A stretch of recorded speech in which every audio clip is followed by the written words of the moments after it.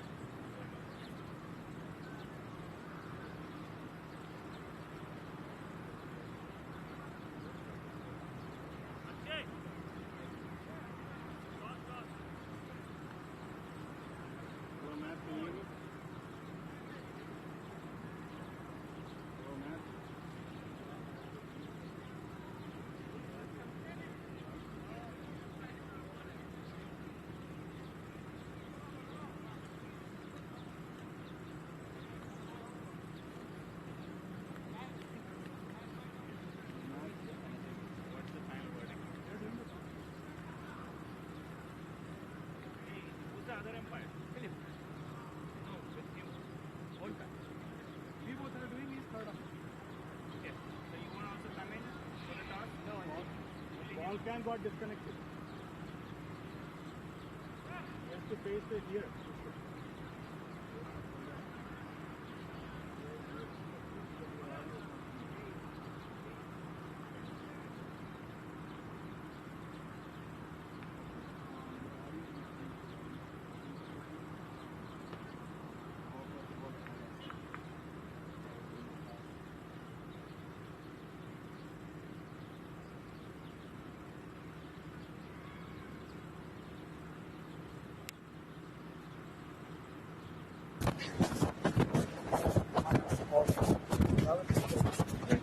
That's good now.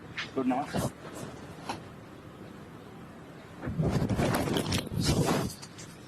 Hey, they asked to hold on too.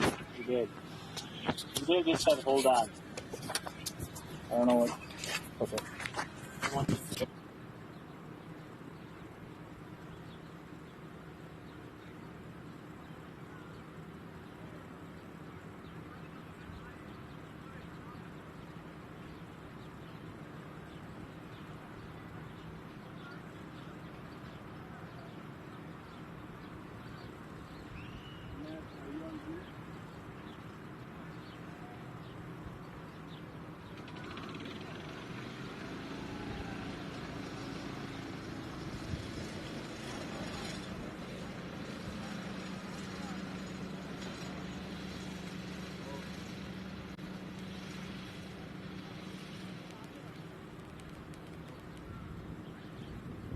And then Take a picture or something?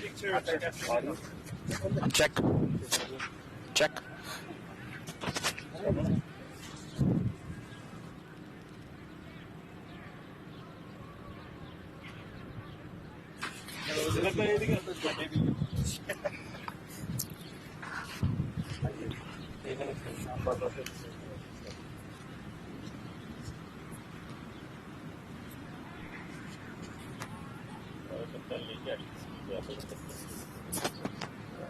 Is getting the audio? Yeah. Yeah? take one more. Yes, to us, I can hear you on Zoom. Matt, can you hear me?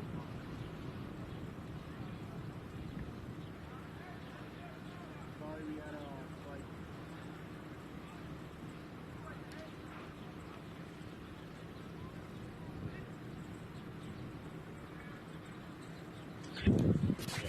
All right.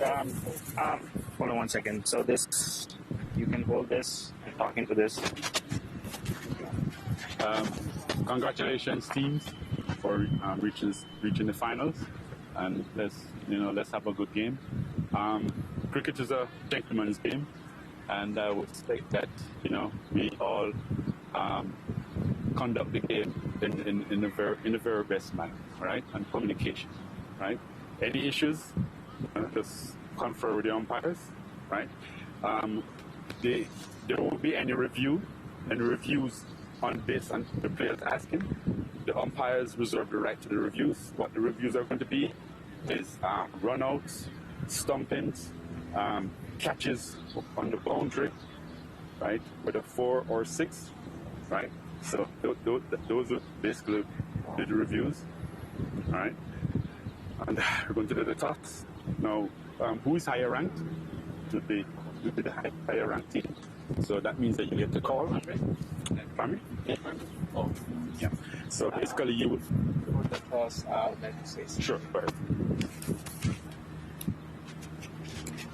So, congratulations to New Jersey Blackcaps and Michigan Tigers. You guys played magnificently throughout the tournament. Both of the team are undefeated, right? Won 3 games each. So you guys played some amazing cricket. Both teams have some quality cricketer in them, right? Some people, some players played international cricket. So obviously, from the organizing standpoint, we are working so hard behind the scenes to bring competitive cricket in Michigan. So we, expect and we want cooperation from all teams. in fact, both of the teams from the finals. So let's have a very competitive game, and obviously whoever comes out top, will make it, to lift the trophy. So good luck to both teams, and let's play with the spirit of the game, guys. Thank you. Thanks, Trevor. Are we doing the toss? Yeah, we're going to do this. Okay, so Gulam will spin. So we've got Gulam and Gaurav, both the captains and match referee. Gulam will toss the coin. Okay, not yet. So if the coin comes off the pitch, it's going to be redone. Okay, so go ahead and call. Heads is a call. It's tails. It's tails. So Gulam wins the toss. Gulam, what do you plan to do and why? We'll bat first. Obviously, it's final game. We want to bat first and put a decent total. Especially the outfield is pretty slow. And I'm not going to say I think it's a really good ball, but what's happening, throughout the tournament, the teams are not scoring more than 160, 150, so it's important that you bat first and get a decent total. And I think my strength is bowling as well. We have enough good bowlers to defend any total, and we have been doing it throughout the tournament. So that's the reason. We want to play positive cricket. Wonderful. Yeah, semi-final 2, you put runs on board. Any changes from your lineup from the semi-final? Same 2, no changes. All right, good luck, Gulam. We'll have a competitive game, we're hoping. Gaurav, chasing first, what would you have done if you were have won the toss? We would have batted first too. As he said, runs on board in the finals is always good. But we chased in the last game. We have a pretty good bowling and batting attack, so I don't really think it's different. It's going to be a different game. Sure. Any changes to your lineup? No, we have the same play. All right. Thank you. We hope you'll have a wonderful game, and good luck to you. Thank you for that. Good luck, man. Akshay. Yeah. We can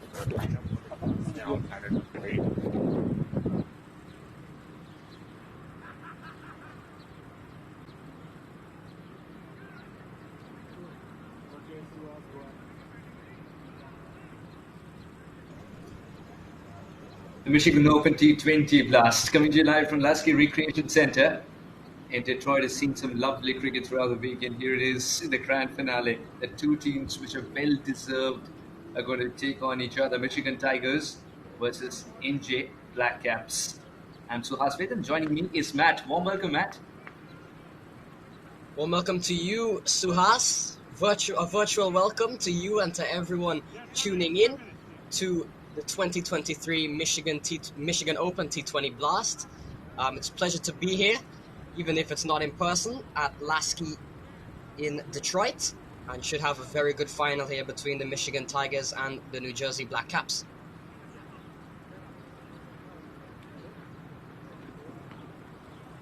Absolutely, Matt.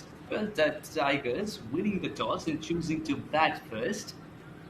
And very interestingly, Ghulam, the captain, said, we're going to back our strength, which is to defend totals. And more so, runs on the board is runs on the board, come the big finale. Would you agree with that first up, Matt? I would think so. We see it so often in so many finals. I mean, who could forget in 2017 when the Mumbai Indians defeated the rising Pune Super Giants by 1 run after setting a total maybe around 120, 130 odd. So it's scoreboard pressure, and in T20 cricket, strange things can happen, tricky low totals. Or on the flip side, you could go out and totally smash it all over the place and get to 200, 220 and then put even more pressure on the chasing side. So I think a good strategy here for the Michigan Tigers. 220. Well, they'll be very happy with it. Of late, you see the scores are probably around 150, 160, and they'll be happy with anything around that region, to be honest, the Tigers. And as far as NJ Blackcaps are concerned, their spinners will be licking their lips. Matt, have you also realized that because of the little spell of rain that Detroit has got, the outfield would be a little wet, and the spinners especially will find it difficult to grip the ball initially. Yeah, I think that's something that the New Jersey Blackcaps will definitely be aware of. Raj Nanan is certainly a top quality spinner they have in their arsenal, and a bowler that can really open the ball as well. for a spinner can bowl and bowl exceptionally well in the power play, and they've got a couple of other spinners in their attack as well. The likes of Taukir Khan and Masood Haq as well can also.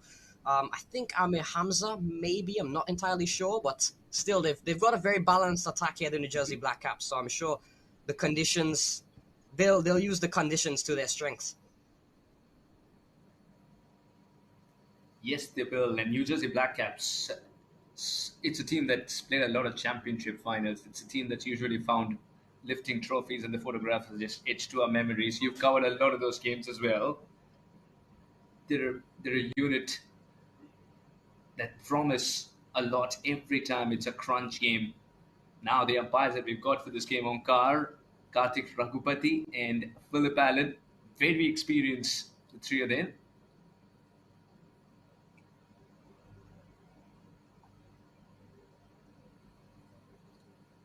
And coming back to the NJ Blackcaps, Matt, you've seen a lot of cricket, especially the way NJ Blackcaps play. The brand of absolutely fearless.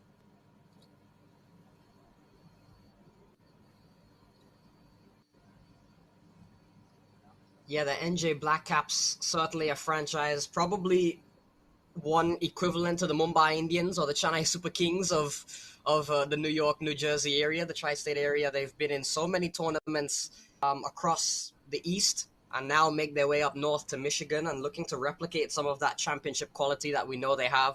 Always a very star-studded lineup when you look at the New Jersey Blackcaps, and they'll be looking to make this tournament a very similar occasion to the rest that they've featured in across the Eastern Seaboard, being a win and another trophy into the cabinet of the Blackcaps.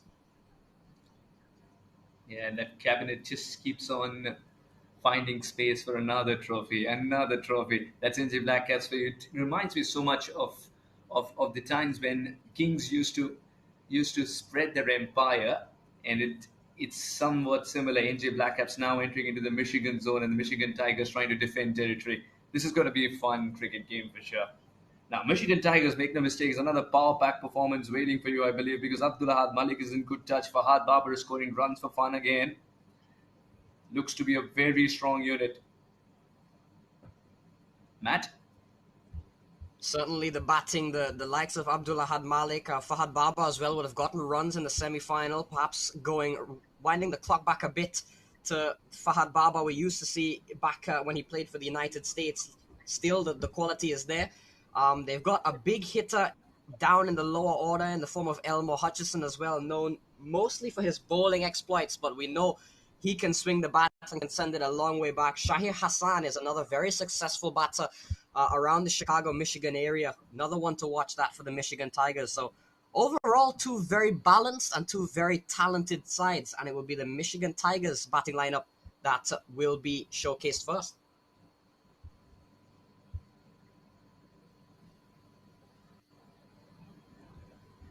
Very interesting to see how Ghulam captains in a big game of this kind as well, because there's some big names in the Michigan Tigers. It's very important for a captain to also ensure that he's got to check the egos of the big players as well, isn't it?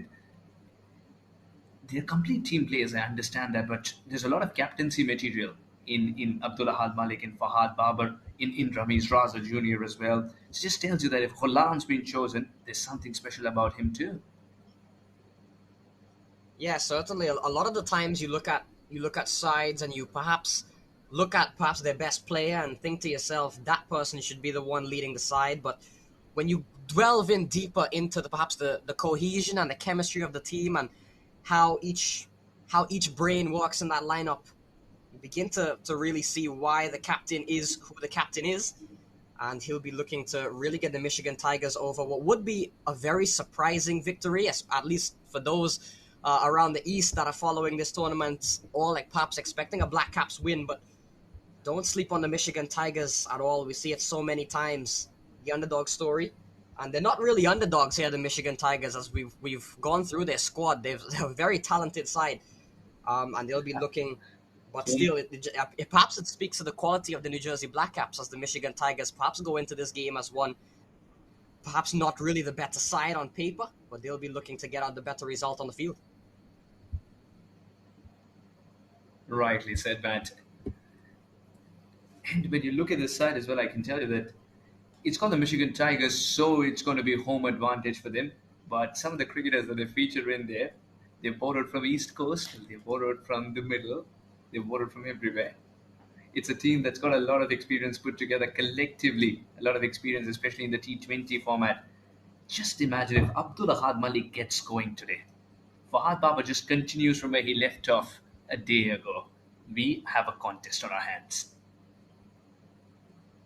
For sure. Those are definitely going to be two key batters for the Michigan Tigers. Don't forget Ramiz Raja as well.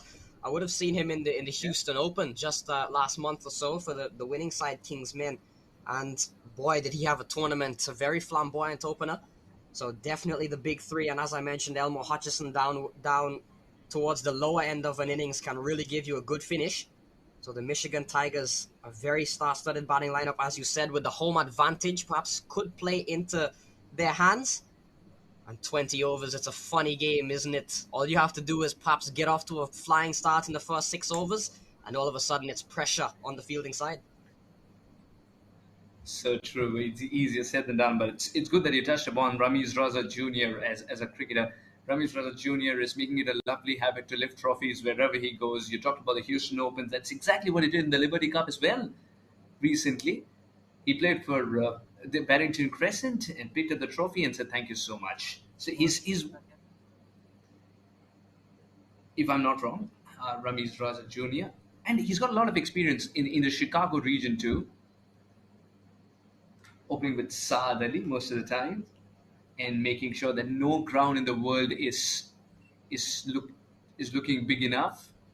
When he connects it, boy, does it travel. Matt, I think they've got a lovely batting lineup indeed, Michigan Tigers and the NJ Blackcaps. The bowlers have got the task cut out. We've talked about the spinners, the pace cut out, the pacer, be it Pawan, be it Leroy.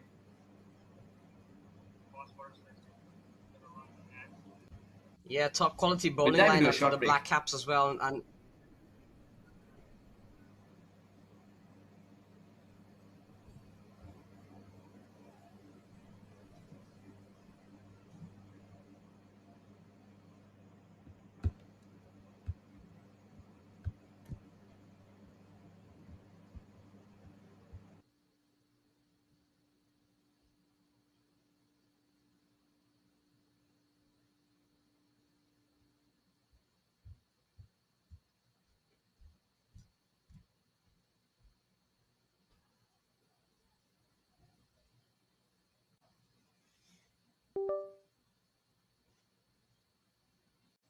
Yeah, Matt, can you hear me on Zoom?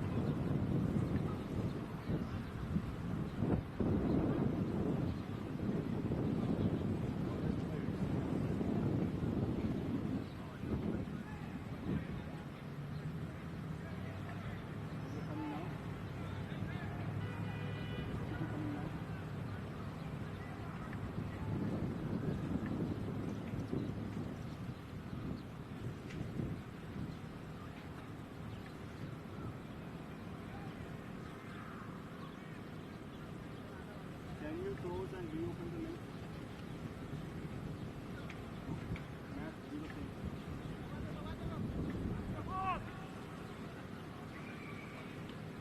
far so good. Yep, it's coming through good.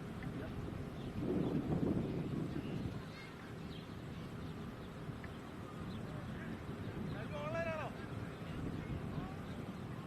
Zoom out, zoom out.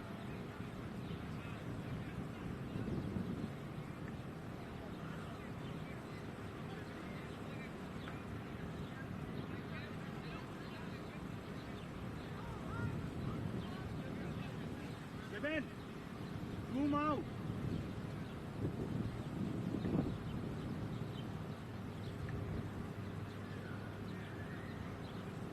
That's good.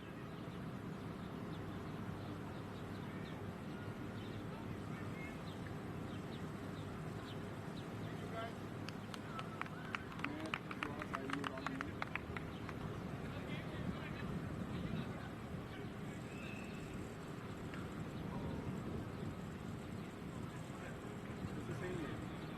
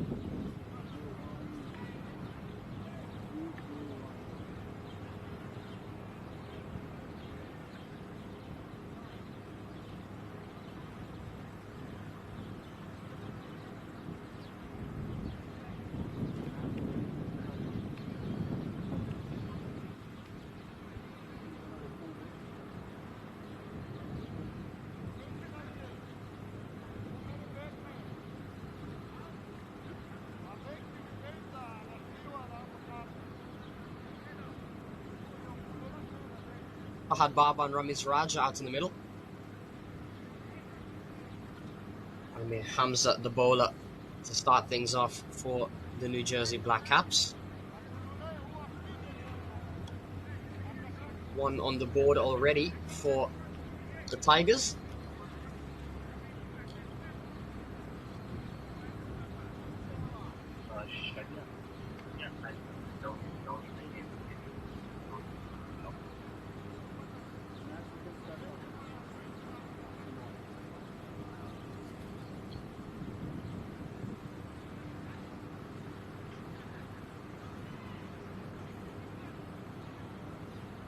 Blackcaps, you mentioned what a top quality spin attack they possess. And starting things off with Amir Hamza, certainly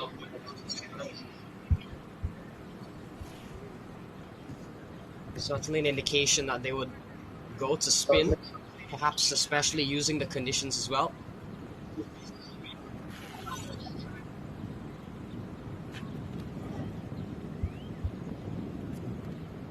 Fahad Baba and Ramiz Raja out in the middle for the Michigan Tigers, looking to go guns blazing, perhaps sending out two of their best batters you'd think in the side. Fahad Baba coming off very good form in the semi-final, and Ramiz Raja, you mentioned how free-flowing he can be.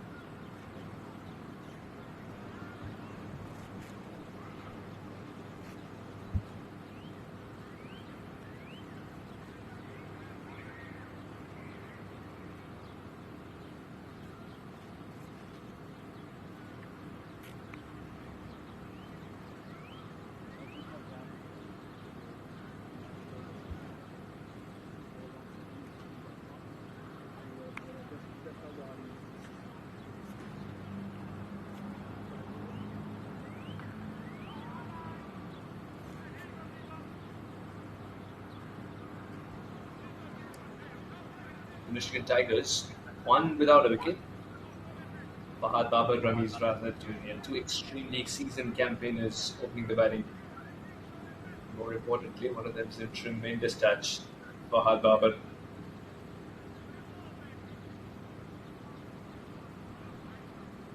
Looks like there's a little halt. Starting jitters, perhaps, and we're waiting for our app to reboot so that you can get the scores.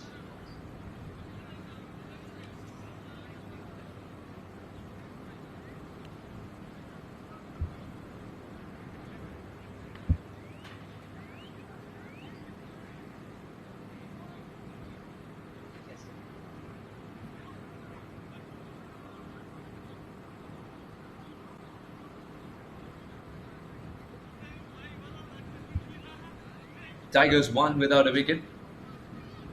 And we've got Matt with us. Matt, first of all, Detroit, for a change, is 77 degrees Fahrenheit. The sun's been playing hide and seek. Very cool weather.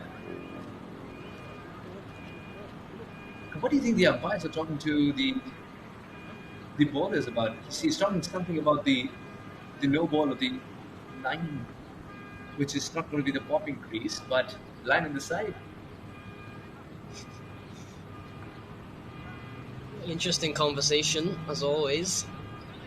You've got to wonder sometimes what is said when you have a delay such as this. Perhaps for the batters, a lot of extra time to consider strategy. For the bowlers, the same. Absolutely right, Matt. Except for the fact that the batters are not talking to each other much, they're talking to the opposition more. And what do you think about the umpires wearing a chest cam, if you may?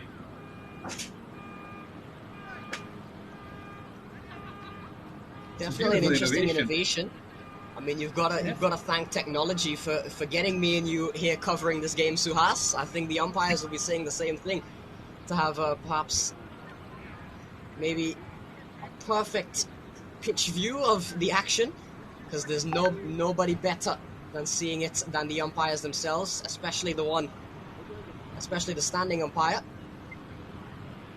So true. I'm so excited to see the footage from there as well, especially when there is an appeal, isn't it? You just know what the umpire has seen.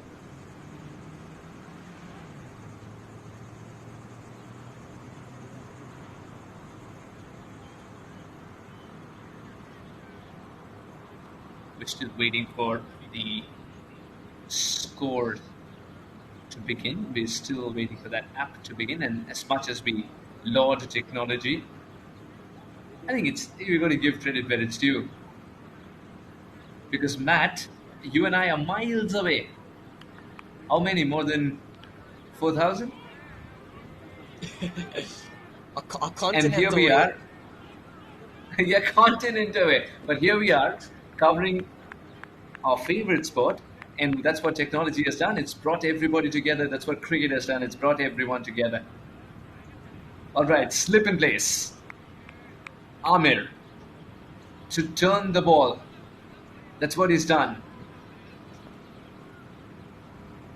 Let him turn the ball away from the righty. Or pitched up. Look at the confidence with which Fahad Baba played this shot. Some shots don't yield you runs, but they yield you a lot of confidence, Matt.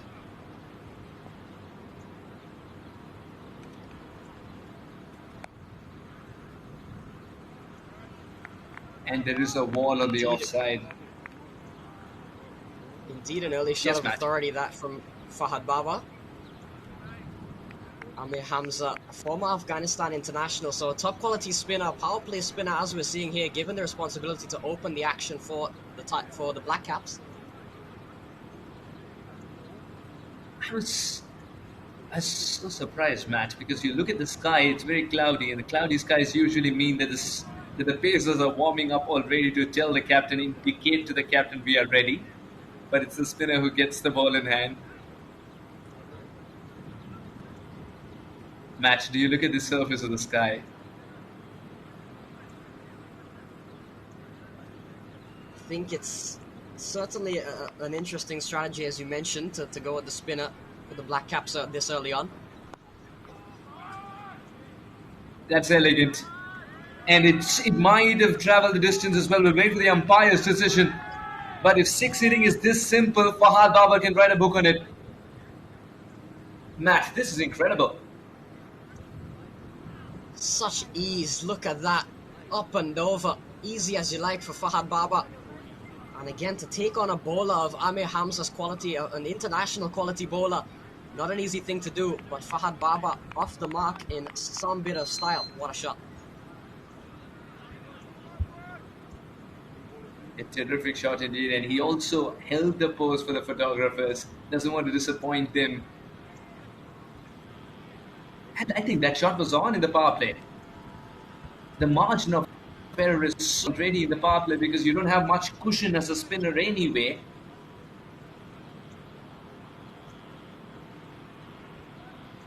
Can be a little demoralizing too when it goes straight over your head like that. And for Fahad Baba, the world's a better place because that shot that he was yearning for has come through early on in the innings. All goes well for the Tigers, Matt.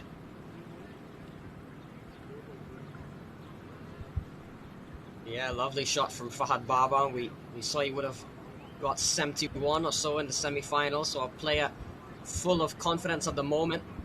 And we saw it, even as you mentioned, the first couple of shots that he played that couldn't get through were shots of authority, were very fluent shots. It was hit straight to the fielder. So has looked in very good nick, Fahad Baba. Rightly said, Matt. It's a false start here. Just losing his footing, and in fact, the bowler is in his right to do this. That's what the coaches tell as well. Fast bowling is all about rhythm. If you're missing any bit of that rhythm, then go through with that. Don't go through with that ball. Except that the captain would need an explanation. Oh, lovely swing. Lovely space. Well, the captain went with spin for the first over. The ball's swinging already. When the pacer is in operation. Matt, this is exciting because because the slip is also standing very, very far.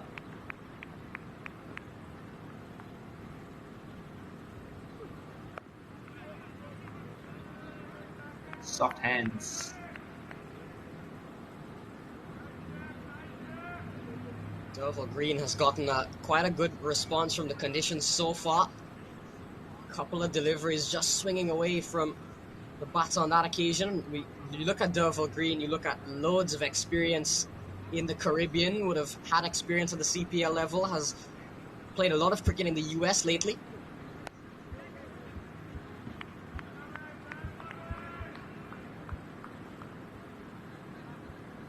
Derval Green, can he replicate what he did against the Leewards not very long ago?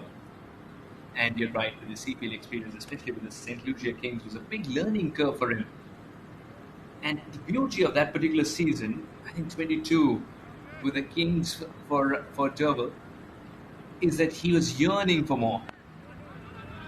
He knew that wasn't his best, but it's a big learning curve indeed. And it's some seasons that sort of you as a cricketer sort of look back and say, I didn't do the best of my potential, but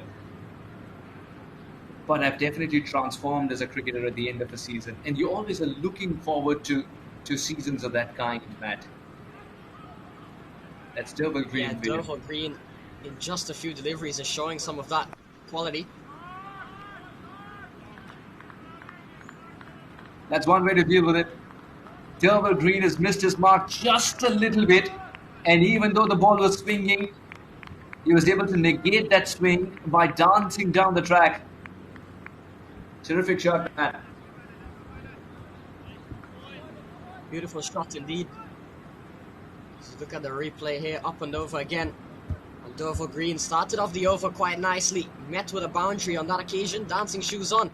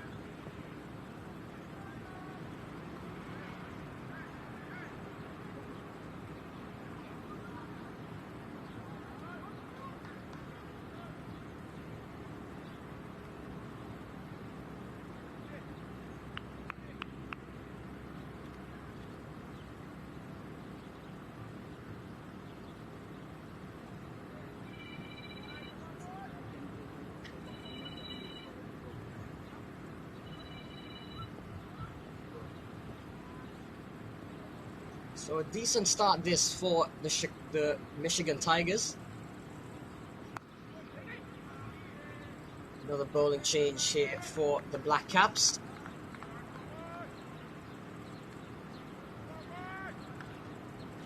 Pawan Suyal, I believe, introduced into the attack.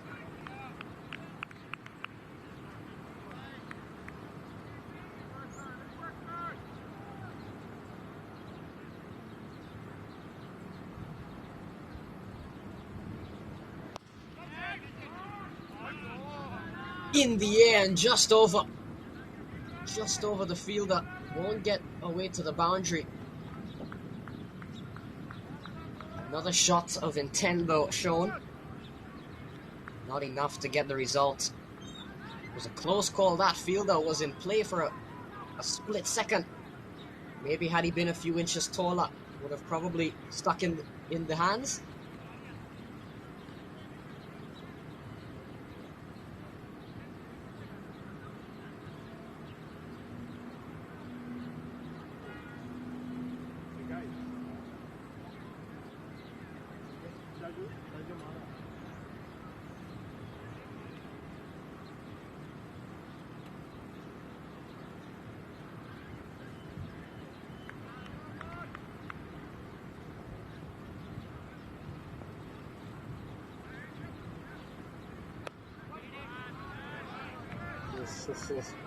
Look at that one from Pawan Suyal.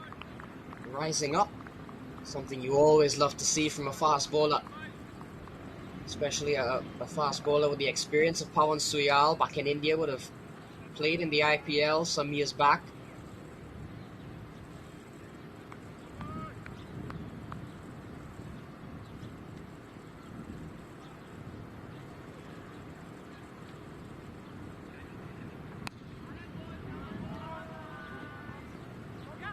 Fuller delivery on that occasion worked away nicely.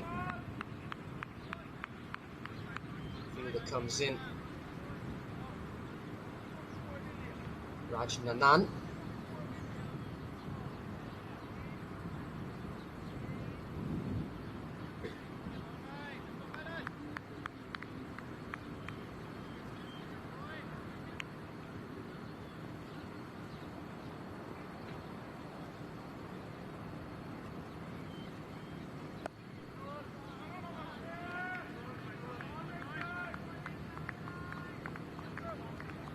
Good delivery there from Pawan Suyal, can only defend it.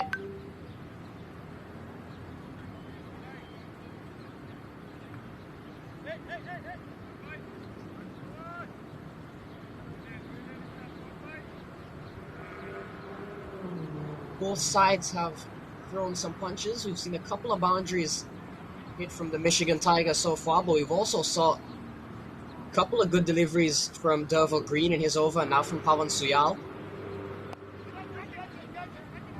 In the air, just about lands safely. Fortune favouring the brave, as they always say.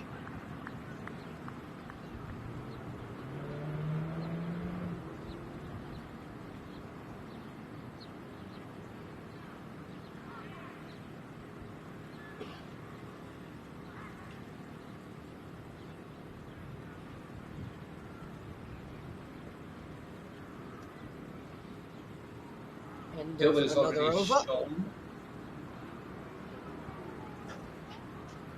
Derval has already shown Green. that he can make the ball swing. Very surprised that the slip has faded away.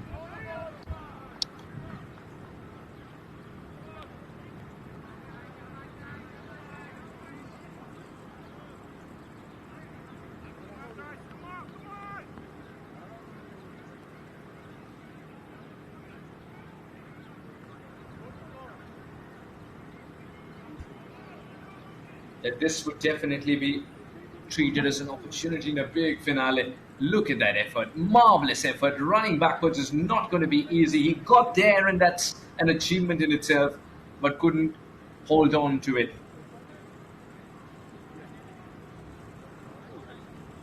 Derval knows. Derval sets high standards for himself, so he just expects every other fielder to be the same. But even Derval knows how difficult a catch it would have been had it stuck as well. So kudos to the fielder to have gotten there in the first place. I'm still very surprised that the slip went away. The swing didn't. Oh, late swing. Almost kissed the outside edge.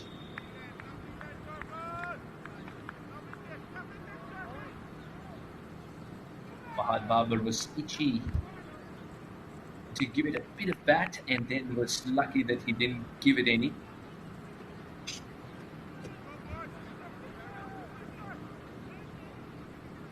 But still the ball is swinging. Such a treat to watch. Now a swing and a miss. Fahad Babar looking leg side, and in hindsight he's practicing the shot that would have been much better. Matt, from the kind of shots that Fahad Babar is trying to play, it just tells you that he wants to get out of this uncomfortable position of having to swing and making no contact in the bargain. Yeah, I mean, rightly so, looking to break the shackles, but sometimes you've got to play a ball on its merit. That one there, just a wild swing in the end. This is quite far because he had no chance getting a bit of bat on it. Late swing has turned out to be the first time the batter is.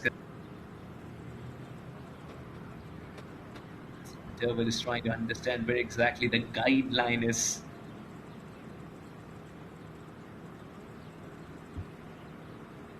Very well kept though.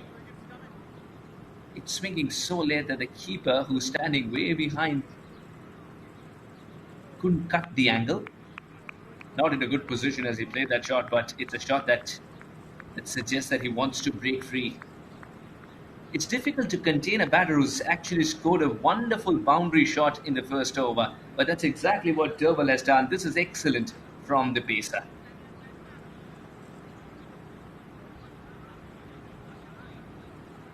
Matt, now that Derwell's overs, that you would have realized is going to be gold dust, he's been used heavily up top in the power play itself.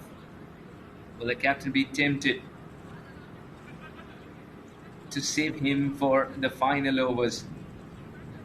One more over left before the power play ends. Now 4 overs 22. 2 more left.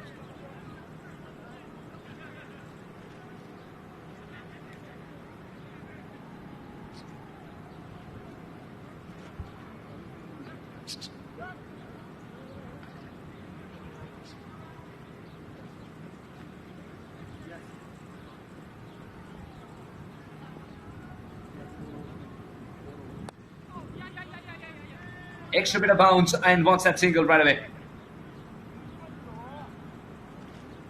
Oh, what a start for Pawan. Max Pawan is someone who's impressed 1-all of late, especially with hostile bowling. Loves to come after the batter from the word go. He's someone who loves the T20 format as well, isn't it? Yeah, exactly what you would expect from a fast bowler. Very in your face, very tough to get away, can really get that surprise ball.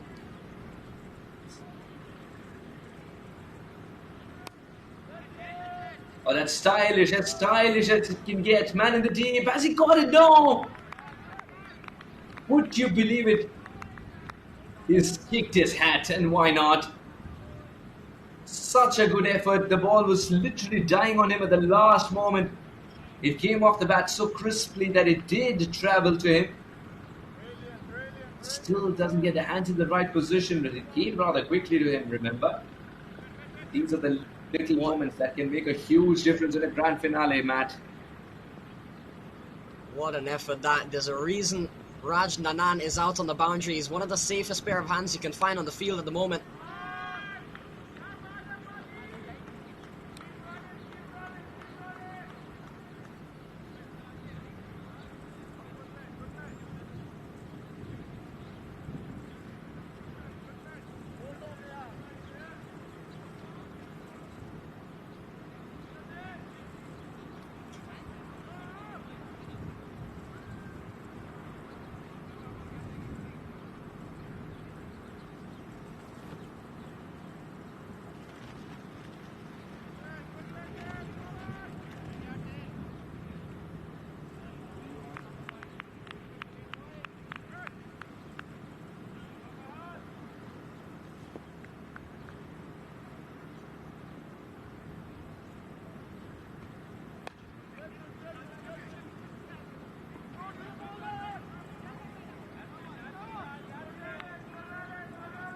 Pandova again looking to take on Pawan Suyal. He's gone short on a few occasions.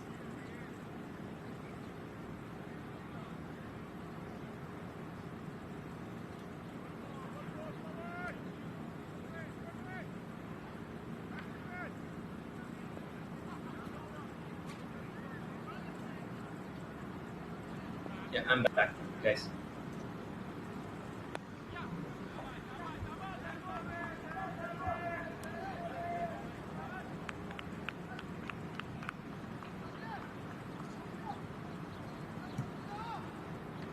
Too bad as we've seen that Fahad Babar is taking more initiatives to go for the big shots. Not that he's connecting every time.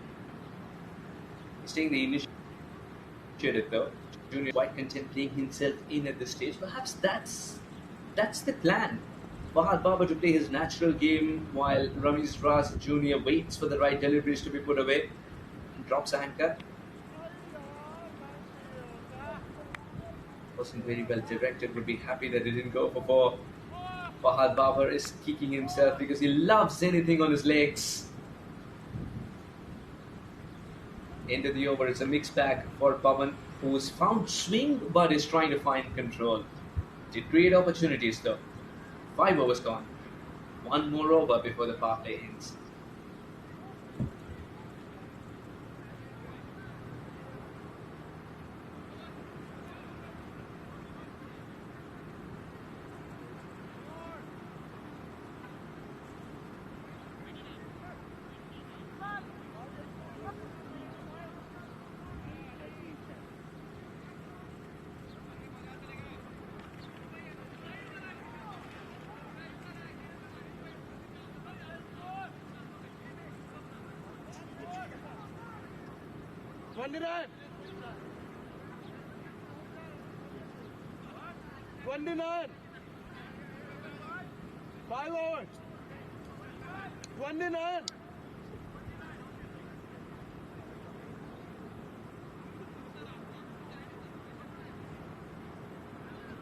Last over before power play, and it looks like Durval again.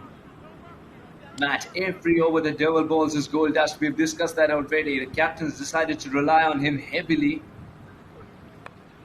in the power play. Now his length is shifted.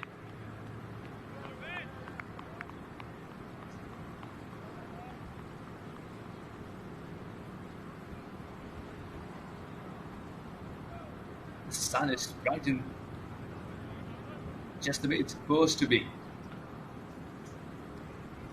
Much better sign weather-wise compared to how perhaps a bit dark and gloomy it was before the game. Seems to be a long conversation, Matt, with the umpire. The umpires, I tell you what, we have got 2 very strict umpires as well. He's not happy with something. And just that the filmmaker in me, I like to call it that because I studied mass comm, the filmmaker in me wants that camera on his chest to be cut. Just to see you, to get a closer look at what Durval's up to.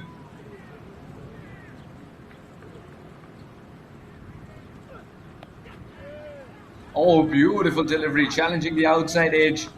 Wasn't in great control as he played a shot which is more defensive. Still will get the runs. Ramesh Ras Jr. suddenly finds himself in the firing line now. He's going to deal with a swinging delivery. I wonder why the captain is not happy with the slip there in place, Matt. I'm very itchy, confident afar to stand there and slips if required when the bowler is swinging this much. Matt?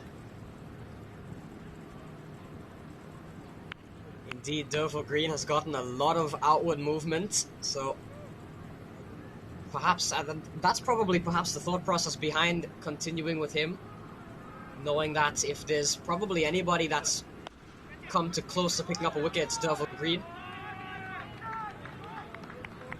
Now it's Ramesh Ras Jr. who's gone through with a shot in the same region. The same region as Fahad Babar picked up a boundary in the first over. This is good to watch. When the ball is swinging so much, how do you not get into a shell? Come down the track and negate the swing altogether. Green is got to put this behind and concentrate on the next delivery, not worry too much about this because the men in green are picking him already. He's got to change the plan now. Perhaps a change in pace, Matt. Last ball. Oh, good ball.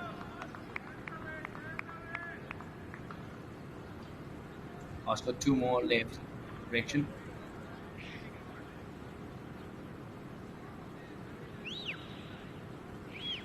So contrary to how things started off with Amir Hamza, they started off quite slow. In the end, it's been all pace for the rest of the power play, with Derval Green swinging it away, and then the pace of Pawan Suyal, perhaps showcasing the versatility in this Blackcaps lineup. It was a slower delivery, but he's picked it and also picked the bones out of it.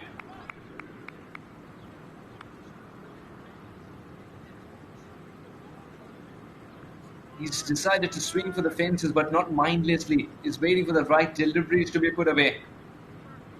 Fahad Babar is unlocking. I think it's vintage Fahad Babar again. There was once a time where 22 yards, no matter where you pitch, the ball usually landed beyond the ropes. And Fahad Babar was a great touch. He's finding that mojo again.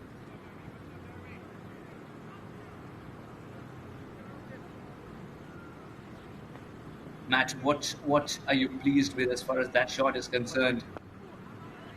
A little bit of swing once again. And the way he's dealt with this, Fahad Babar, is to ensure that it's gone down on the ground from the moment.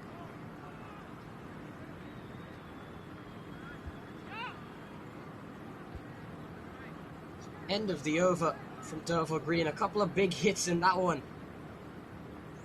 as the Michigan Tigers continue to pile on the runs here. They haven't lost a wicket yet. Very good opening partnership continues from Fahad Babar and Ramiz Raja.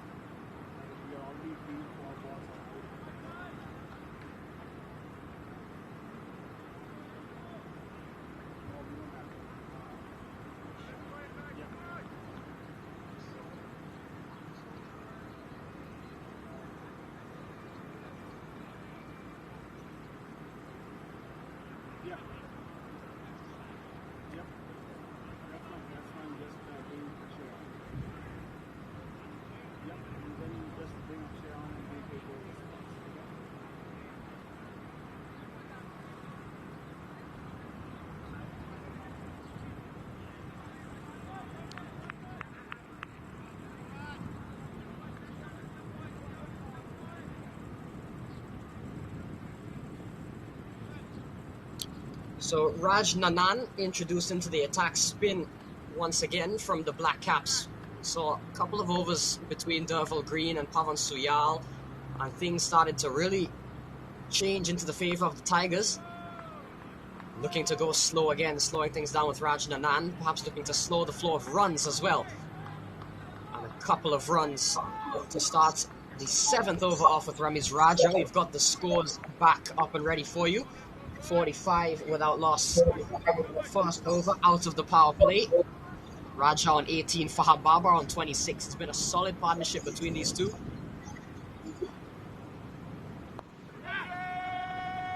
Lofted in the air, shouts of catch it. And indeed it is. Raj Nanan introduced and picks up the wicket. Gets rid of Ramiz Raja. Looking to go up and over. Can only pick out the fielder in the end, and the first wicket goes down. A much needed breakthrough for the New Jersey Blackcaps. So take a look at this again. Fearless batting. Fortune favours the brave, but his fortunes ran out. Doesn't have enough to clear the fielder. And Nanan picks up the wicket. Ramiz Raja has to go for 18. It's 45 for 1, the Michigan Tigers.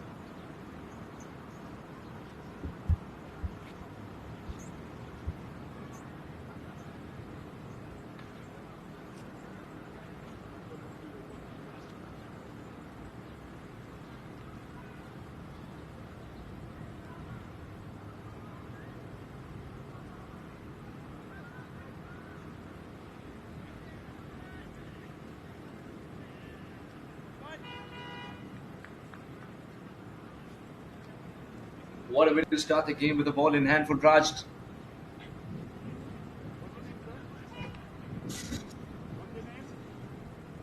Slow, loopy, inviting the batter to go for that shot.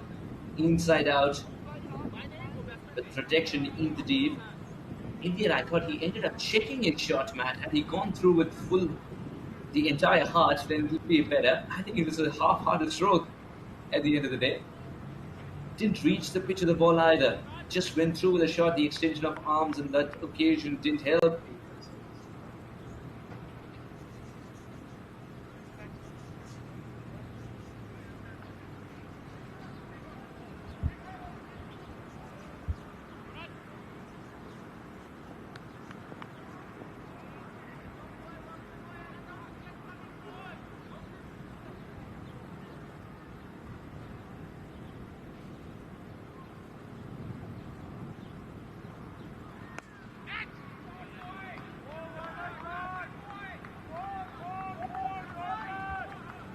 Will yield 4 valuable runs.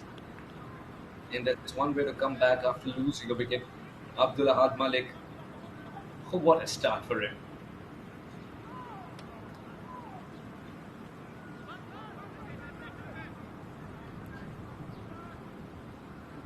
Matt, I'll tell you what, 6.3, 49 for 1 after winning the toss and choosing to bat first in a big game. They'll take it.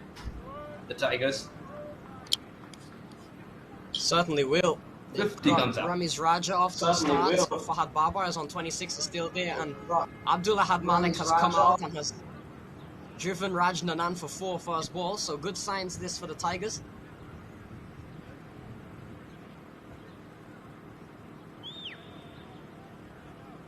Two batters of different styles of batting, but equally effective. Out there for the Tigers, Fahad Babar, Abdullah Malik. No wonder, because of the caliber, they are the engine room.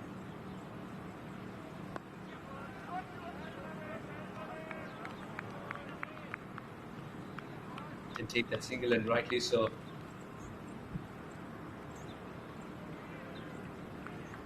You look at Raj and the release point, it's okay, but he takes a side step and comes almost in front of the umpire, doesn't he? Ball.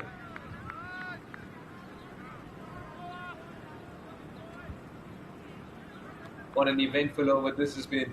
50 for 1, a boundary and a wicket in this one.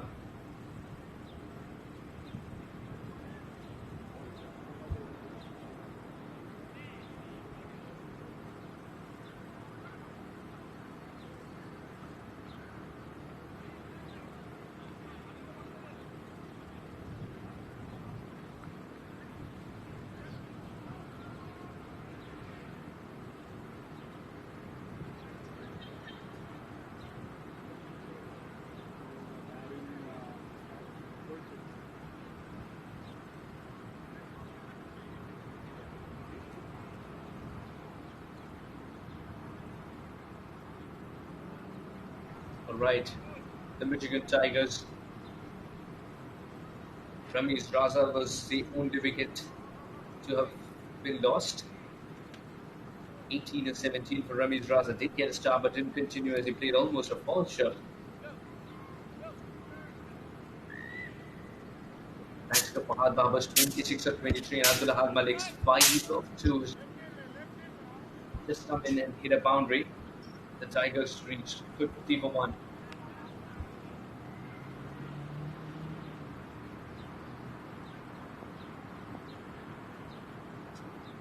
So Abul Hassan, introduced into the attack, would have taken the catch to dismiss Ramiz Raja. Him in the field can carry over to the ball or the bat.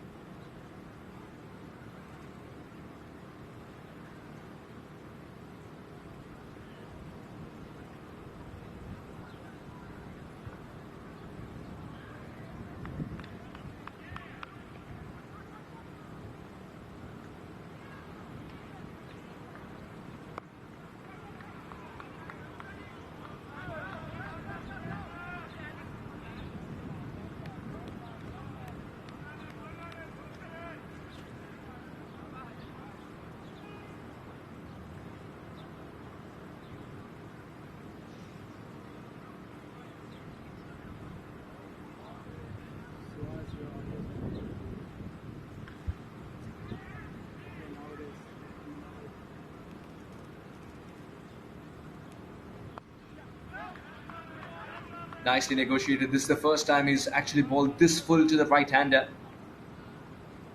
Matt, we've seen that Abul started off with back-of-a-leg deliveries and extremely zippy deliveries, one that bounces a little bit more, difficult to negotiate.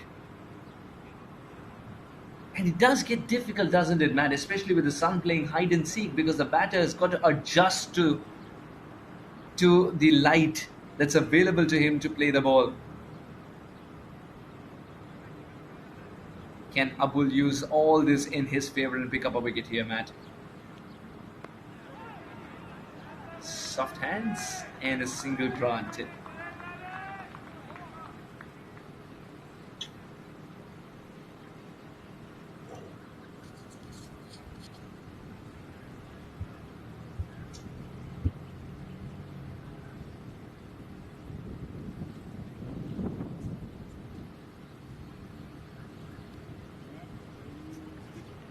Yes, I can hear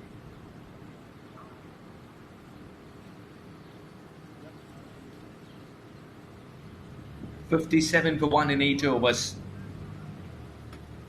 And Raj is going to bowl his second now. Raj to the left-hander. This will be an interesting battle.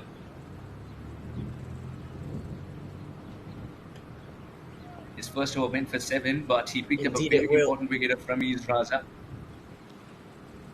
Matt, take it away.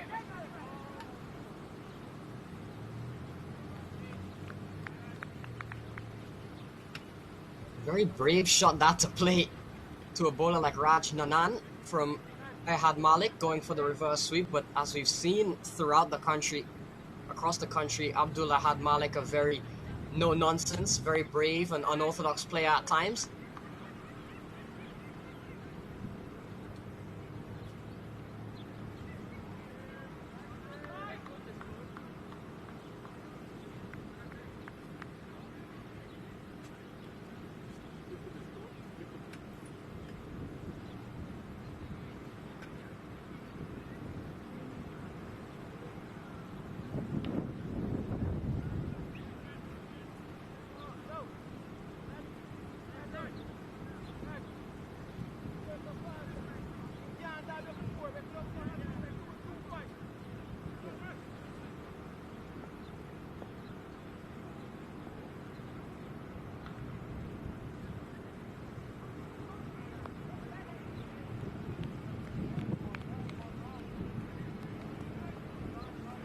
Soft hands once again.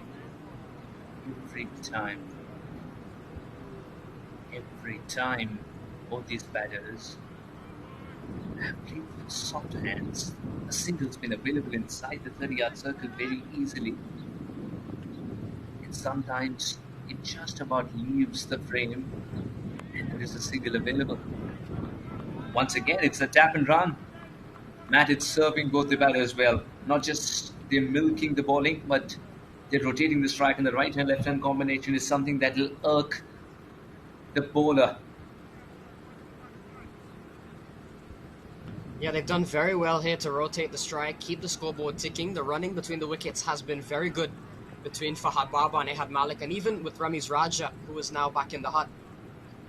It's been tough going for the Blackcaps to really induce any false shots.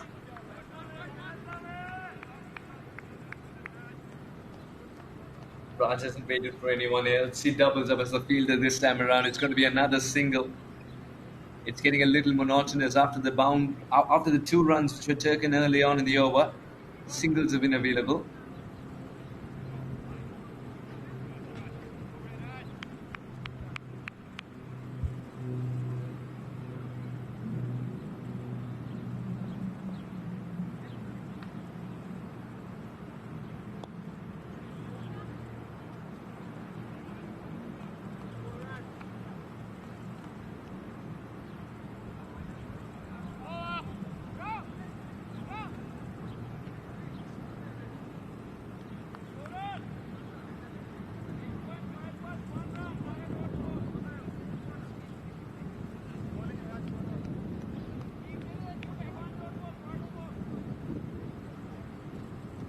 Sixty-two for 1 after 9.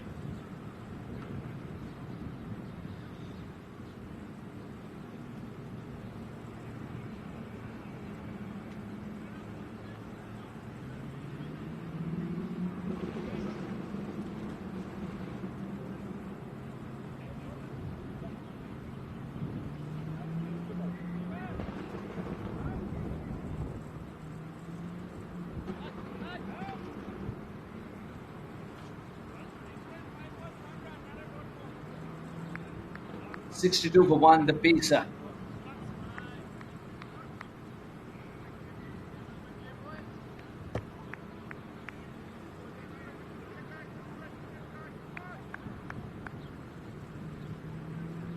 Tigers, very importantly for them, Fahad Babar is out there, 29 to 26.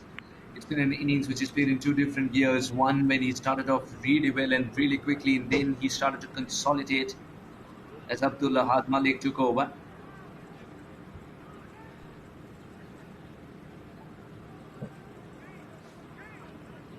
Going back to the pace option of the Blackcaps, handing the ball to Abul Hassan Raju.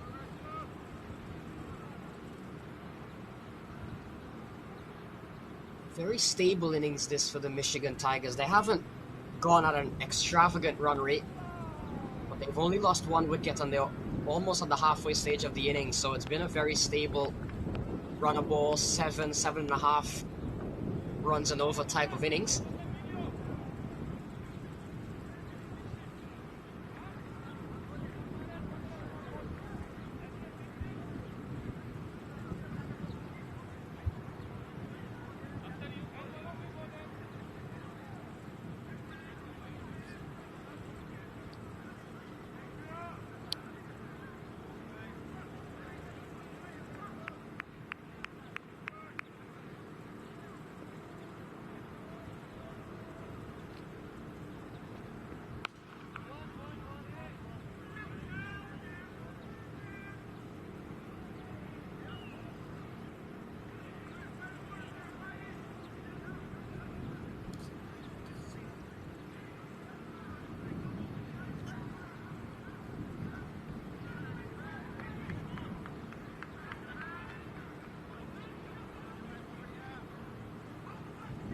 Ehad Malik continues to bat the way only Ehad Malik knows how to bat, 15 off 11.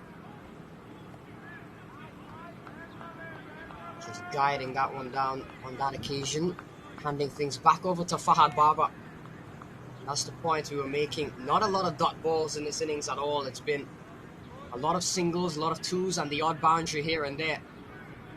And they've done very well to not lose any wickets. Only Ramiz Raja falling so far, making things quite difficult, quite frustrating for the Blackcaps, because on one hand they're only going at about 7 runs and over, but you know if Fahad Baba and Ehad Malik continue to bat the way they will as the innings winds down, these two can be very destructive.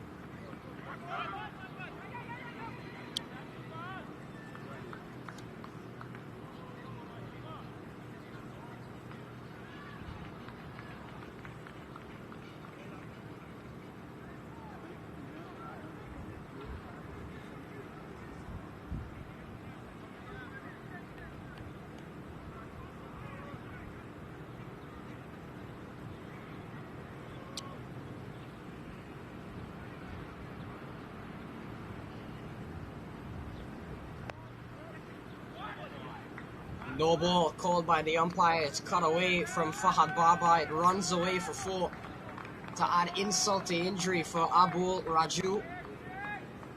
Perhaps overstepping and then getting a thick slice away for 4 is Fahad Baba.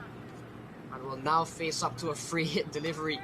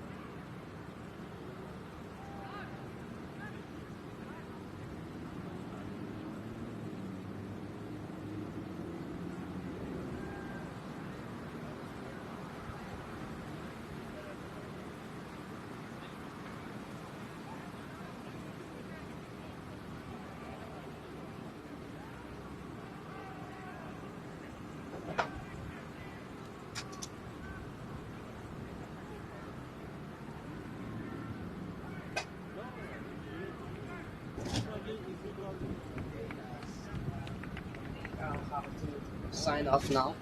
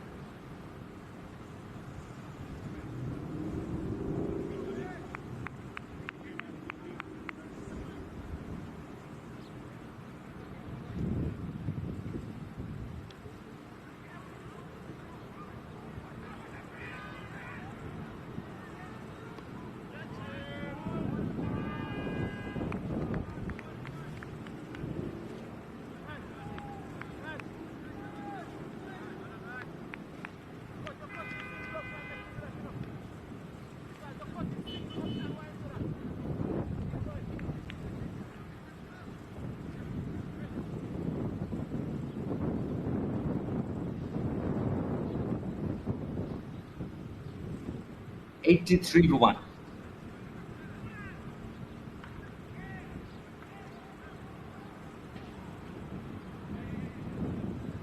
Raj has been trusted to this third over. And Fahad Babar is inching towards a very well-made half-century. Easy picking to the leg side. Interesting to see if he'll come back for the second run here. An under-run throw. It's quite tempted to the single Fahad.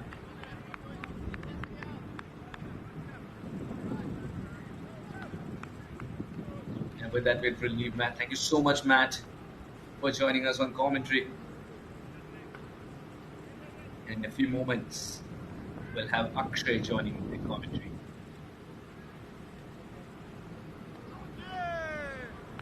He's trying to be cheeky, Abdulahad Malik, but it's paid off more often than not. It's a shot that he plays regularly as well. We've seen that in the Big 3 tournament. It's conducted for the Labor Day. Celebration is just a part of that. Now the sweep.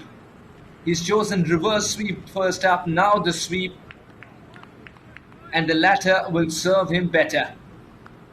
A couple of runs.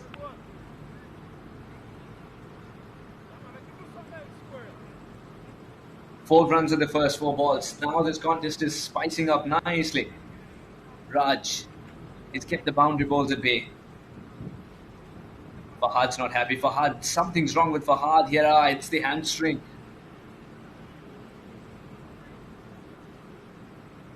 And immediately help arrives in the form of the opposition.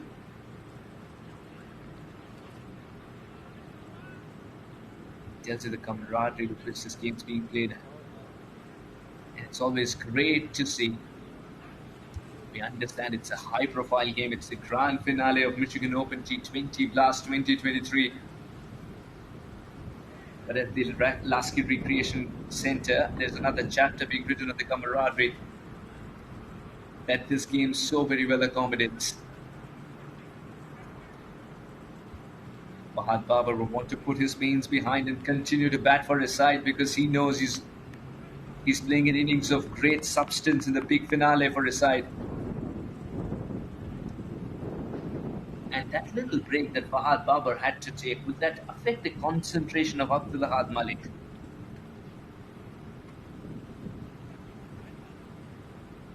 Not at all. Just guiding it in the gap. Look at the bounce that Raj is able to generate as well. Oh, what a contest it's going to be, especially when he's bowling to the left-hander.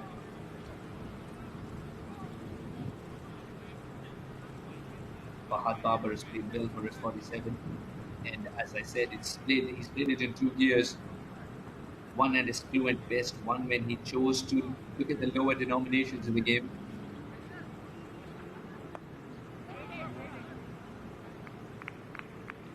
And despite every single being a struggle against strain, he is trying to take that single. The shake of the head is perhaps a suggestion to Abdul Malik that rather than bursting a hammy, I might look for the bigger shots. 87 for 1 at the end of 11. It's a very good over from Raj. Just 5 runs of it, and in the context of this game, it's a very good over. As far as you can keep the boundary balls at bay, you can be happy.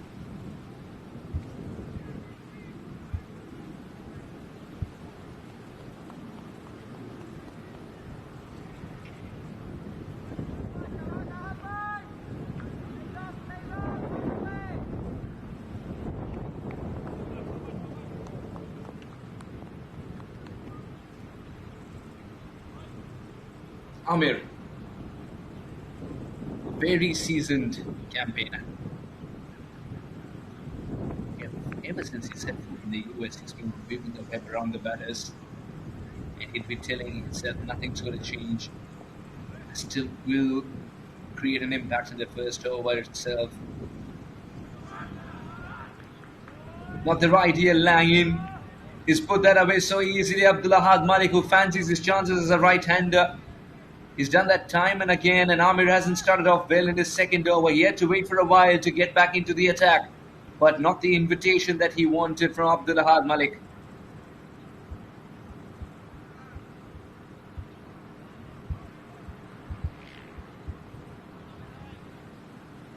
It's a great start to the over as far as the Tigers are concerned. They are on the prowl for a bigger total. Captain Ghulam said somewhere around 160 is par. We've seen that's how much the teams have been scoring. But they might get a little more than that. Oh, now the sweep shot comes into play. It's going to be at least a couple of runs.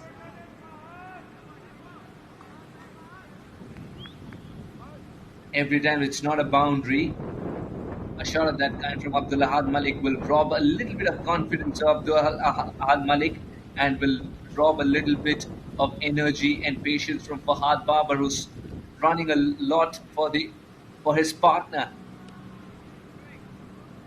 And he's running a lot with pain. Still not comfortable with his left leg. Left leg, remember, becomes a front foot for the right-hander. Sweep shots galore from Abdul Malik. Protection in the deep. very difficult to set a field for a batter who's sweeping so constantly. That's because he's playing the sweep shot not just for runs, but to indicate to the opposition captain that I want another area to be freed up where I do not have to take this much risk to score runs. Because the dead-free sweep shot, remember, if he doesn't plonk the front foot outside the line of the stance, he's a candidate for LBW. Creating room. It's a very polite appeal for the keeper.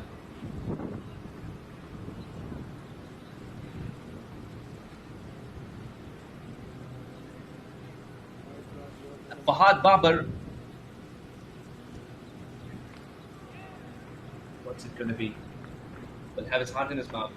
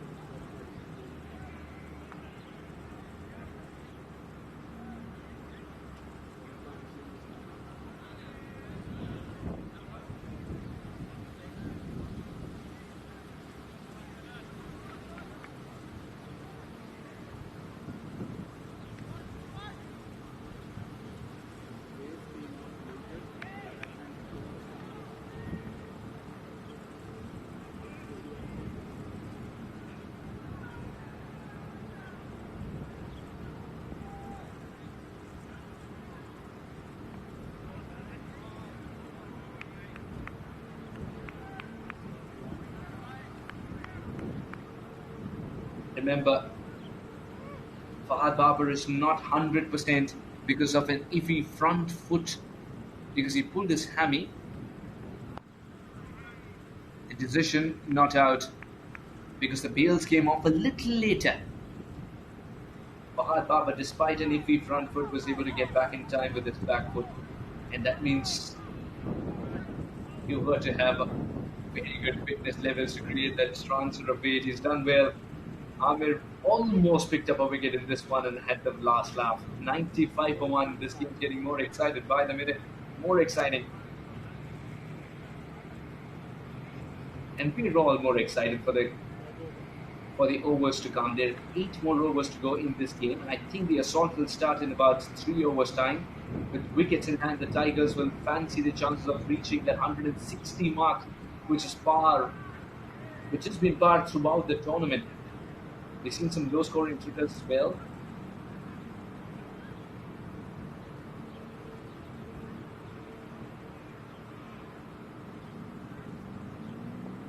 Raj.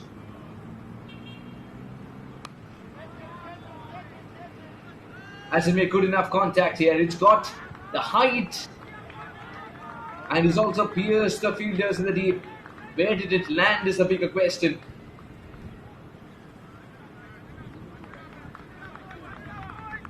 "100" comes up because it's travelled the distance. Fahad Babar reaches his half century.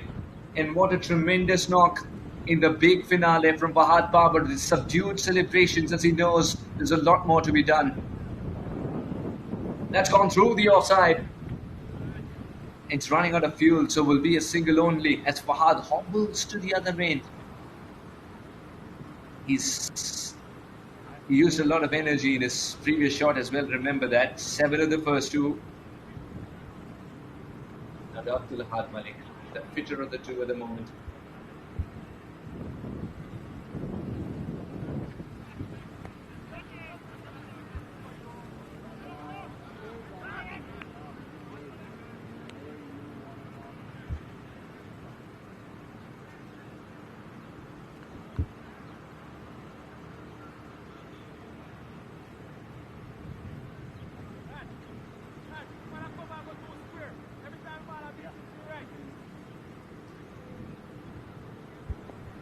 Eight runs in the first 3 balls.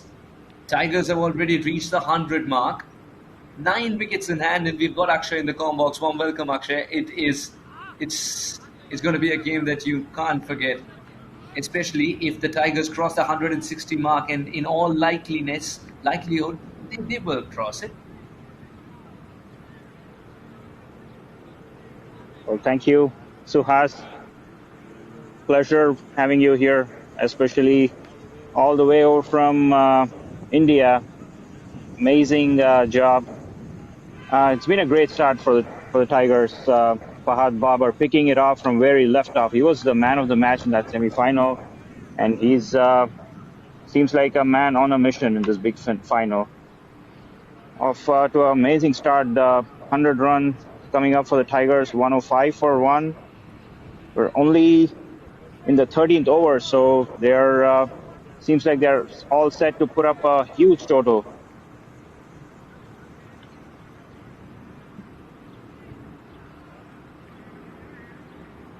Right, Akshay, and thanks to you, you've been wearing many hats, one of them being a commentator right now. Thanks to you for putting all this together and making sure the distances between continents is squeezed to get the commentary on. 105 for 1. Raj Ranan's not happy, but for the turning ball, that's how much power that he can offer here. Fahad Babar. It's a very good over in the context of the game for the Tigers. Not a single delivery wasted. 6 of the first ball, then singles thereafter. 106 for 1 in 13.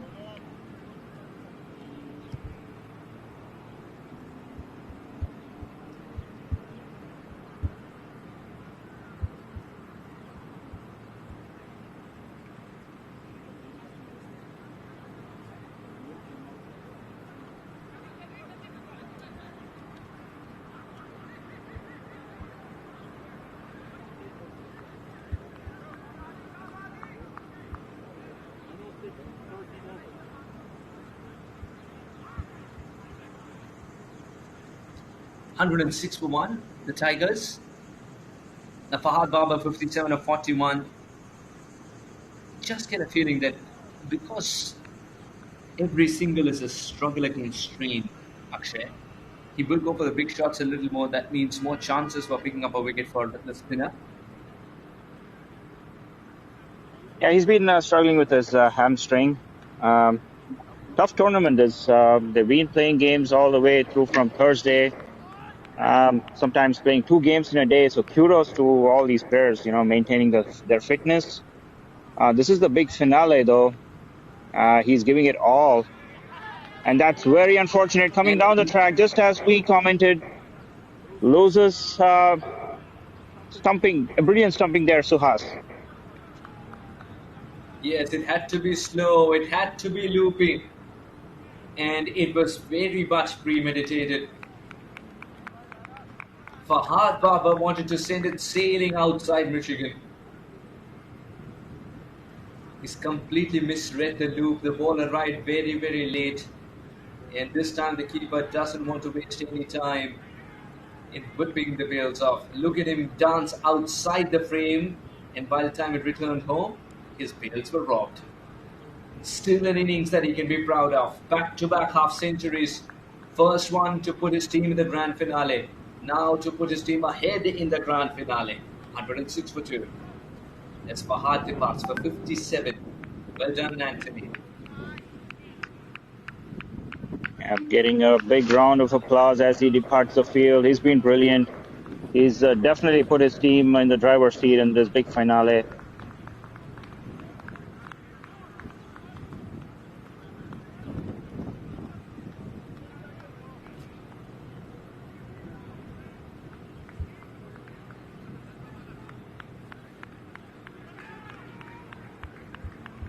Hamza, 15 in a wicket. Will feel much better. And I just love this from the captain. As soon as the new batter is coming, Anas, again a big hitter of the cricket ball. A slip has been awarded to Amir. Will he toss the ball up once again?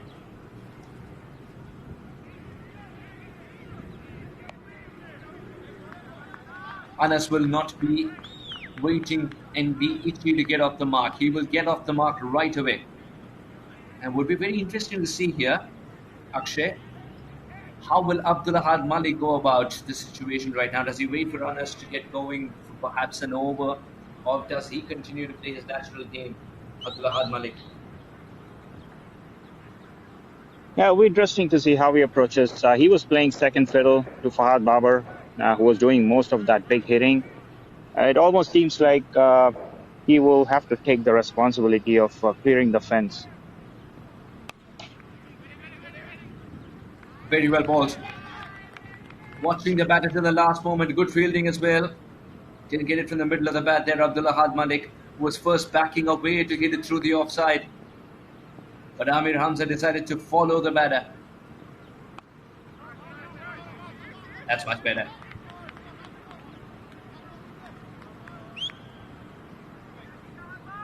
Two dot balls back to back. What an over this is turning out to be. A wicket of the first ball and just a single after that. The NJ Blackcaps are tightening the noose after picking up a wicket. And it's going to be wide. Expecting Abdul Ahad Malik to come down the track because of the two dot balls. That wasn't the case. He was quite content, sitting deep inside the crease, watching it go. Almost acting as the guide that the umpire required apart from that line. Never offering a shot to that one, he says. And in the plethora of sweeps, here is another. Akshay, how do you see this over? It's been a wide delivery, which was a tactically brilliant one still. Expecting the batter to come down the track, and a wicket of the first ball itself set the tone nicely. Now for the new batter, the slip will arrive again. Akshay, now the things that... They're trying to put a squeeze on things. Absolutely right. Amir. Trying to put a squeeze indeed. Things are extremely spiced up now. 110 for 2 in 14 overs. Yes, Akshay, how do you read this situation? Yeah, they're trying to tighten the screws for sure once Fahad has departed. The slip has come in. They're trying to get contain on the run scored. So definite plan seems like to, keep that total when they come out to chase as low as possible.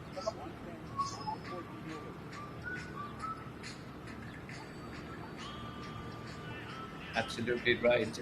Akshay, do you have a number for us here? 6 overs, 8 wickets in hand, the Tigers. But Amir's bowling well. He's got one more over up his sleeve, which is going to be goal dust indeed. Turbal's bowled really well so far. What's a good number that they can end up with? The Tigers. They're 50 away from the fast score on this round. I would say they would be disappointed if they don't get to 165, 170 from here on. With plenty of wickets still left in their bucket, and there's some big names to come after as well. So 160 should be minimum from here on. What do you think, Suhas?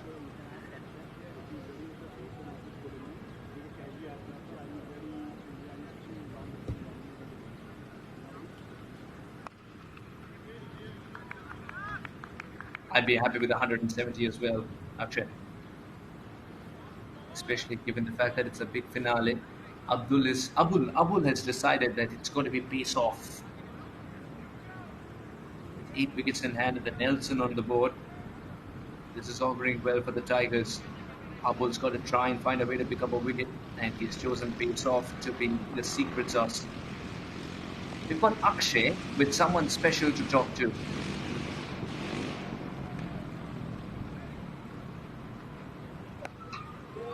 We have a special guest for us.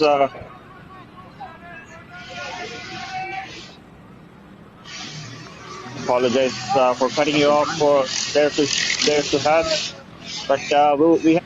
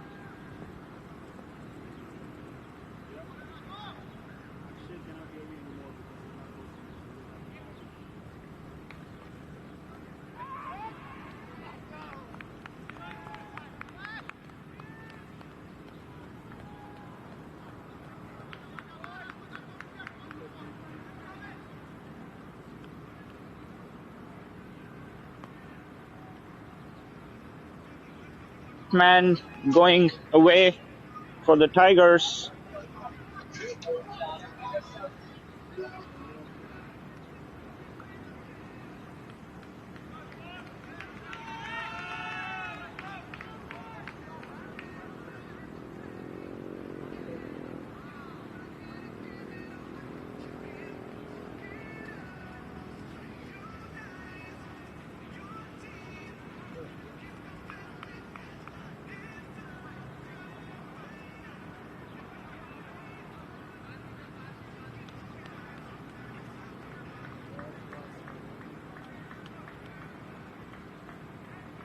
Thank you so much, Akshay. It's always great to get so many lovely perspectives on our sport. 113 for 3. And that's because Abdul Malik was the third to fall. He's played that shot once too many times now.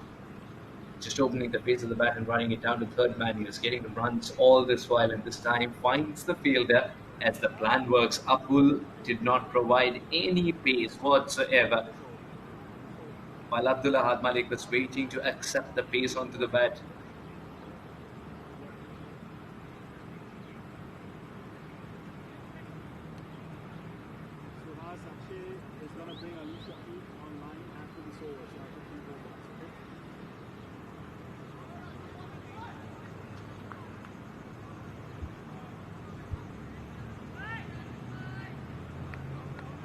$113 for 3. Mafuzur. The Tigers management has decided that the right-hand, left-hand combination shall remain. Abdul Malik departs Mafuzur, the left-hander. And he looks to be in great touch. What a way to get started. It's a single, but a single will give him a lot of confidence because of the shot he's played.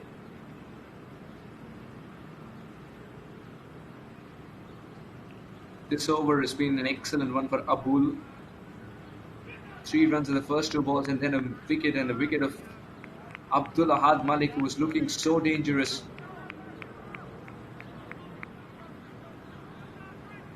2 new batters at the crease, just what the doctor ordered for NJ Blackcaps.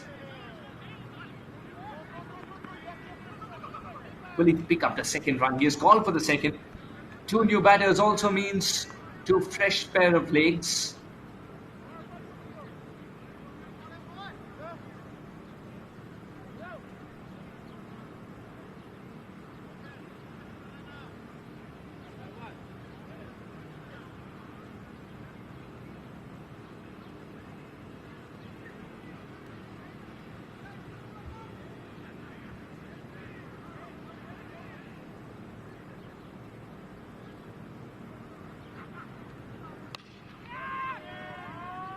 Inside out.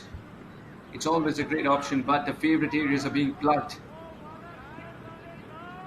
A little bit of time to release that ball. Oh, what a throw. It hit directly. The furniture will have to be reset. But very good throw to set a statement to the opposition. 15 overs gone, 118 for 3. Let's go down to Akshay, who's got someone special to talk to again.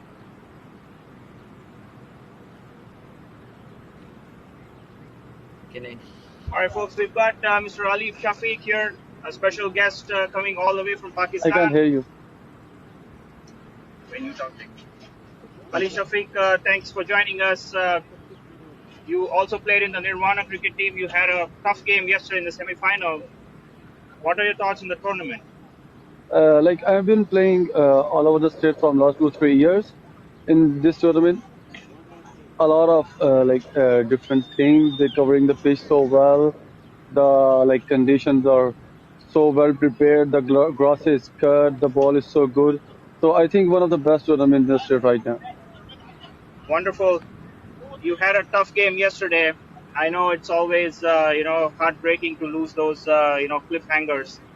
Any thoughts on what was the reactions after you lost that game last night? I don't wanna tell the reaction what we did after the game, but that was a little mistake what we done on the last ball. But all over with the tournament, we have some good local players, and I think we did really great as cricketing perspective. Wonderful.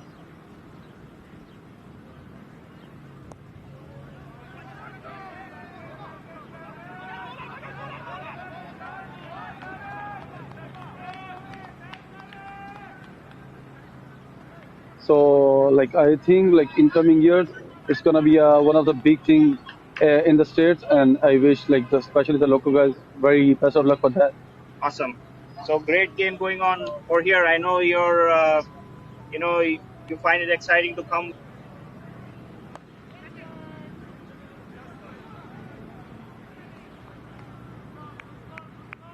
I'm just enjoying cricket.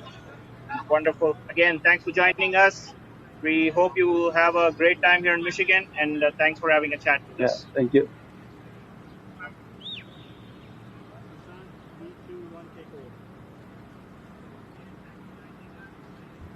121 for 3.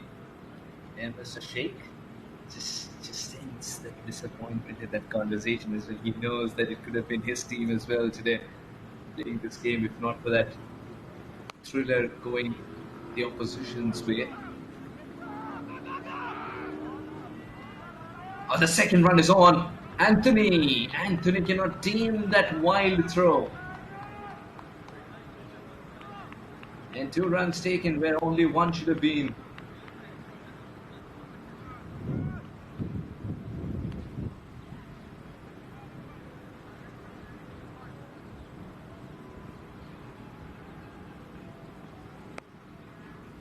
Oh, very well bowled. Look at this. These are little things that the youngsters watching can learn so much from Amir.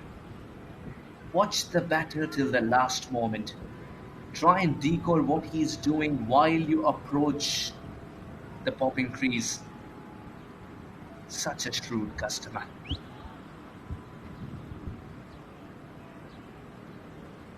A priceless dot ball.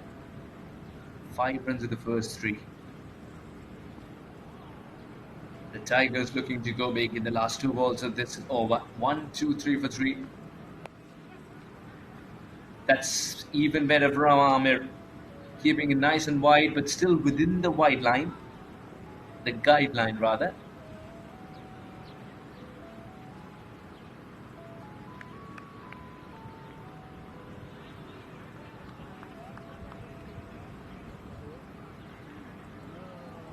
Now to the left-hander. So far, so good from Ahmed. Not a single boundary ball. Can he close it out well? No, that's in the slot. And that made a lovely sound as it came off the bat as well. It's never to be seen again is the way the story will end. What a finish to the over. The Tigers roar at the end of it. Mahfuzur wastes no time as he finds one in his slot. And that means we can't find the ball. 130 for 3, the last 4 overs coming up.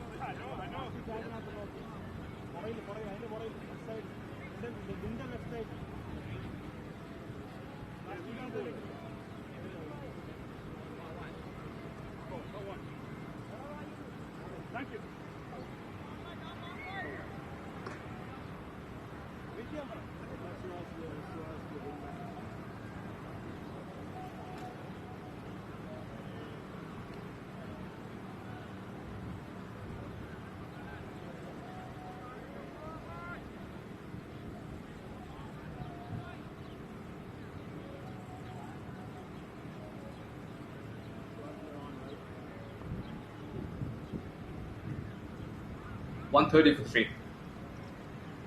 Anas and Mahfuzur 10 apiece.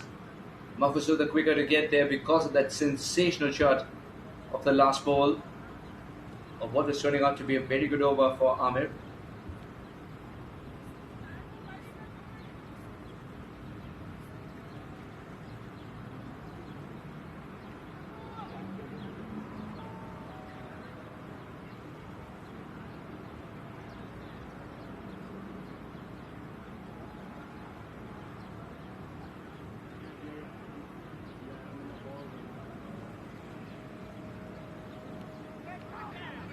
Big swing and a miss.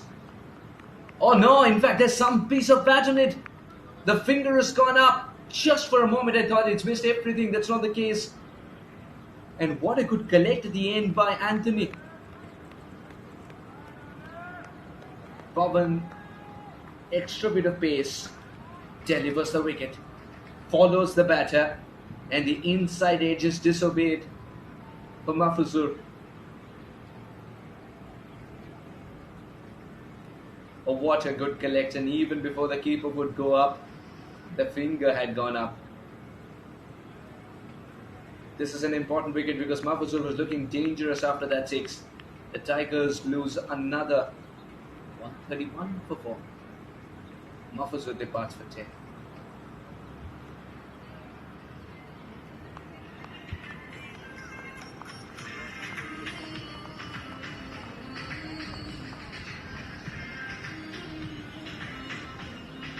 Ramesh Raza was the first wicket to go for his 18. It was a little scratchy. Fahad Bawers played a splendid innings, 57 of 42. Come again. The big game, he delivers. Abdullah Ahad Malik, 42 of 26 was again an innings that he'll talk about for a while. Now it's up to Anas.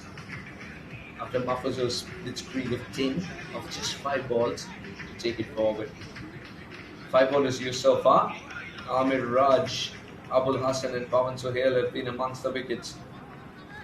A wicket apiece.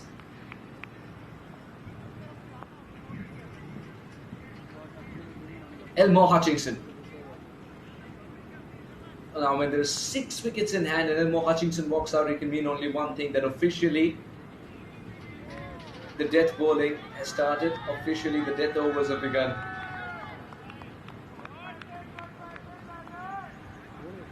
And if you can beat the bat of Elmore Hutchinson with the extra bit of bounce, boy, are you bending your back as a bowler. Pavan has done that to the tall Elmore Hutchinson. Extremely experienced, international caliber. That's the beauty of Michigan Open T20 Blast. You get international quality, rubbing shoulders with the locals who are masters in their backyard too. What a good delivery. The batter being followed once again, and a collect that he could be very proud of from Anthony.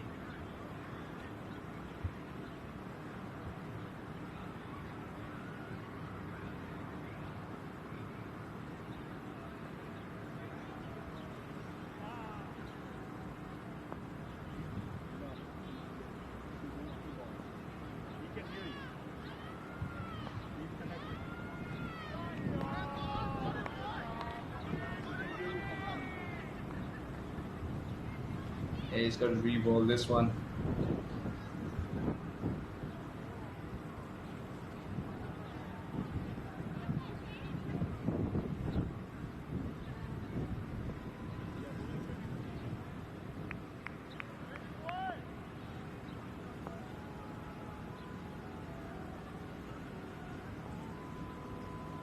Pavan. Good slower delivery. I think he's also kept it within the tram lines. No, he hasn't. Spoken too soon. Elmore Hutchinson with perhaps the biggest span when he's trying to give you a hug. He cannot get there, then it's a wide indeed.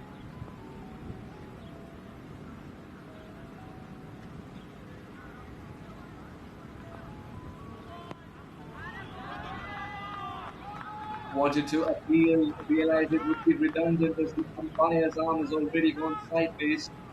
It's going to be a free hit as well. That means Anas will get a delivery where any forms of getting him out are going to be suspended. The front foot misbehaves. Suyal definitely overstepping there, and the umpire with his eagle eyes spotting that one.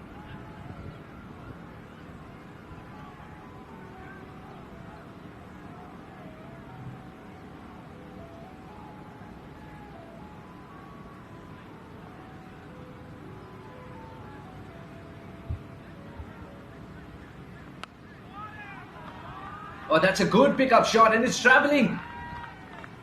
Some shots are just a 6 the moment they leave the bat. This was one such.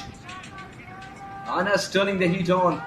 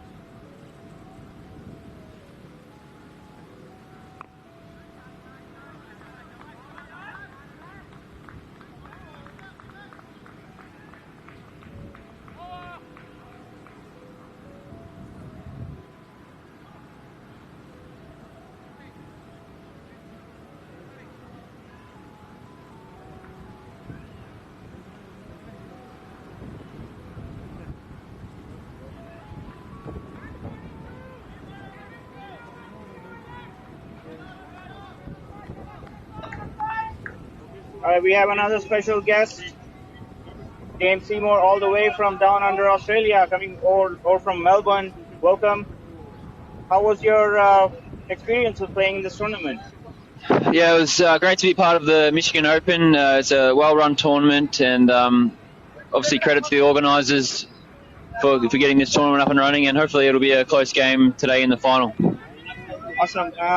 You're coming all the way from Australia. I know the cricket here is way different from how you play over there. What are the things you think are nice over here compared? I mean, I don't want to draw comparisons, but what do you feel is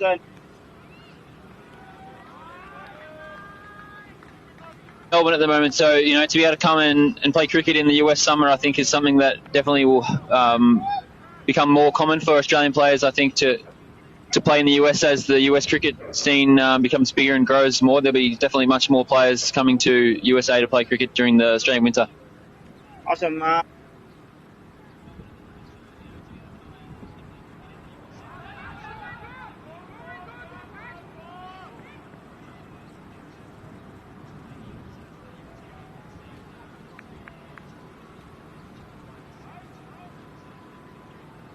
Yeah, so I've joined with the LA Lashings. They've appointed me captain, so hopefully it's a good tournament. And yeah, we start this weekend with 3 games, Friday, Saturday, Sunday at Woodley Fields, which is great facilities. So I'm looking forward.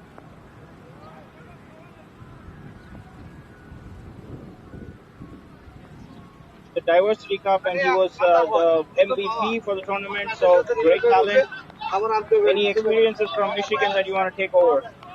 Yeah, I think it's good to just get involved a little bit earlier before the minor league starts and get a bit of experience and see the way cricket is played here in the US. Obviously, these tournaments here in Michigan have been on mats, but definitely good to get some T20 practice in and just experience the way the game's played here. And I think it'll be good, like a bit of a pre-season, I guess, almost, or a good build-up for me for the minor league.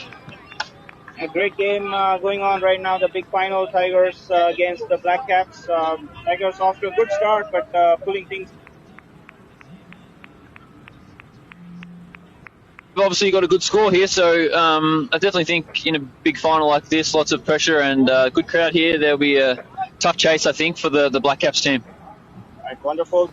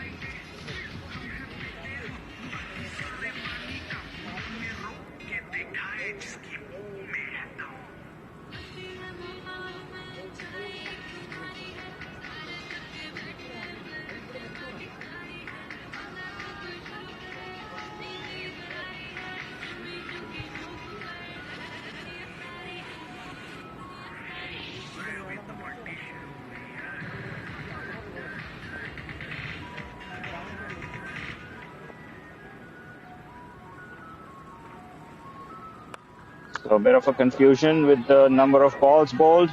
So another ball to go in this over. Pulled away to the mid-wicket region, and they pick up 2 more runs. With that, now the 18th over officially ends with Tigers on 148 for the loss of 4 wickets.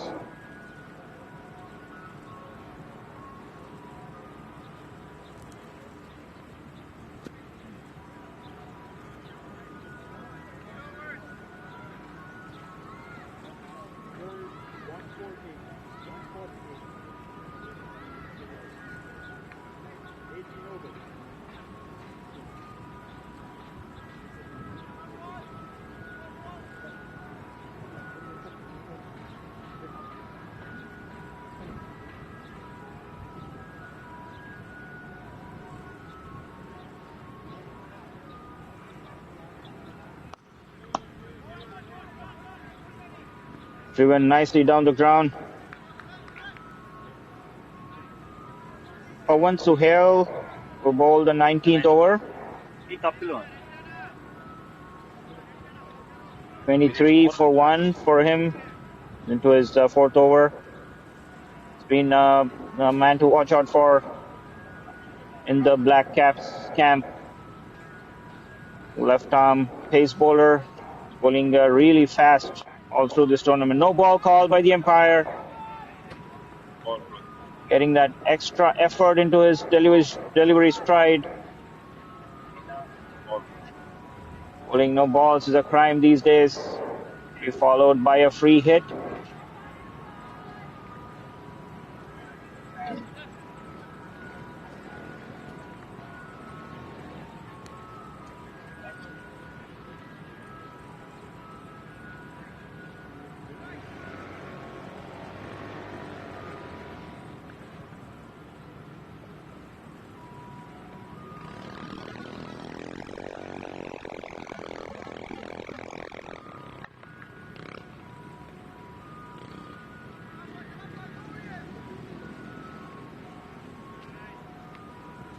So free hit coming up.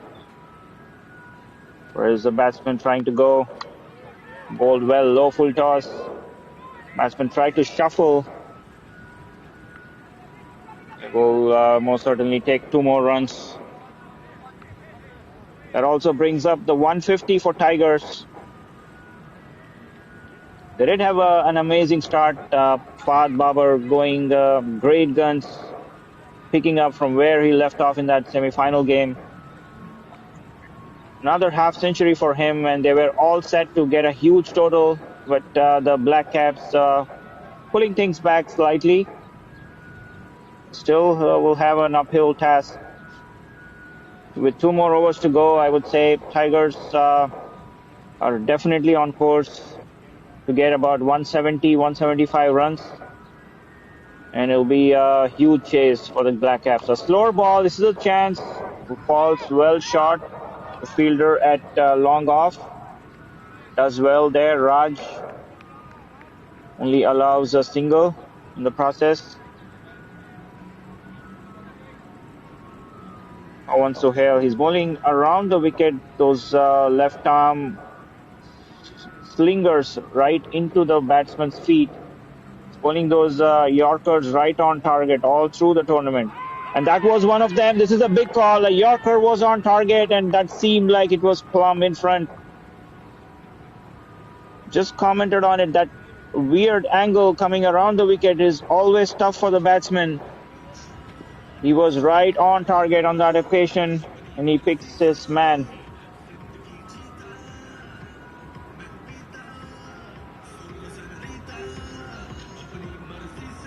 Elmore, the man dismissed, scoring just 5 runs of the 10 balls. Blackcaps definitely making things really difficult.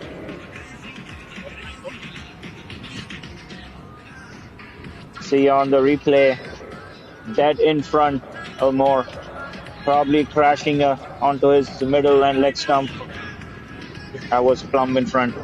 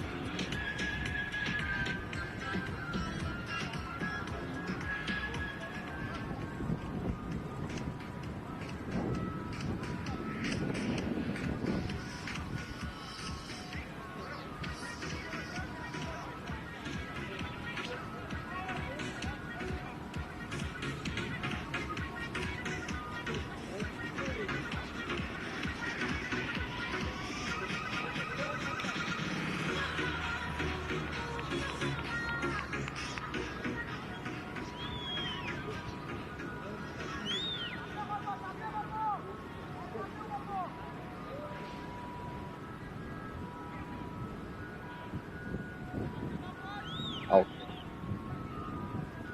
Owen Suhail running in. Back-to-back Yorkers. Misses the target.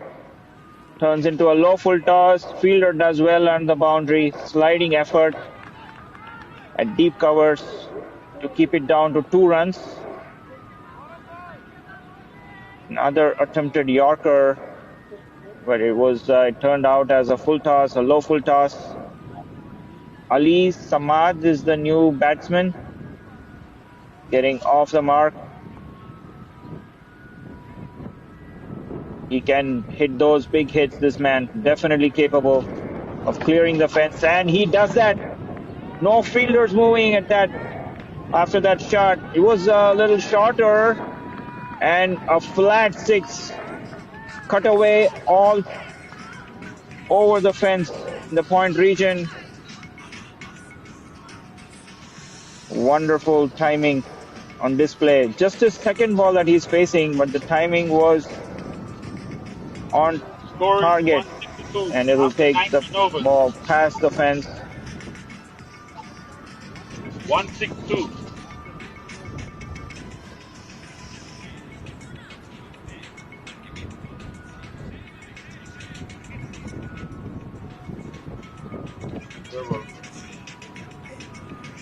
Tigers move on to 162 for 5 at the end of 19th over.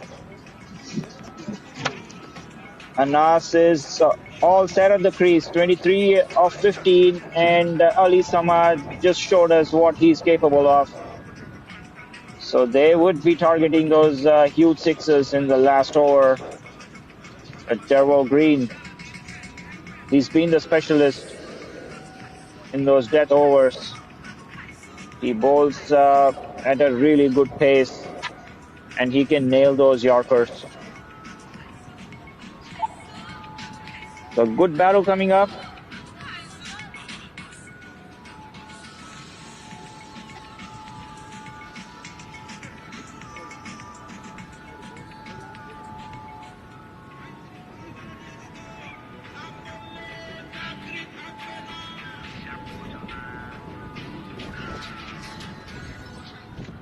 A bit of a delay as the fielders are in pursuit to find the ball. It has sailed way past the fence.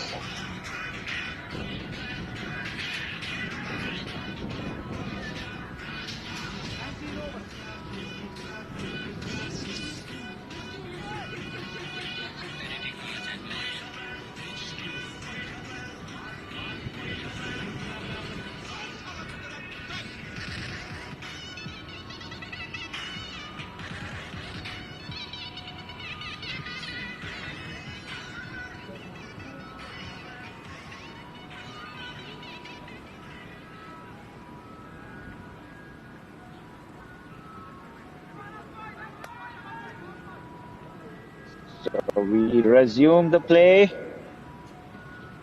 Seems like new balls now replaced. Of course, it's an older ball, but the ball has been replaced. So Derwell Green will run in to bowl the final over of the first innings. 162 for 5.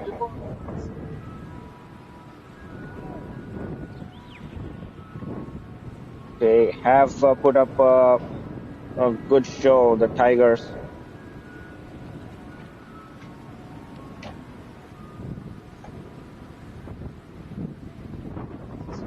All right, Anas facing Derwell in the final over.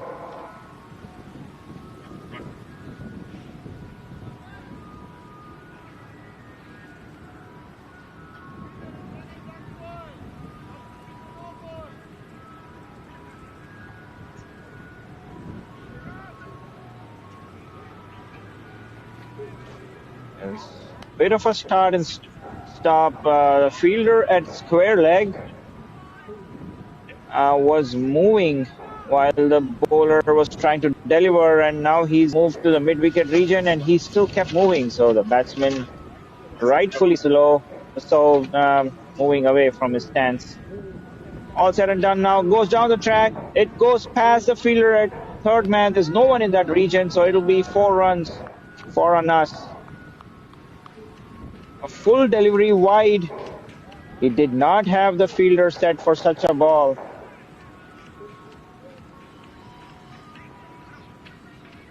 Slight changes now in the field. The square leg comes back in. Third man goes out.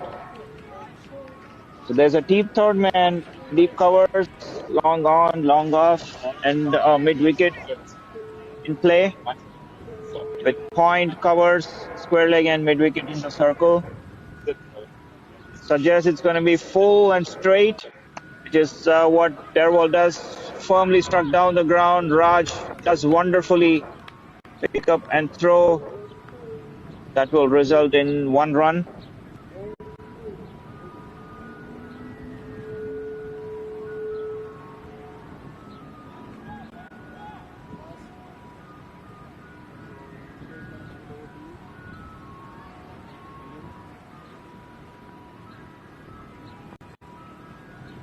We have Suhas joining us back for the final 3 balls of the first innings.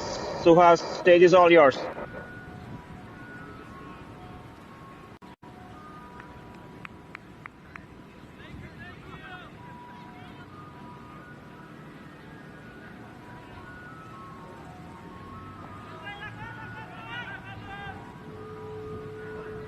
Going across, played in the air, fielder running at the square leg area, doesn't reach the boundary, but they will most certainly take 2 more runs.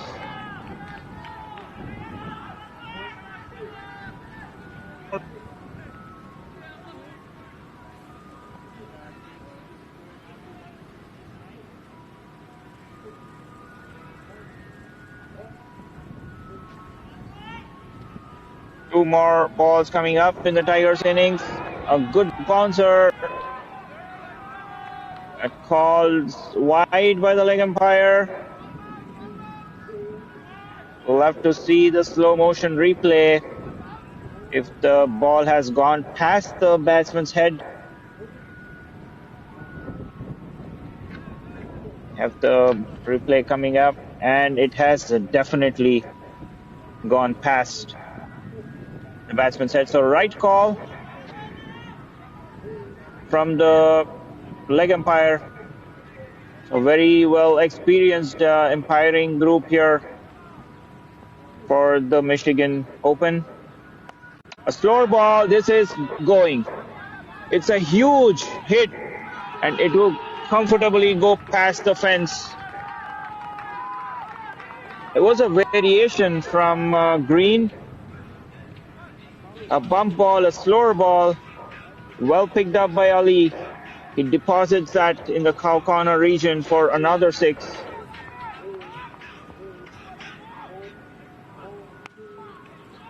High up in the air, this is a chance, the keeper coming under it, calls for it and takes it comfortably. So that's a wicket off the final ball. The Tigers finishing on a high note. They get 14 runs off that last over, and they put 176 on board in the on the occasion of the big final, Michigan Open season 2023. Tigers 176 for 6 in 20 overs. We'll take a look at the batting chart. Ramiz Raja and Fahad Babar getting them off to a brilliant start, and Fahad Babar was the exceptional batter for the Tigers. 57 of 42. Abdul Ahad and Fahad Babar had a great partnership in between. After Fahad got out, Ahad had to take over and got out in the process of scoring those big runs. But all in all, wonderful total, 176 for 6 in the 20 overs. Let's take a look at the bowling chart. 5 bowlers used for the Blackcaps. Amir Hamza, Derwal Green opening the bowling for them. 4 overs 31 for 1 for Hamza. 4 overs 39 for 1 for Derwal Green. Pawan, the left armer. Little expensive, but most definitely pick those 2 wickets. Raj Rocky, as always, has been the most economical bowler for them. 29 for 1. Then Abul Hassan 40. He was also expensive. So that's the first innings, 176 for 6. We will take a short break and we'll be back with the chase in about 10 minutes time.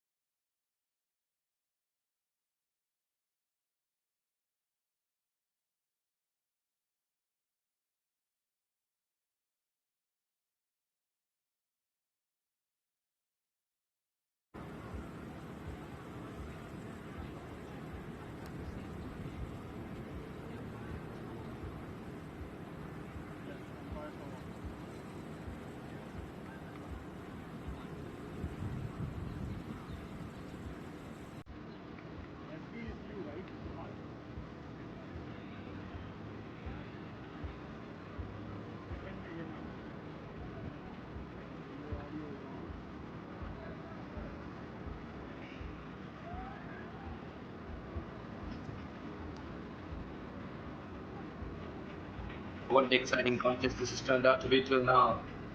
The halfway stage, Michigan Tigers versus NJ Blackcaps, the grand finale of Michigan's Open T20 Class 2023. We're coming to you live from Lasky Distribution Center. And the NJ Blackcaps are looking for 177 to pick up the trophy. For the Michigan Tigers, who want the top and choose to bat first, or to crown the champions. In just about 2 hours from noon. The Michigan Tigers would be mighty pleased with 176 on the board. The fast ball on this track. And on this ground is 160 to 110. They have a try and be quite happy about it. The Michigan Tigers up to the hard Malik, Fahad Babar. These were the three men who had to provide a quick start. Fahad Babar with a lovely half century. And then towards the end, despite El Mohachi.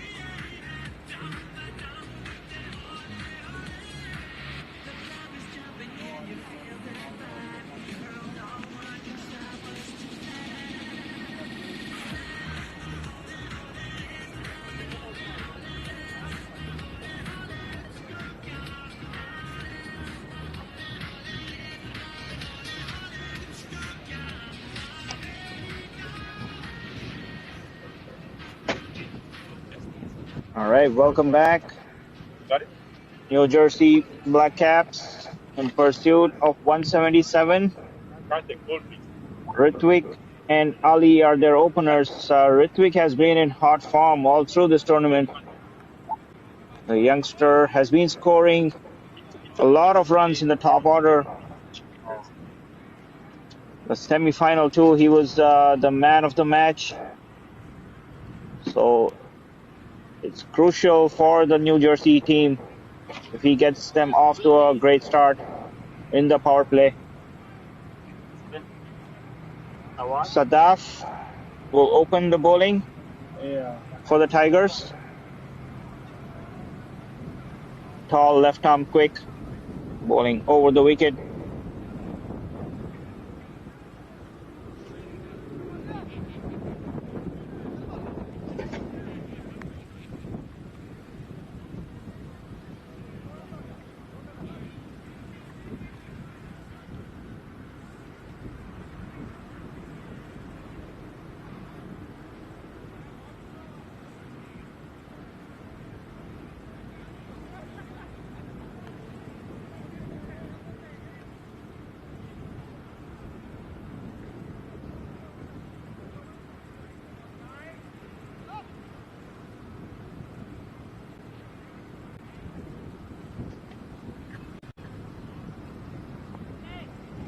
Right, we're on our way. Sadaf will bowl the first ball to Ritwik.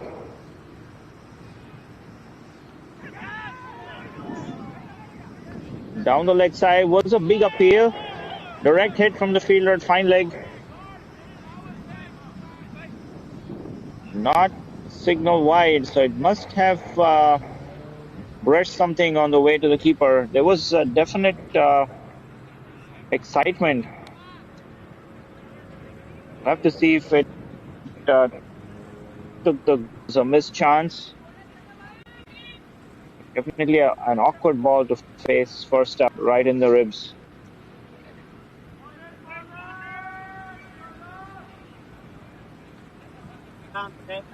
Batsman, bowler coming, left arm over, 5 more to go. Out to you.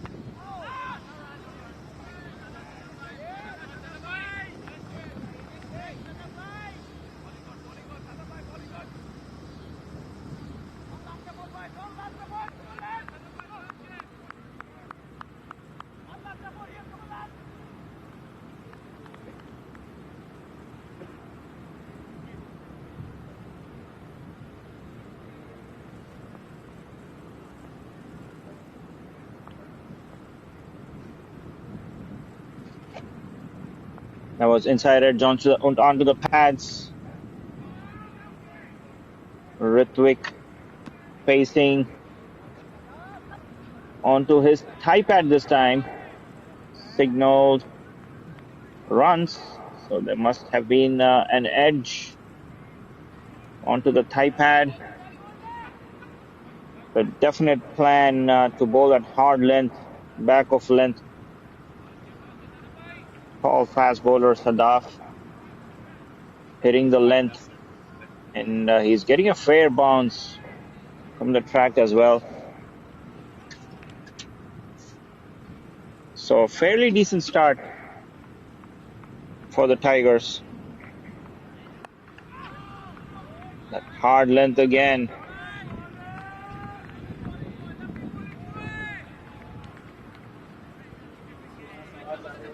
Defended quietly to point.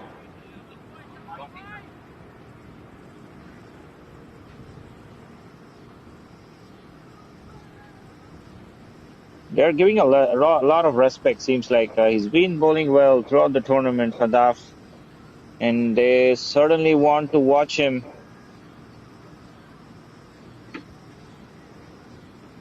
That hard length again, this time a little more shorter. Nice carry through. He tried to go over the fielder, trying to get that pull, but couldn't get any contact. That will end the first over with the score at 3 for no loss after the first.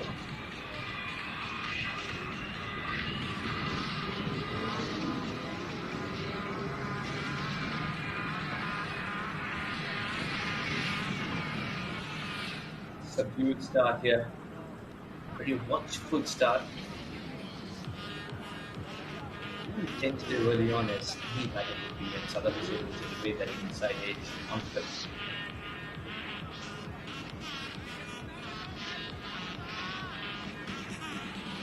Elmo Hutchinson. He's called a gentle giant, but that's off the field. He's not so gentle when he's on it.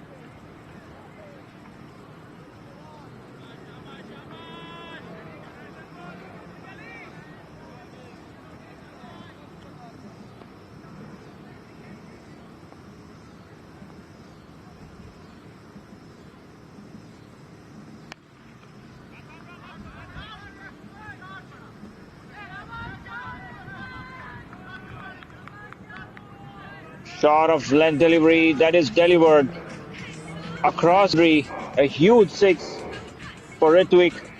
Waiting on the back foot. Held his pose and deposited that over the mid-wicket fence. That'll be the first boundary for the Blackcaps.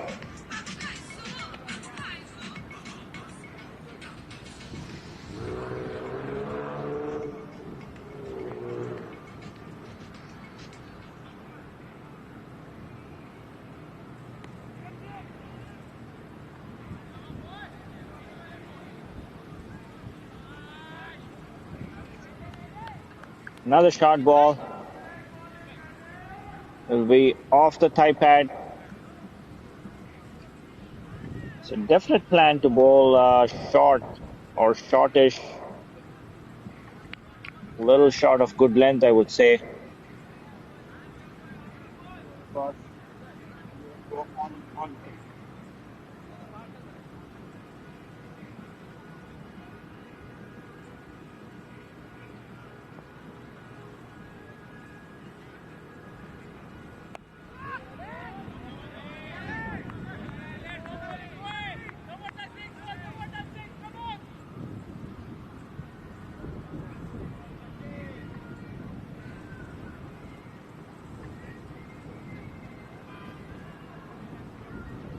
Ten for no loss. What a good start to this over with that 6. Young Ritwik will feel much better. As she was mentioning, the ploy to ball shot is something that we hadn't seen in the first innings. They wanted to go full and test the moving ball.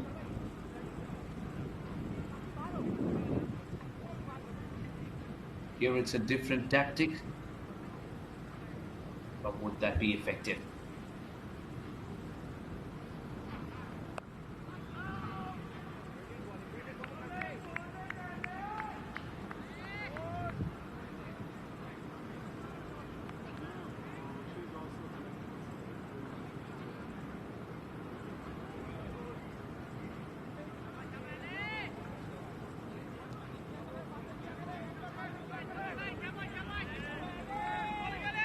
Elmo Hutchinson. Akshay, you were mentioning about that short ball tactic.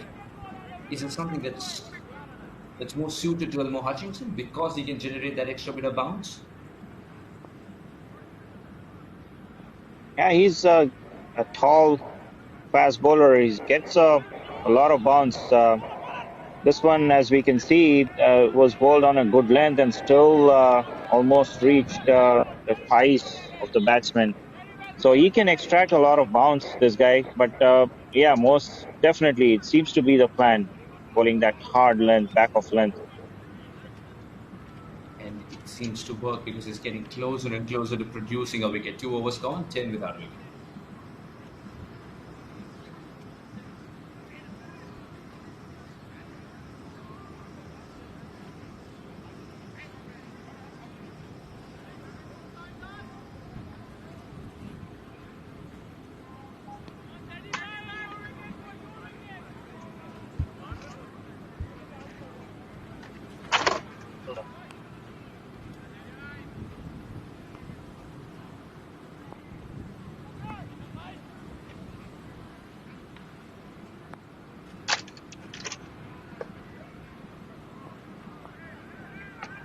Sadaf will continue on. It'll be interesting to see what length he bowls now. Will be that shortish length again. They've been good, these bowlers, and they've come out with a definite plan. The run rate not helping the New Jersey's cause, now slowly creeping up to over 9 runs an over. They would certainly need to get going, especially when the power play is on. Suhas.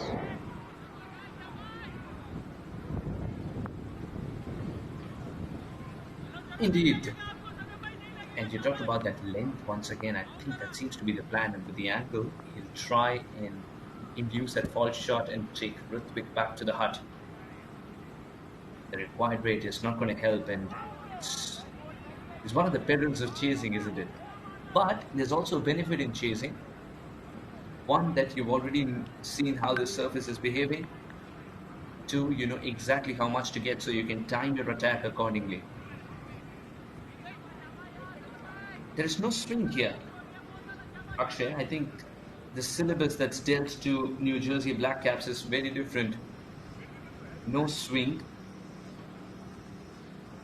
and two fast Yeah, I bowlers. didn't see a lot of movement also, but they've been bowling that shortish length, not allowing the ball a lot of time in the air to let it swing. But yeah, that's a great observation. Not a lot of swing. I mean, the conditions have also changed a little bit. Now the sun is out, no clouds at all, as I see. I mean, it was a bit overcast in the morning when the first innings was commencing, so that could be one aspect True. that has changed. Again, that extra bit of bounce that you're talking about. Very true. The second run is on. Excellent running between the wickets, and just continuing that point. Yes, Michigan Tigers played in Edgbaston. New Jersey Blackcaps are batting in Abu Dhabi.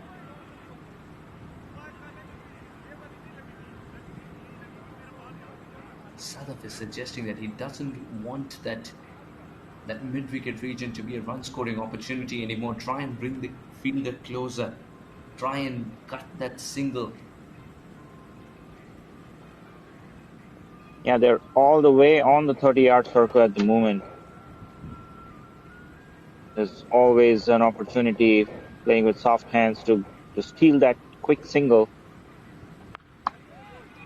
Oh, what a good delivery. And this was supposed to be the surprise delivery. Bowling back of a length, and suddenly one that's yanked. Very well negotiated. Ali had to dig it out, and he did well. Yeah, that one almost sneaked through, but he got his bat right at the end. A bit of the change in the field. The slip goes away, goes in mid-wicket. Slip comes in the mid-wicket region, and the square leg goes to the fine leg. So, expecting another shortish ball. We'll have to see how it goes.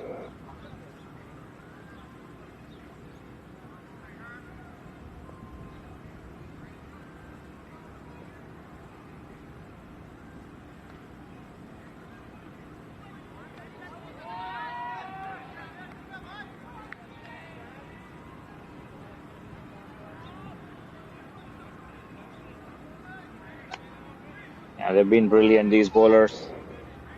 Not giving any room at all. They've been on target. Definitely come out with intent and a plan.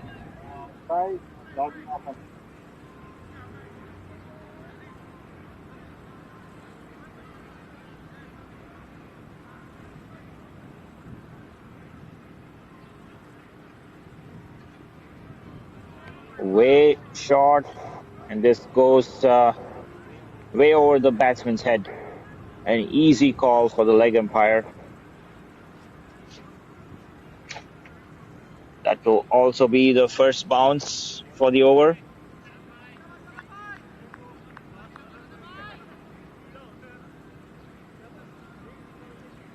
It's important to sequence your bounces accordingly. You're only allowed one. That means you don't want to give it away too early. Neither do you want to leave it too late for the batter to be prepared that it's going to be a bouncer.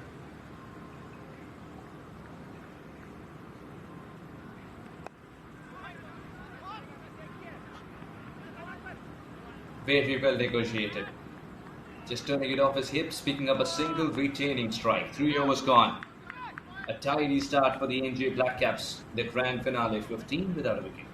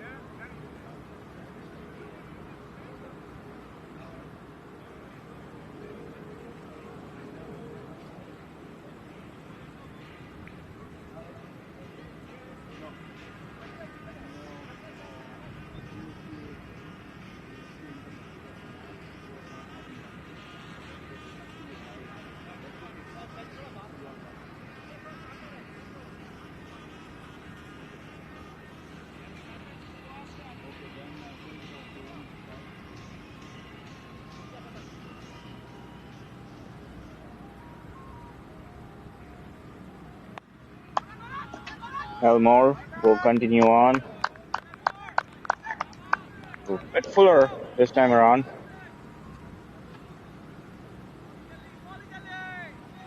Elmore Hutchinson, a very seasoned bowler, an experienced campaigner. He's seen it all, and he's doing his part. No timing at all on that instance. He's tried to pull that. Only manages an inside edge. A bit of a steady start for the Blackcaps. The run rate definitely on the rise. A required run rate. It's now crept over 9.5 runs and over. Think they need to get a move on at some point. But they definitely want to preserve their wickets and go for it in the later phases. Almost seems like trying to make room. Ritwik, bowler clever following him. We've seen that in the semi-final game. Ritwik making room for himself and picking off gaps in the offside region. He was on song that innings in the semi-final game. He's been getting some tight deliveries. Straight to the fielder at covers. Puts it down. He had it in his hands, but the ball slipped through. The batsman did try to make room for himself again, accessing that offside region, but he found the fielder. Lucky for him, the catch is put down.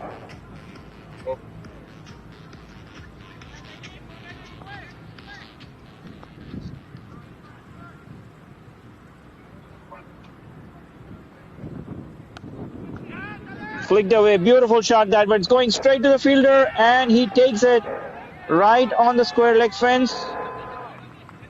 Wonderful catch that. It was flicked nicely from his pads, but no, not a costly miss that. He was dropped in the previous ball. Right next ball, flicks it straight to the fielder at deep square leg region. So that's Ritwik dismissed. Trying to get a move on, trying to get that run rate moving. Has to depart.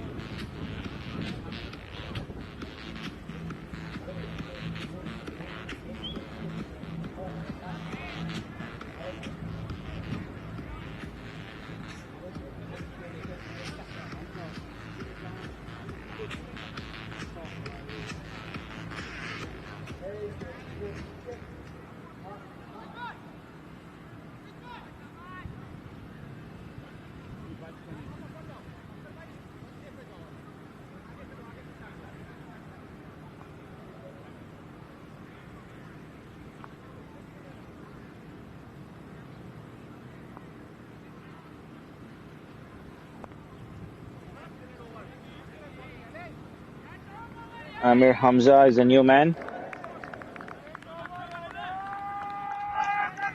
That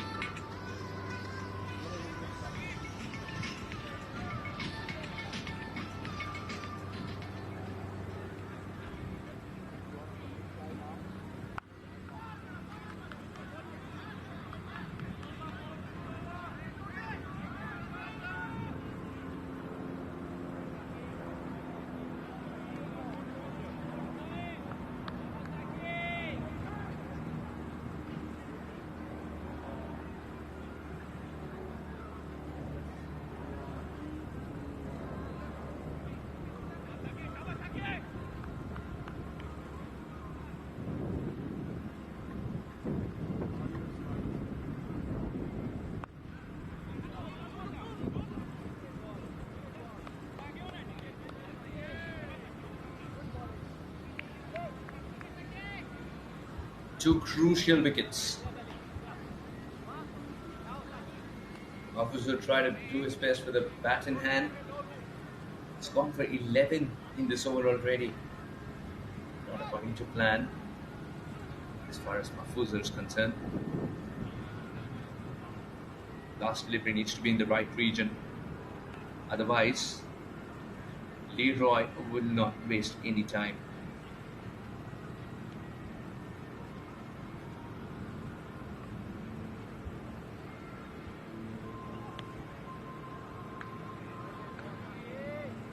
Swung through that a little early, I felt. 12 runs still came on that over. 31 for 2.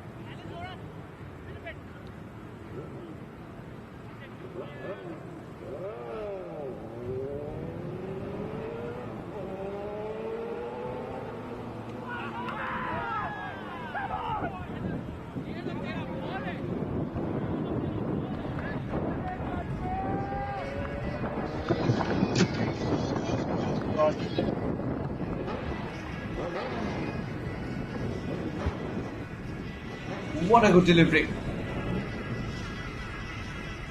This is very heartwarming for any spinner to watch. Playing down the wrong line there because of the drift that was achieved.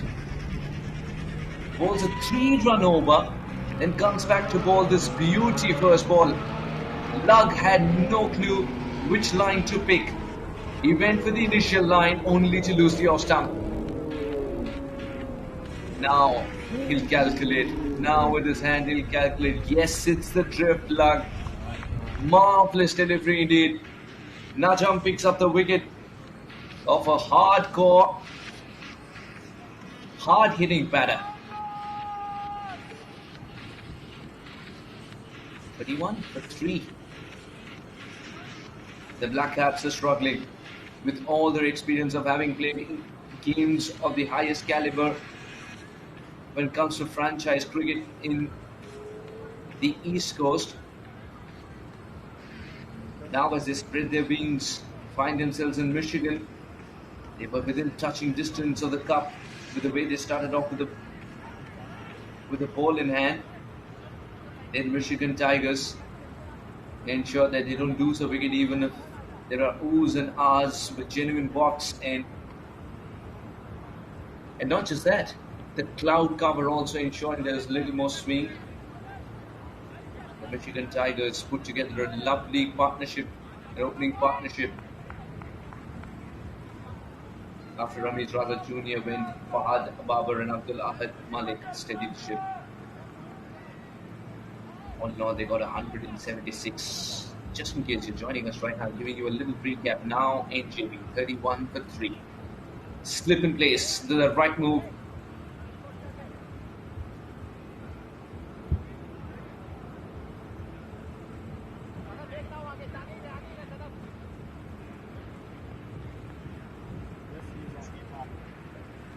Slip in place. And lovely drift once again. Oh, there's something mysterious about this bowler. You don't become a mystery spinner overnight. You got to continue with that mystery, and boy, and this angle will not tell us the little drift that he's generating, but this will definitely tell us how shrewd the keeper is as well.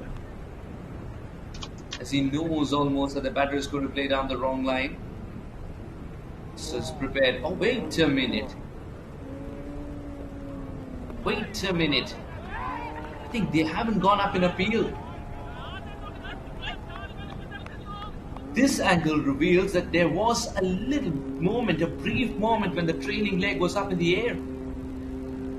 But if you don't ask, you're not given. Akshay, is that a blunder? Yeah, definitely a very interesting slow motion replay that. They never bothered to appeal, but it did seem like the foot was in the air for that brief moment. I mean, it seems too tight to call, but without appealing, you never get what you want. So as this is He's clobbered this one. blasted. That would have been 6 on any ground. Good luck retrieving that as well. Najam gave away 3 in his first over. He's given away twice as many in one ball. Don't look at his jersey number right now. Just don't. A great observation that this has, I think this is the biggest six I've seen today, going way past the fence. Magical drift. Najam with his magical drift. Just one scoring shot in that over, and that was the maximum. Started the over the wicket and then dot balls strewn. 37 for 3. Najam has definitely stopped the flow of NJ Blackcaps.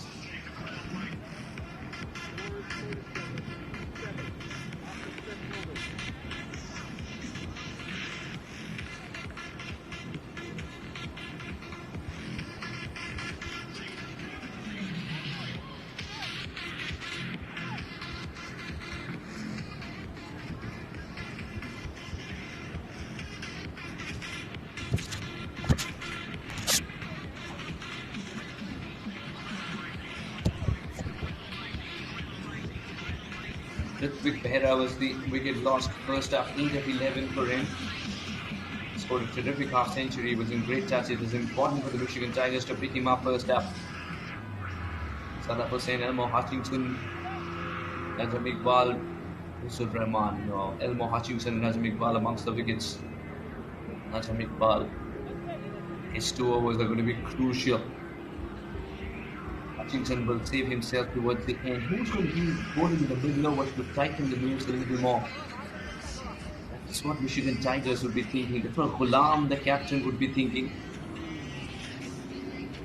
Nazam Iqbal's done his job actually. He's picked up a wicket and given away 59 in 2 overs. Anas, another wily customer. Slightly short and he's pounced on it.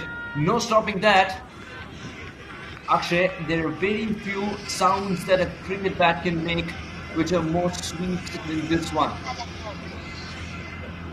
That was sweetly timed. Slightly shorter, and it's gone over the playing area into the next area of field. So it'll be new balls are requested.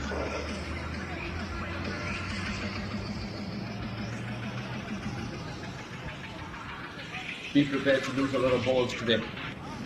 If Ali is going to bounce on the ball like that, I think he's had enough. He spent 20 deliveries before this one, even marginally short. He's going to invite Anas into the attack this way.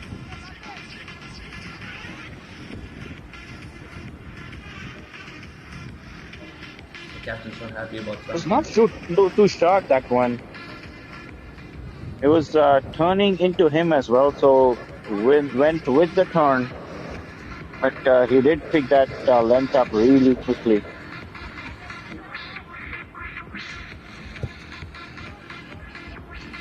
Can we have the replay, please?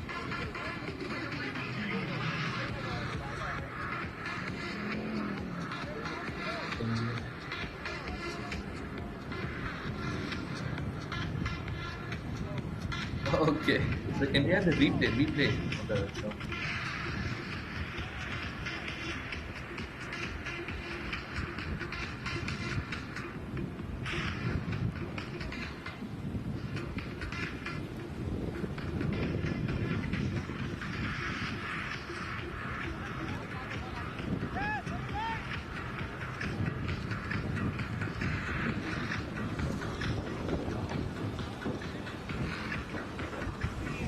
literally slapped it as soon as he saw that it was in his zone. Ali.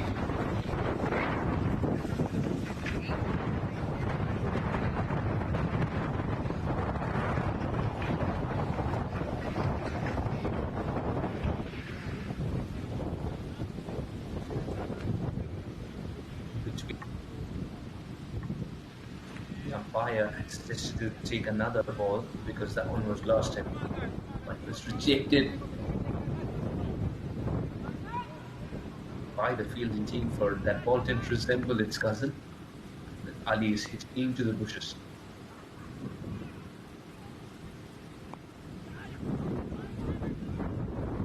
Good ball. He's waiting for the turn, but it didn't. Oh, direct hit would be cheeky. Direct hit would have been very tricky. In the end, it's a single, but a very risky single. How close was that? Akshay. Does he make it to the frame? No, he doesn't.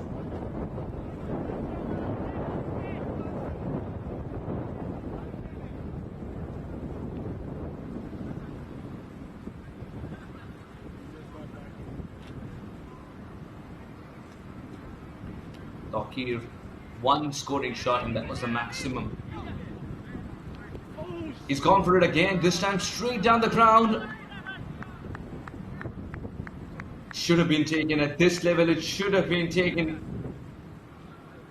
Living dangerously, Takir. But it seems to work. It's a good effort, a long gone.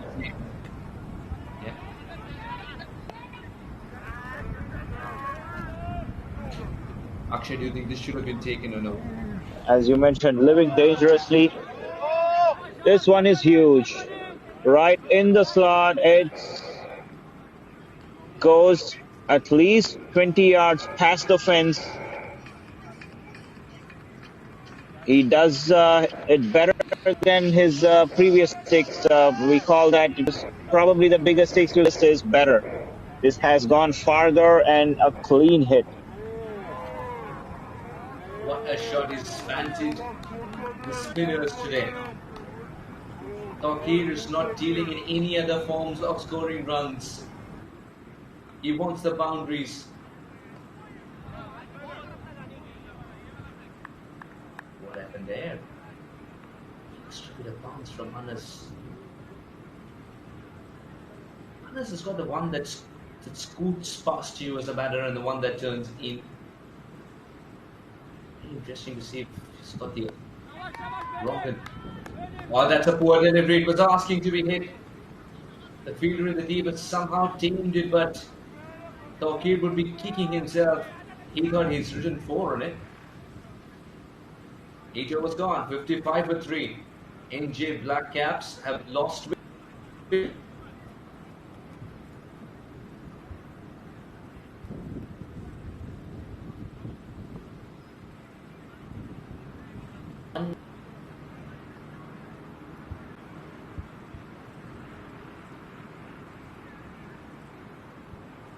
122 required. 7 wickets in hand. The required rate being 10. 10 being the required rate shouldn't matter if Takir is going to continue batting like this.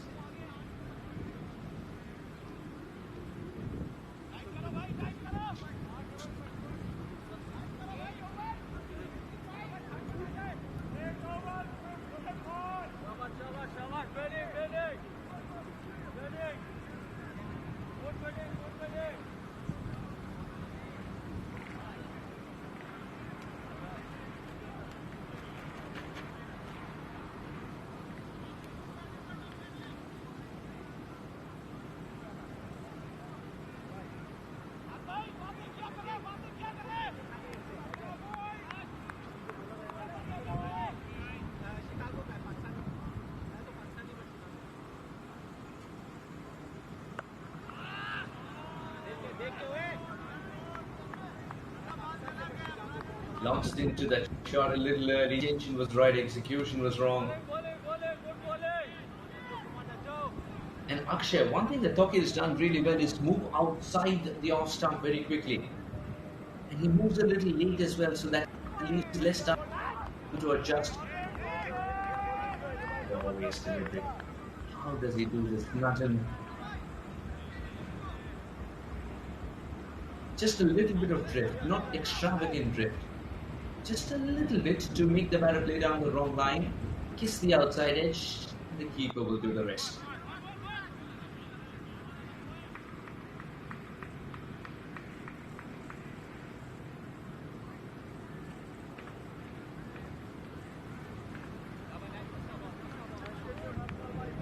It's a very interesting ploy, this from Tokir, who usually wants to get slightly away from the ball to allow a free swing of the bat sailing to six. Against Najam in this over, is trying to get closer to the ball.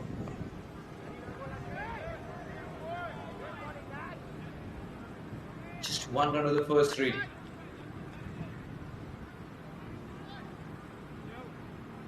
Two of the first four. What an over. This is turning out to be Akshay. This one's got to find the ropes if they've got to stay at par with the required rate here.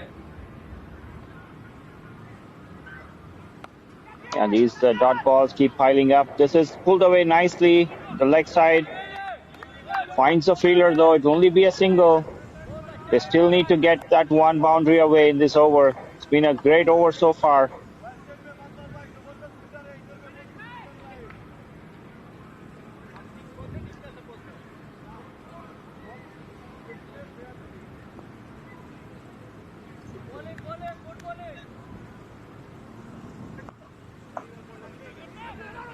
Excellently bowled.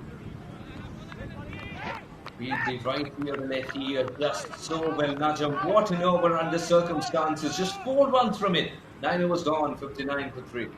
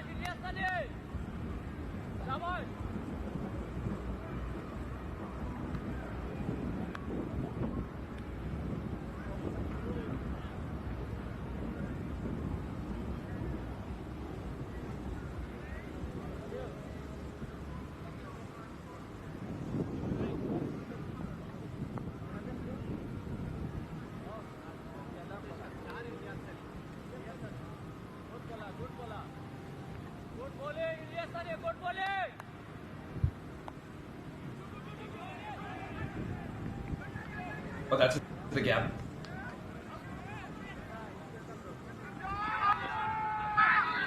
Good fitting.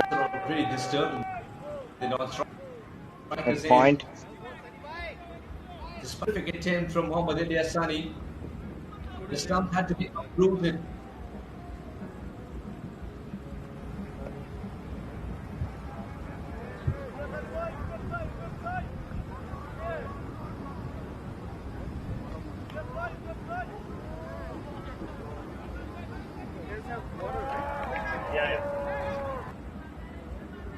What a fantastic attempt by Mohammad Ilyasani, who's growing younger and younger every day.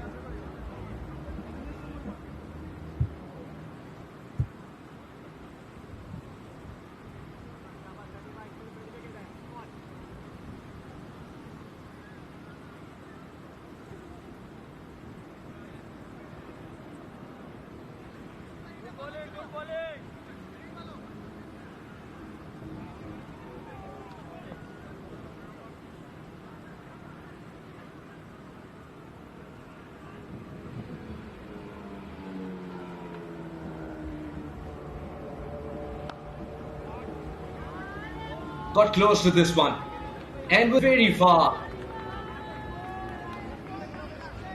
This is turning out to be dangerous for Michigan Tigers now, as both the batters are dealing in sixes. Hitting sixes at will. Boy, are we watching two very special batters. Ali this time. What a shot. That felt really good watching it from the ground.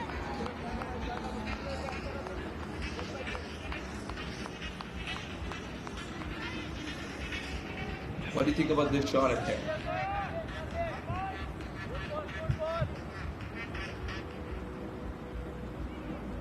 Yeah, nicely picked up.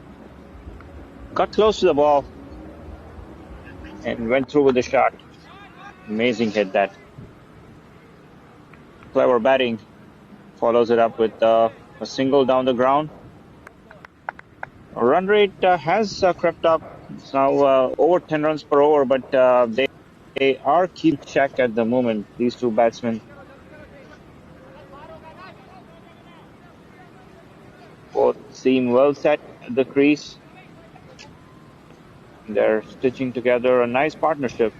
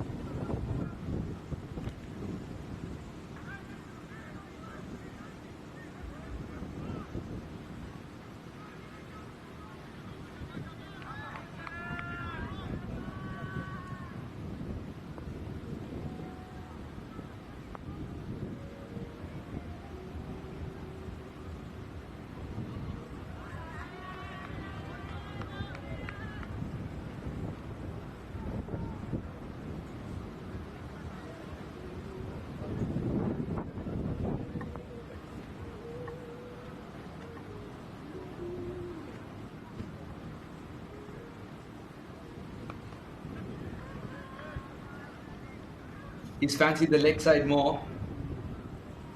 Ali.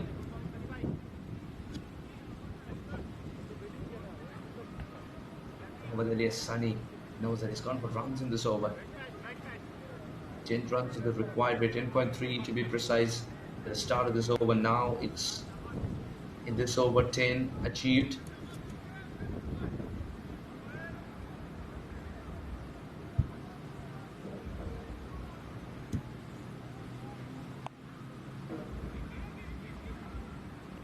Will not get that single. Would be very tight indeed. End of the over as Elias Sunny finishes with a dot ball but still gives away 11 runs in his solitary over, 70 for 3.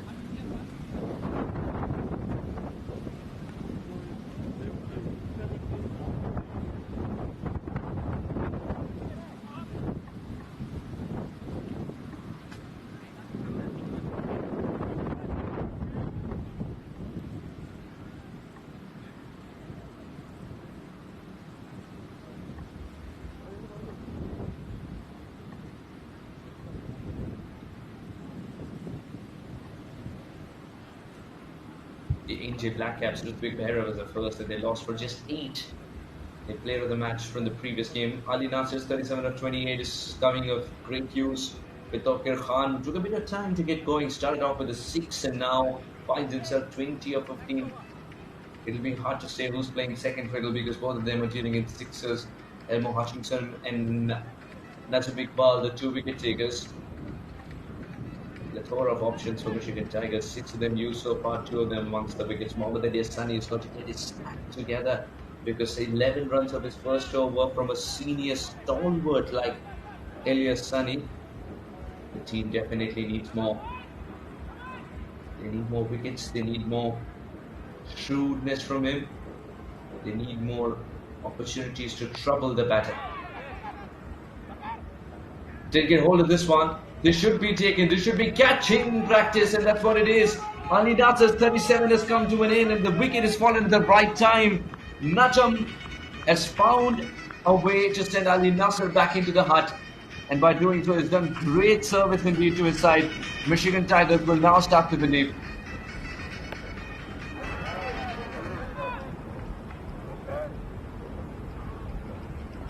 Partnership broken, Akshay.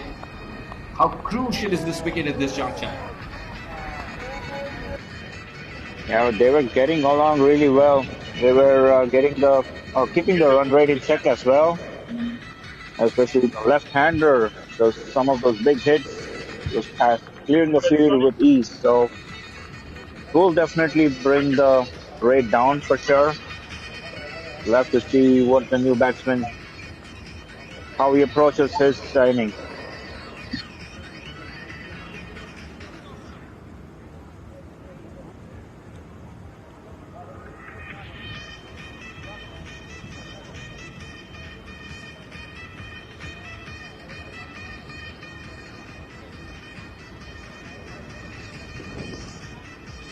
"37 of 29 for Ali Nasser.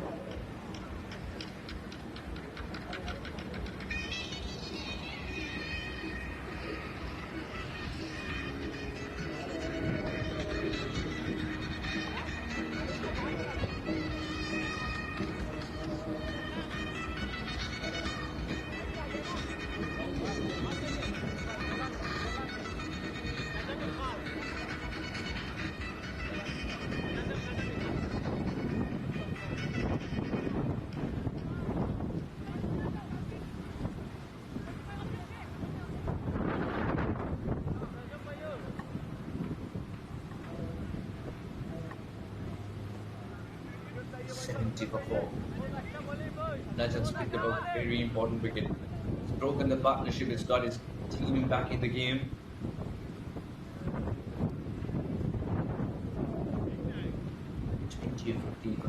How important is this innings going to be? As everybody would look towards him as a set batter to get things going from here for his side 10. Chasing 10 and over for the last 10 with 6 wickets in hand can be tricky if only one batter is going great guns. So Anthony's got to get going immediately.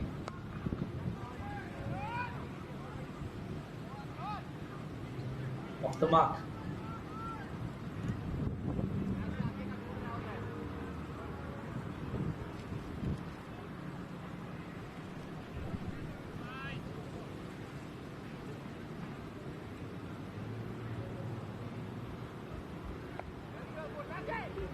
Very good movement. Still, the drift looks magical to watch. Any cricket connoisseur, especially a lover of spin bowling, give all your work a lick and a promise and watch Najam bat and bowl rather. Just watch him trouble the batters. Just as we say that, this one's skied, this should be taken. Najam gets his third. 2 wickets in the over. 2 set batters back in the hut. NJ Blackcaps have committed a blunder. Najam will have the last laugh.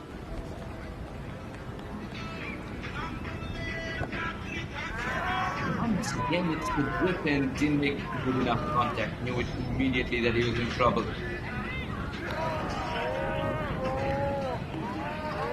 You can see Anthony's reaction to the non-striker's end as well. Why did he have to go for that shot? Chasing 10 and over with 2 new batters at the crease. It's a different ball game altogether. 71 for 5 as Coker departs with his 20. Good catch by Elmore Hutchinson.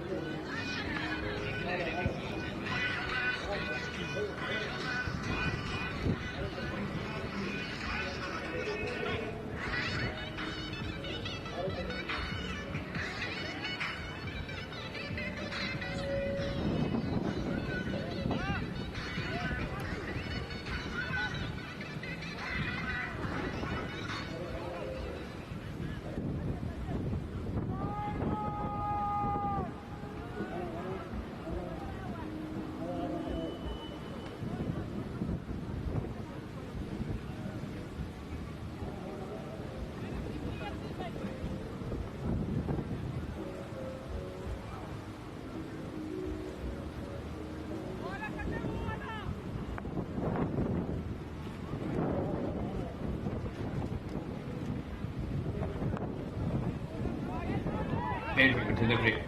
It's the delivery where he's flicked his fingers. The one that turns away from the right-hander. Slip was also brought into place. What a tidy over. This has turned out to be more wickets than runs conceded. 11 overs gone, 71 for 5. Najam take a bow. He completes with figures of 14 for 3 in the grand finale. What more can you ask as a captain?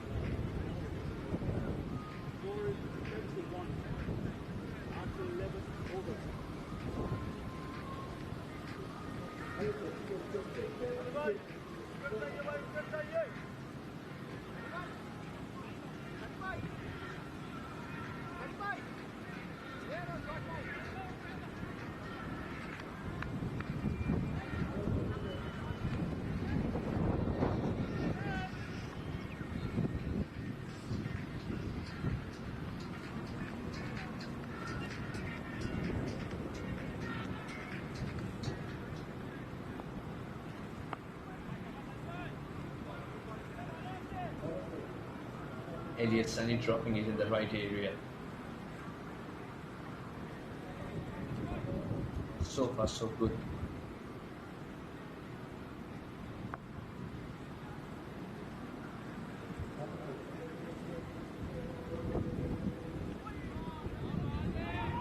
Almost picking up the off stump. Unlucky to have conceded a run here by Elliot Sunny. This one drew on the keeper.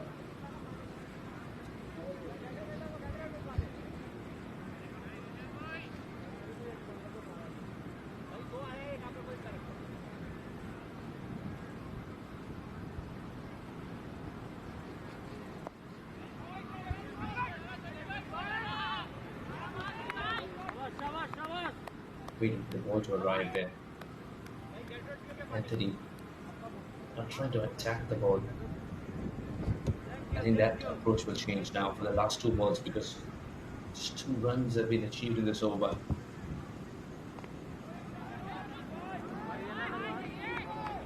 And 2 runs it shall be with 1 ball left in this over. What a good comeback by Mohammad Elias Sunny. The required rate has touched 12 already. 2 balls left rather.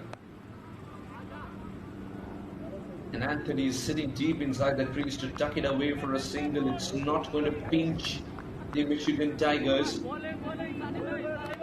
With every single run being conceded, the Tigers will roar louder. It's only the sixers that contain them.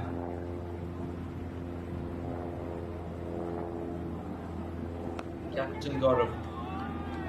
Can he provide that big 6? That's a very good shot. And it's a shot that will not be invited in that dugout. Much needed 6 from Gaurav's bat and then fell for the captain.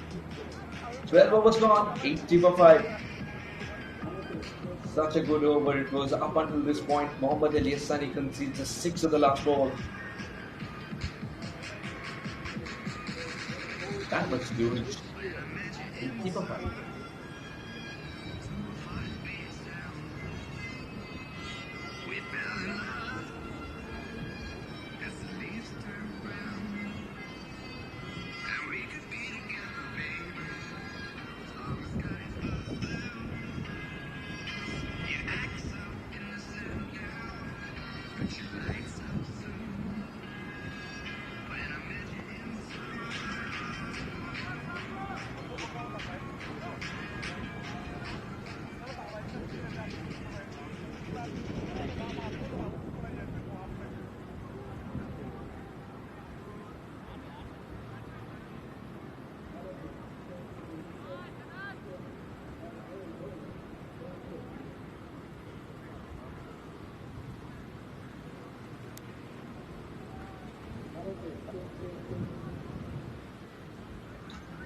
.97 required in the next 8 overs.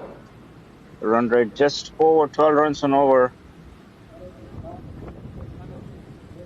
Anthony and skipper Gaurav joining him at the crease. Light delivery on off stump. Misses everything. Seems like it will be signaled by ice.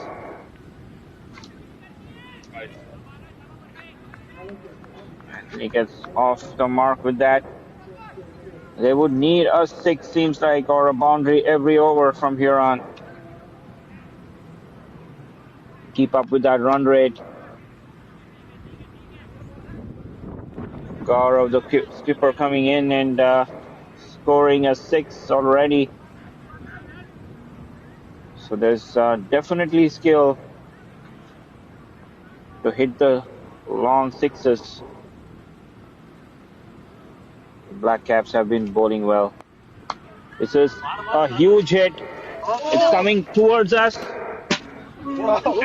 Comes right to our camera person. We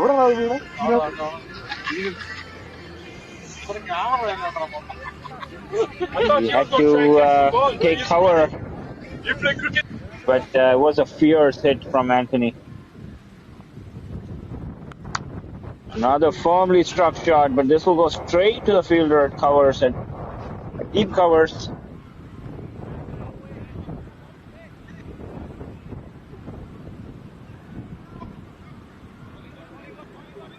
And that big hit has definitely put our crew here on the toes.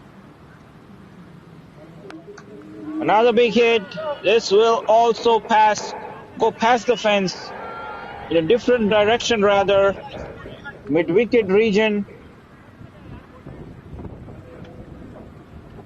This is the big over they're looking for, the Blackcaps. 2 big hits already.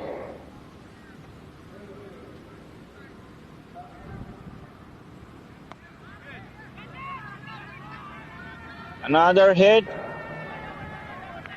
A brilliant effort, mid-wicket diving effort, but just falls short.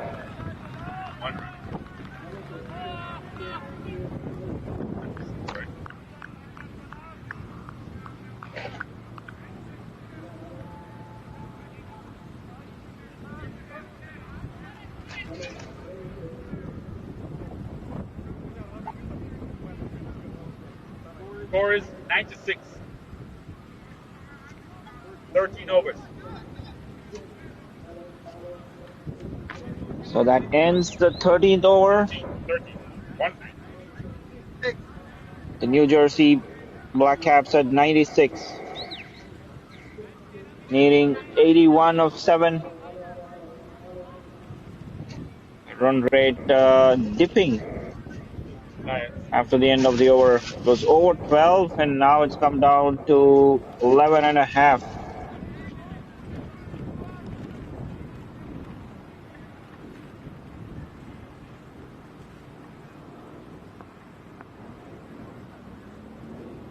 Will be Mohammad Ilyas Sani,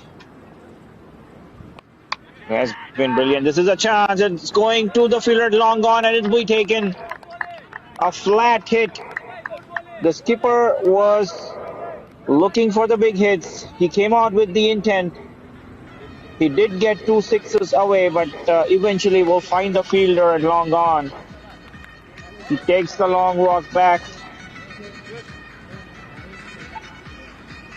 As we see on the replay, was ball wide of the off stump. He tried to drag that to the long gone area, but only could find the fielder. 6th wicket down. 96 for 6. The Blackcaps dig deeper into troubles. But Anthony has been their big hitter. He's still out there. Saurabh Bajaj dismissed for 14 of 7 balls. Hit the 2 big 6s and has to depart, unfortunately, for the Blackcaps.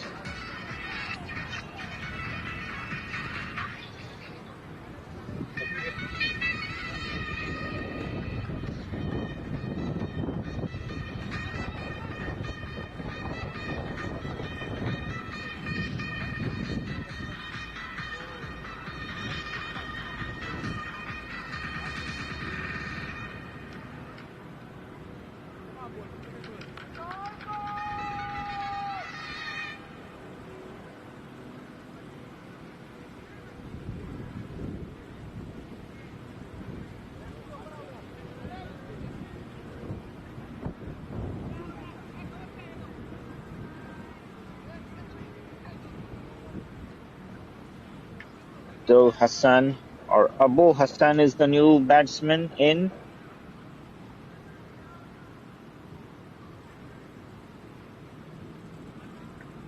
Mohammad Ilyas Sunny picking up that wicket. He will be bowling into the left-hander. Left-hander slightly at an advantage playing this with the spin, but he quietly turns it away for a single, which will put Anthony on strike. Anthony has been hitting the ball really well. I'm sure he's targeting those big sixes. Bit of a pause by the bowler. Probably watching the batsman very closely as to what he's trying to do.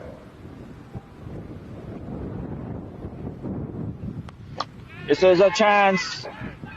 Long off, coming under. It falls in no man's land.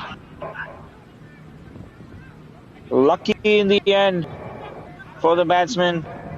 He didn't time it well at all. It was bowled very wide of the off stump. He knew that it was going after him. It was thrown very wide of off stump. Managed to get that top edge. The batsman was very lucky. It fell right in between the cover fielder and the fielder at long off.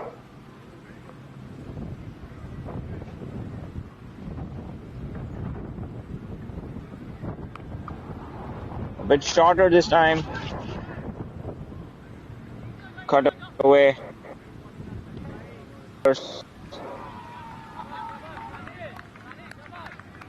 Left-hander back on strike. I would think he's the man who needs to get a move on. Playing with the turn. He's got a mid-wicket long on and a square leg, along with a deep long off and a sweeper on the offside.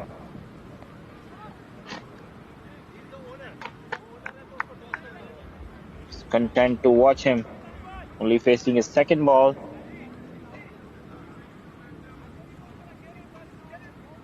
They reached 100 with that.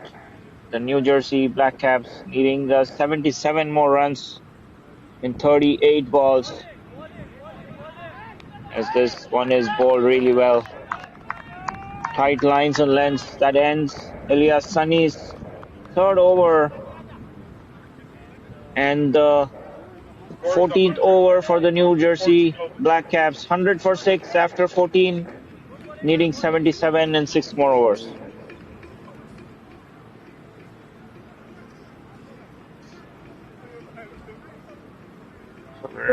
This is our umpiring panel, ASEAN umpiring panel for the grand final. Mr. Onkar Akolkar, Karthik Raghupati, the two officials on the ground, and we've got Philip Allen assisting as the third umpire. They've been very close calls, the runouts, so doing an excellent job, all these umpires.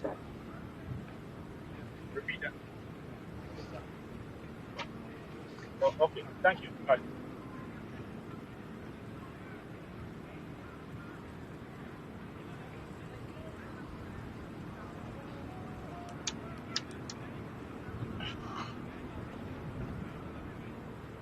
There's 77 needed in 36 balls. Run rate just about 13 runs and over.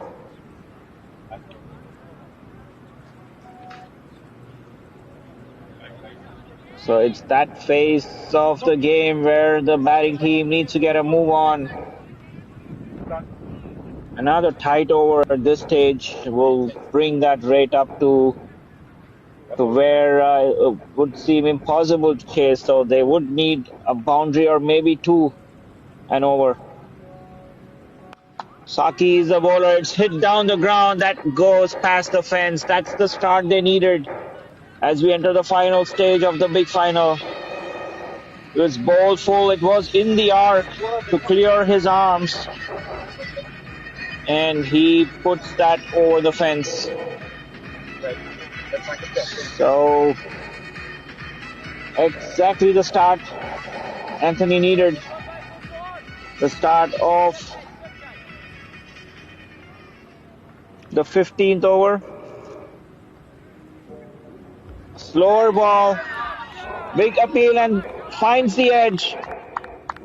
Excellent comeback from Saki. Bowled shorter and it was the variation. Bowled slower as well.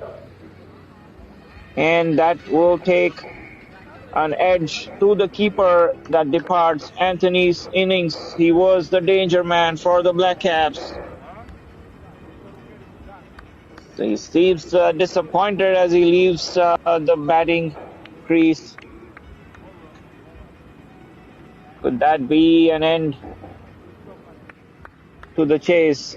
They've got more batsmen in their lineup, but Anthony was definitely looking in form, in that hitting form. We look at the slow motion replay. He tried to go in the leg side region, but the change of pace.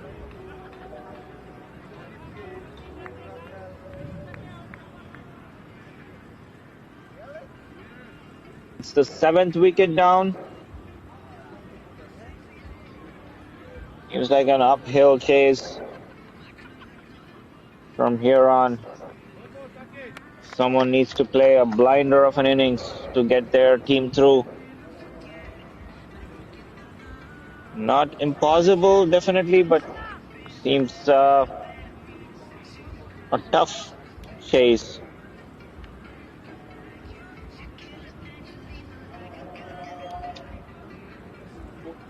It was a wonderful comeback from Saki, getting hit first ball, redeeming himself with a wicket. A length ball, punched on the back foot. He will get off the mark with that, the new batsman. Durwal Green is the new man.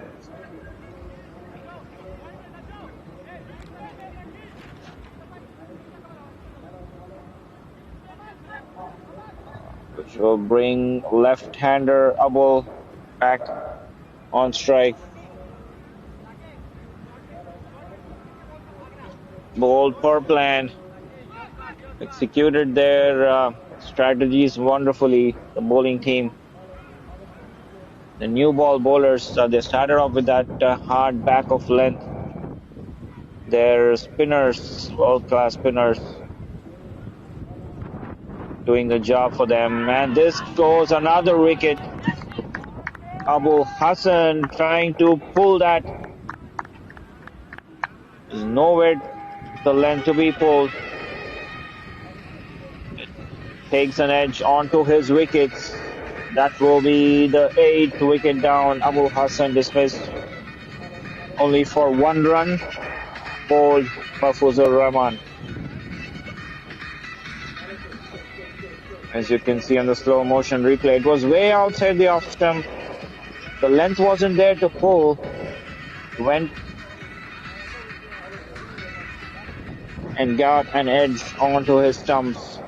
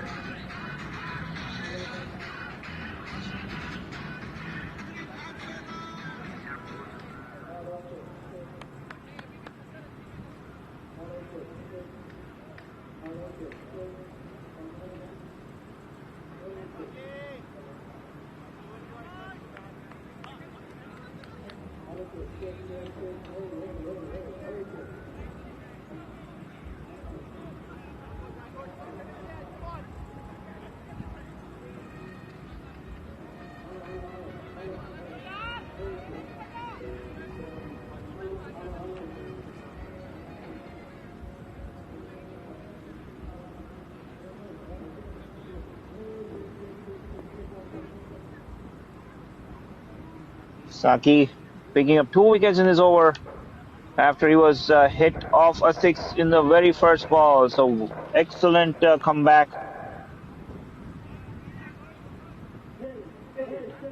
Number 10 for New Jersey will be Masood. He will join Darwell Green. Them needing 69 runs of 31 balls. Excellent variation. He has that back of a hand slow ball that he's put to good use in this over. So that'll be the end of the 15th over. 108 for 8. The New Jersey Blackcaps needing 69 of their last 5.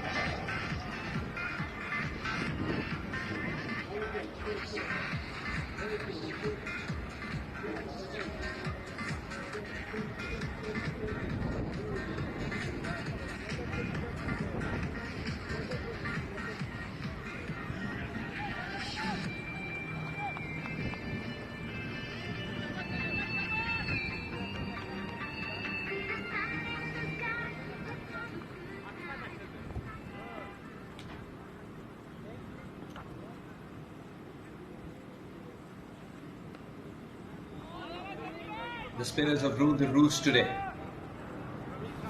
108 for 8. Blackcaps wanted a better resistance with the bat in hand, but once Anthony was back in the hut, it looked like it was the final nail in the coffin. Too much to do here for Masood and Derwell. I tell you what, Derwell Green can clear any ground in the world, but the situation is such that there's immense pressure on him. He's got to farm the strike from here, there's no doubt about it.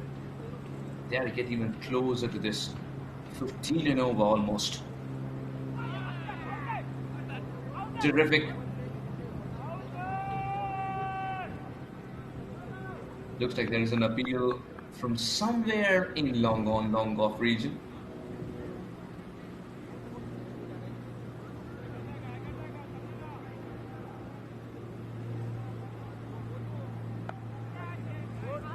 This should be catching practice and the keeper's already called for it. Mohammad Ali Sani has picked up another.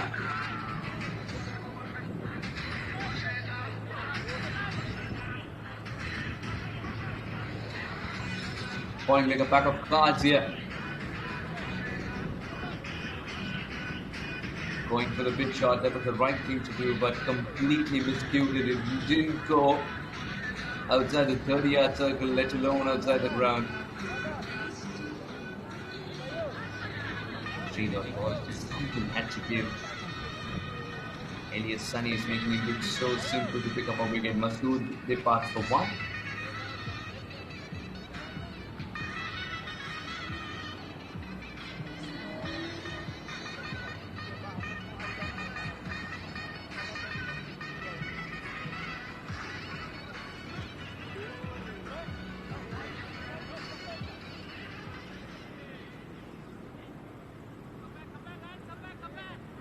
$108 for 9.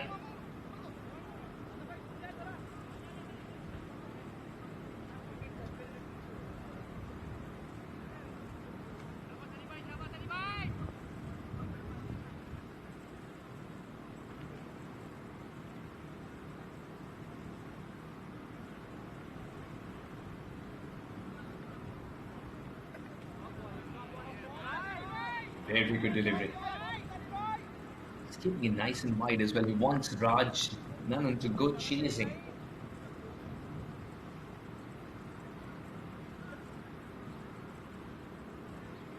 Is it a wicket maiden?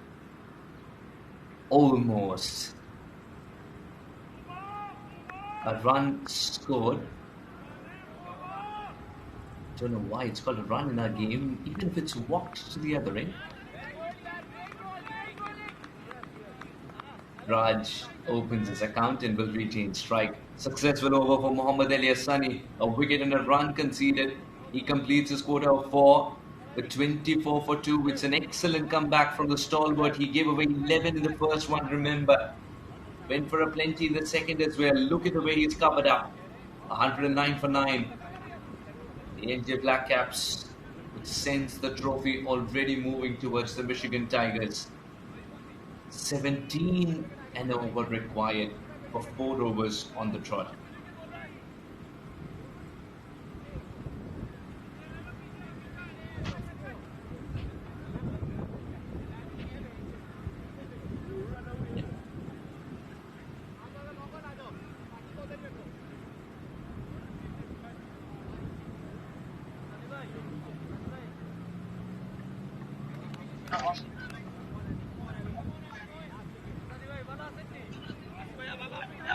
Under 9 for 9, Elmo Hutchinson very miserly today, 7 runs and a wicket. And it's the extra bounce factor which has troubled so many batters around the world.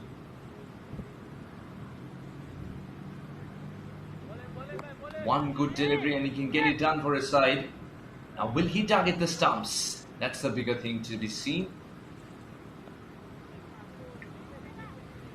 Gently guided away. Bisfield.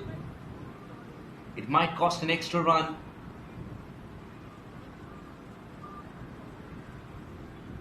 Akshay, it's been a rather disappointing approach from the India Blackcaps today with the bat in hand. And some sensational spin bowling from the Tigers. Yeah, they started off really well with the new ball. Their fast bowlers, as we discussed, they kept bowling that shortish length, didn't give any room at all, cramped the batsman. And then, the spinners, world class, put a tight lid of things and kept getting wickets at regular intervals. The required run rate was also creeping up. So, that kind of guided their way to picking up wickets. But all in all, a professional performance from the Tigers with the bat first and now, with the ball as well.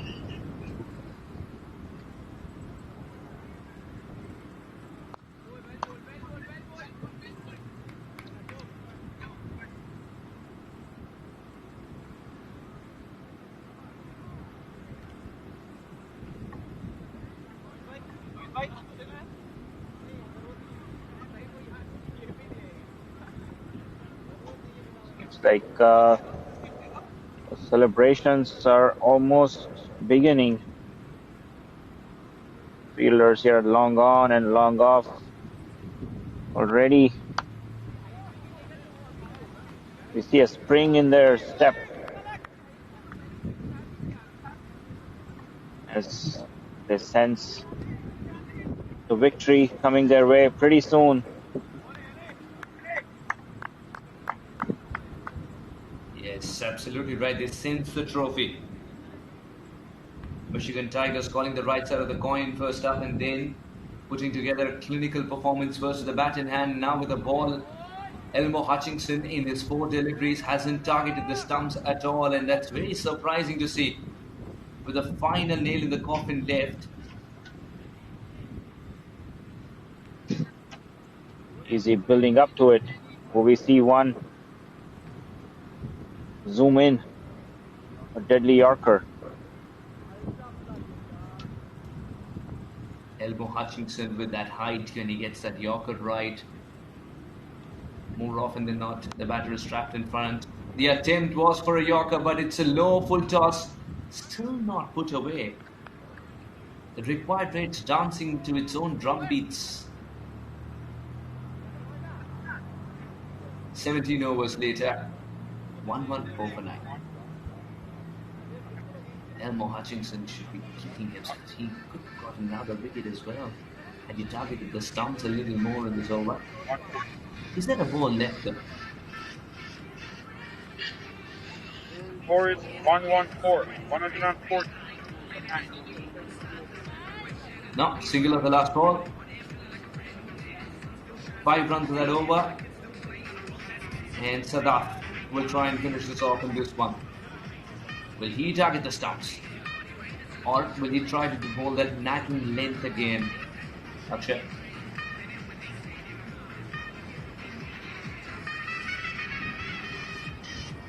He is certainly looking for the base of the stumps, I would think.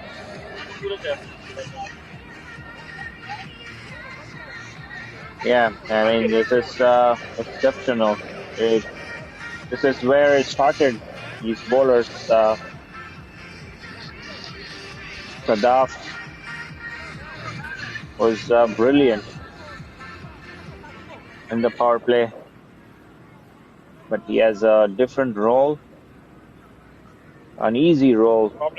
He has probably has his work cut out coming into bowl with the pretty much the game sealed.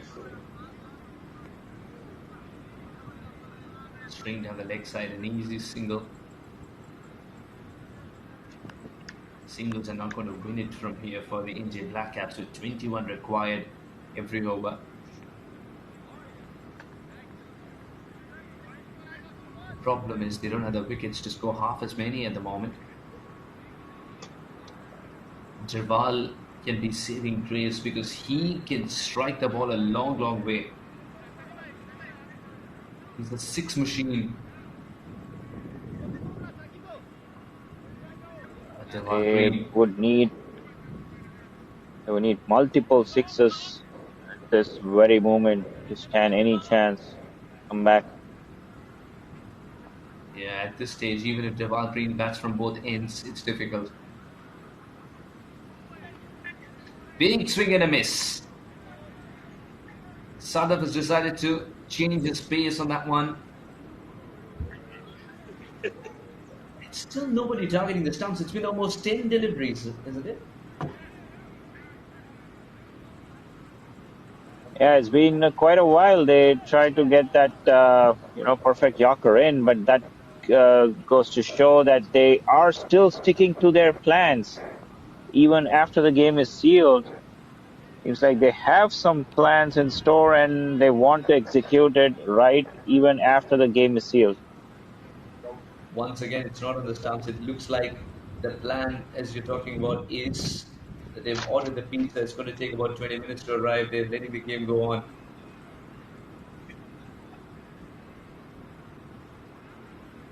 One at the base of the stumps with Derval swinging wildly like a rusty gate of the garden. It can put an end, it can put a full stop to this game. Slower delivery. Miscued, but it'll land in the lap of the fielder. That'll do. The Blackcaps succumb. Michigan Tigers are crowned the champions of Michigan Open T20 Blast 2023. They've been absolutely magnificent from the moment they called the right side of the coin today. And Michigan Tigers, they've told who the boss is in their backyard. What a game.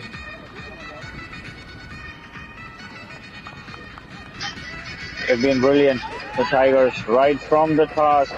They had a plan. They wanted to put runs on board, and they did put up plenty of runs. Plenty of runs to defend. They had a great start in the power play. Their openers getting off to a brilliant start, and then the opener, Fahad Babar, taking it deep and scoring another half century and putting a healthy total on board, and then their bowlers backed up really well. All in all, great victory for the Tigers. A wonderful victory indeed. They've been on the prowl throughout the tournament. It's a very difficult tournament to play. Michigan Open T20 Blast. Remember that, because games come thick and fast at you. You've got to think very quickly. You've got to try and find the balance very quickly. And that's where Fahad Babar was excellent with the bat in hand up top. Ramesh Raza ably helpful. Abdulahad Malik knew his role so well. And the engine room fired today as well. When it came to the bowling, Najam and Elias spun a web around the batters, and it was enough to ensure that the India Blackcaps do not advance according to the required rate. All in all, a great game of cricket. And the Michigan Open T20 Blast 2023 ends by painting the town green as Michigan Tigers will celebrate their championship win.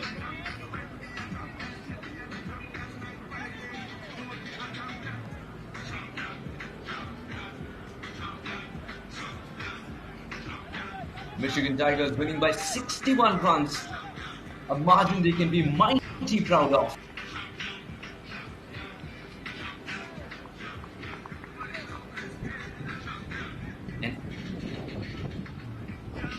And that had to the season will battle cry. Here are 11 men who got together in the beginning of the tournament with one common goal, and that is to lift the trophy. And they're moments away from doing that. And it's only possible, Akshay, because every individual knew his role and performed accordingly. Absolute clarity in that side. I agree. They've been phenomenal. They had their backs on the wall during the league phase. They had games, must-win games to get into the playoff race, but they held their nerve and they've been professional. As you mentioned, each one of them had their roles and they executed them brilliantly. And definitely, we'll be proud to be termed as champions. But it's been a wonderful tournament. Both the teams competing well, hard, but the Tigers eventually being crowned as champions.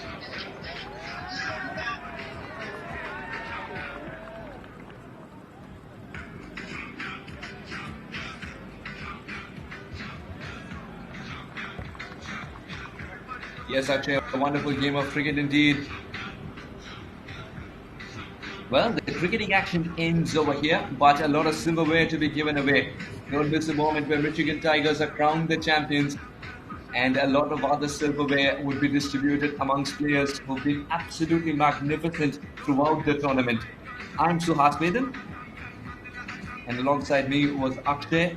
Thank you to Matt as well, the commentator in the first and overs, who absolutely enthralled us. It's been a privilege to bring this game to you from different parts of the world, and it was only possible thanks to ACN. Yes, there you go, Matt, Akshay, and I'm Suhat Vedan, and it was indeed a pleasure to be the voice of Michigan Open T20 Blast 2023 Grand Finale. Stay tuned for the post-match presentation of the Grand Finale.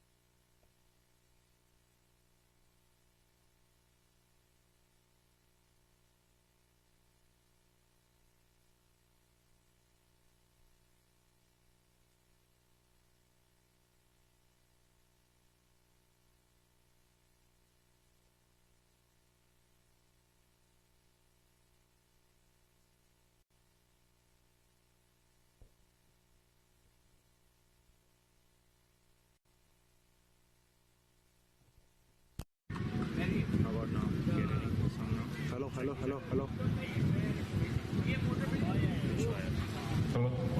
I took the wire. No, it just now this article. But you should be getting it from the camera. Okay. Alright, we'll just use the camera then. Just like we were put out today of this I never did all these. Just Hello?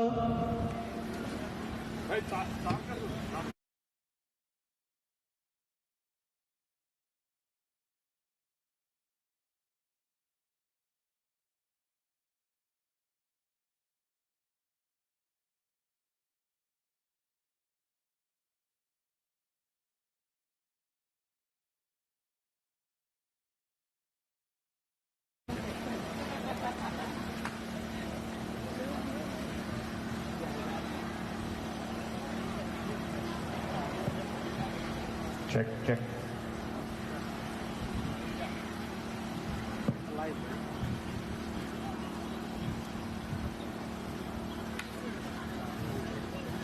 All right, folks, we have Fahad Babar, man of the match for the big final. Congratulations, Fahad. Another great performance. You're backing up your performance from the semi-final, another half century. Congratulations. How was the outing today? I think today, as a team, we played our best cricket, and as the tournament progresses, we kept playing better and better, and today was a result that showed that we as a team played good cricket, and we gelled well, and we kept going and got the momentum. Wonderful. You guys won the toss and wanted to bat first. You got what you wanted. What was the plan when you went into bat? Nothing. Our plan was pretty simple: play good, positive cricket. Our mind was to score 150 plus, because I told yesterday as well that our bowling lineup is something we were very confident on, and our batting clicked at the right moment, and we played good cricket today, the best cricket today for us. Wonderful. So you've been really good with the bat, at least this tournament. So what's the plan ahead in the summer, upcoming season for you? Since we are from Chicago, so a lot of cricket is happening over there, and a lot of tournaments are coming up. So we will definitely be playing a lot of matches. It's just the beginning right now. That's very nice. Again, it was a treat to watch you bat. We hope you'll have a great season further. We've got a little bit of a crowd here. Please give him a round of applause. Another great performance from Fahad. Thank you. Thank you.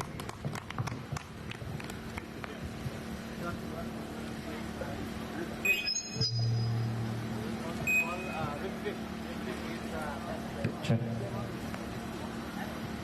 We'll now have Mr. Ritvik. If you can come up, we'll have a quick chat with you.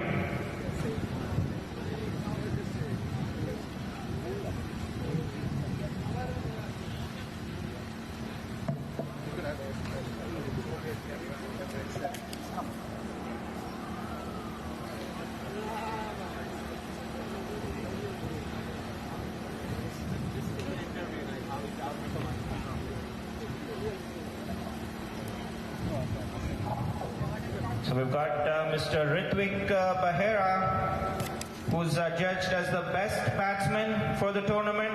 A round of applause for him. Ritvik scored 210 runs at an average of 70 runs, 13 fours and 9 sixes. Wonderful show, Ritvik. Not as planned for the final, but again, your batting was phenomenal. How did you plan for it, and what's the secret behind your batting?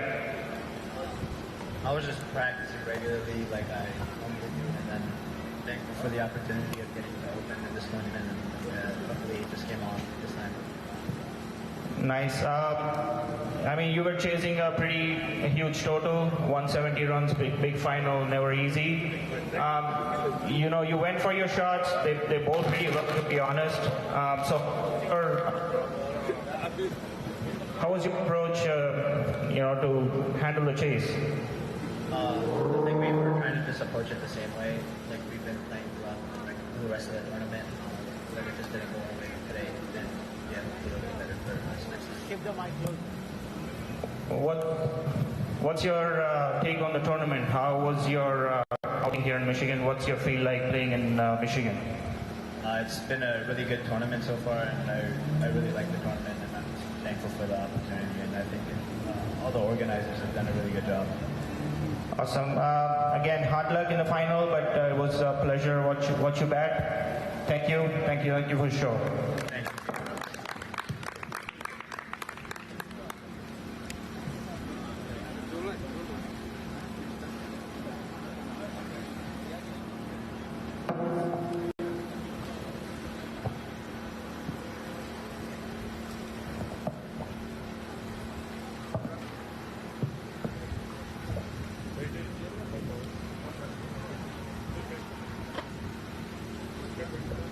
All right, guys, good evening. Can we have both teams here so we can start our presentation ceremony?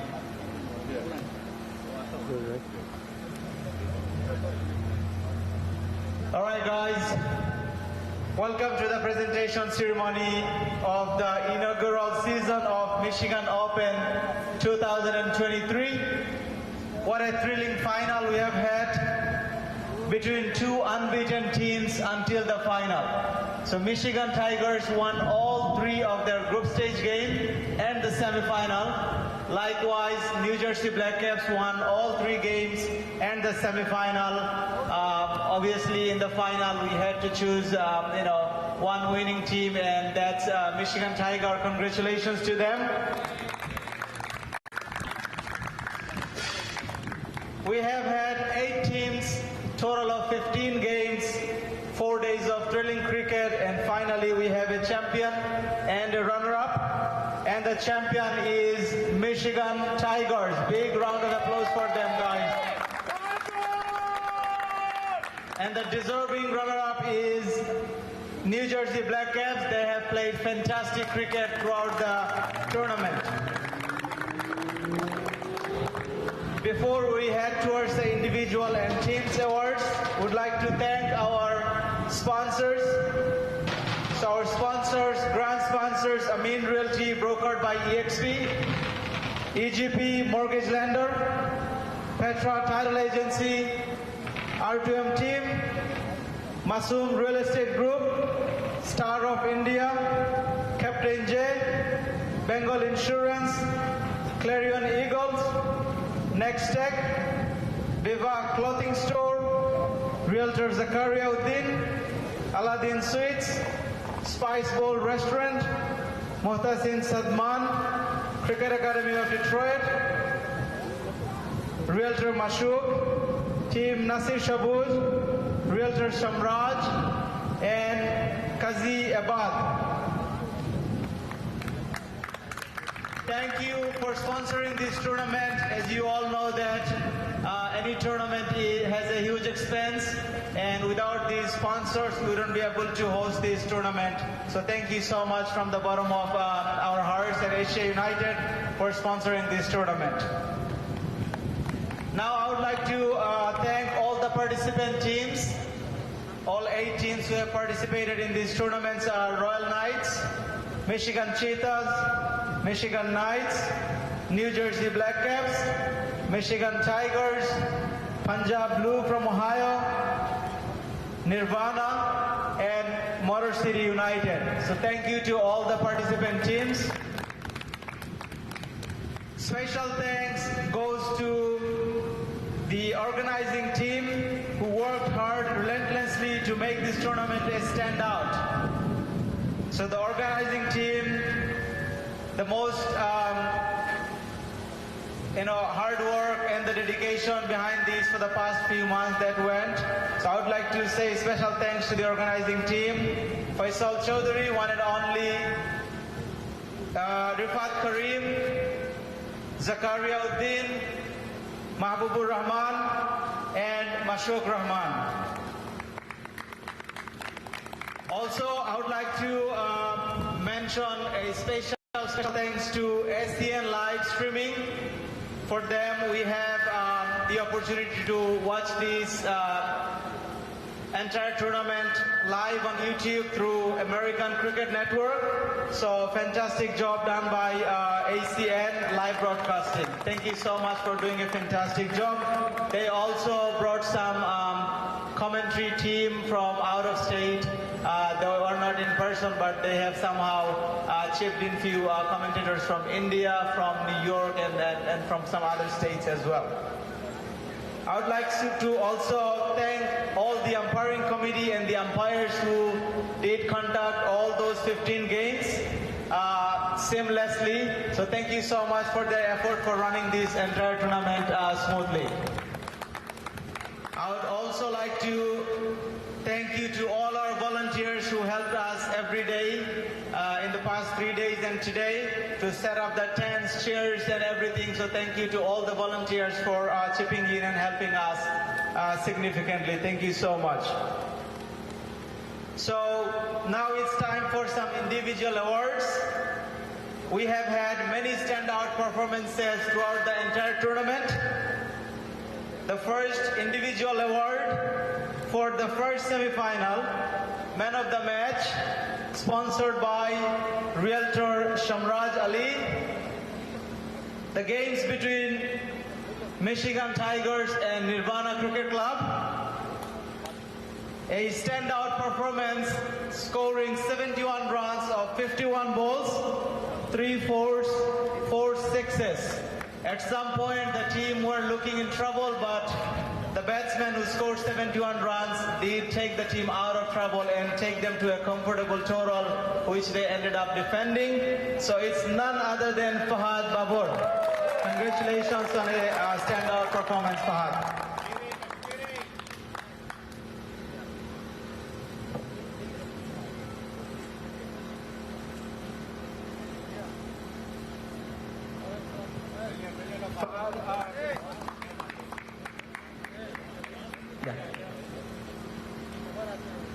The second semi-final, Man of the Match, again sponsored by Realtor Samraj Ali.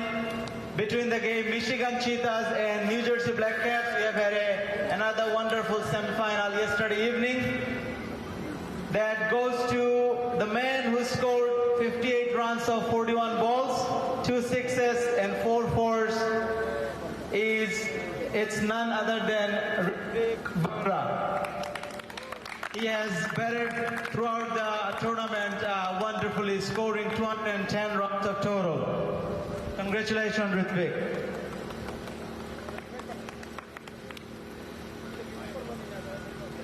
Now, man of the final, again sponsored by Realtor Samraj Ali, against the final Michigan Tigers and New Jersey Blackcaps. That goes to Fahad Babur. Once again, the man stood out in the final and scored a significant knock.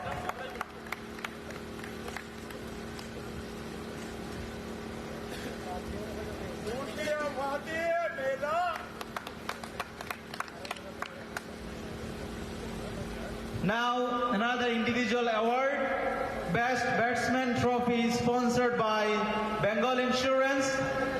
That goes to the man who scored a mammoth of 210 runs, averaging 70. He hit 13 fours and 9 sixes. A man who has played USA Under-19 cricket, very young guy, and also played for USA national team, I believe one or two games against Ireland. It's none other than the young man, the emerging player of the tournament. Best Batsman award goes to Ritvik Bahera. 210 runs, ladies and gentlemen, averaging 70. Ritvik, if you can have a few words again. I know you have had interview with the live telecast, so explain us your feeling and how you did so well during the tournament. What was the process that you went through to make sure that you are scoring in every single game? I know you have missed out on today's game. Your team needed your innings much, but obviously you batted throughout the innings, throughout the tournament really well. So share your experience with us. Nothing. I was just trying to stick to my processes, and I'd like to thank my team for letting me bat where I could bat and showing faith in me. And yeah, I just wanted to continue to bat like that throughout the tournament. Unfortunately, I couldn't win today. Yeah, hard luck on today, but you have batted wonderfully. I know you are very young from the DMV area. You are playing cricket regularly. You're playing minor league as well. You started playing cricket, a few years back here in USA. Obviously, you grew up in USA and you went on to play for USA. So, what's your message to young kids who are growing up here, wants to play cricket professionally? Obviously, you have taken your cricket forward. So, share some words so they can take some inspiration from you. I guess just to keep participating in tournaments like this and practicing. I guess that's about it. All right. Thank you, Ritvik Vera, best batsman of the tournament.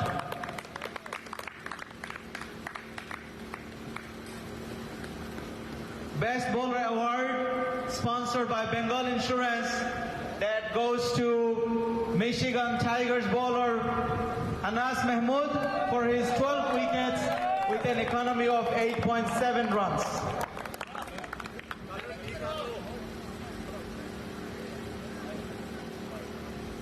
Anas Mahmood, ladies and gentlemen, 12 wickets with an economy of 8.7 runs. You have bowled tremendously well in every single game. Obviously, share your experience throughout the tournament and how did you enjoy this tournament so far?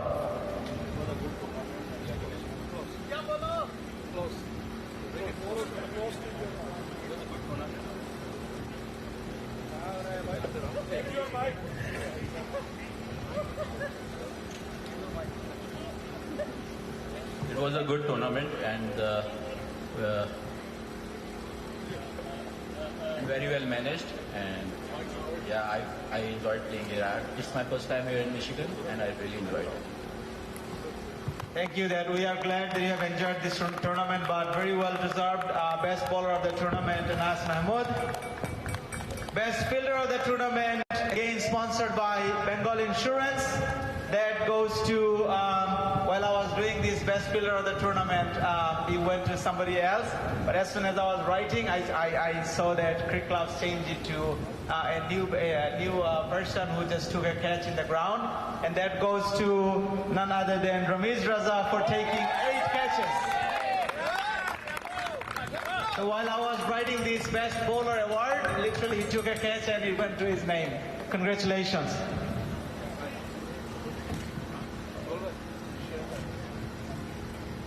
Ramesh bhai, obviously, you are playing throughout the country in US. You played in Pakistan professional league as well. So share your experience of this tournament. I know you have played many other different tournaments in Michigan. So Michigan Open, first time happened in Michigan. Share your experience and how did you enjoy it so far? Especially I want to congratulate the management. It was a brilliant tournament, to be honest. I wasn't expecting the first tournament to be this good. It was well organized and it's a good tournament. And I think it's a good initiative, especially for Detroit people and Michigan. And I've enjoyed a lot.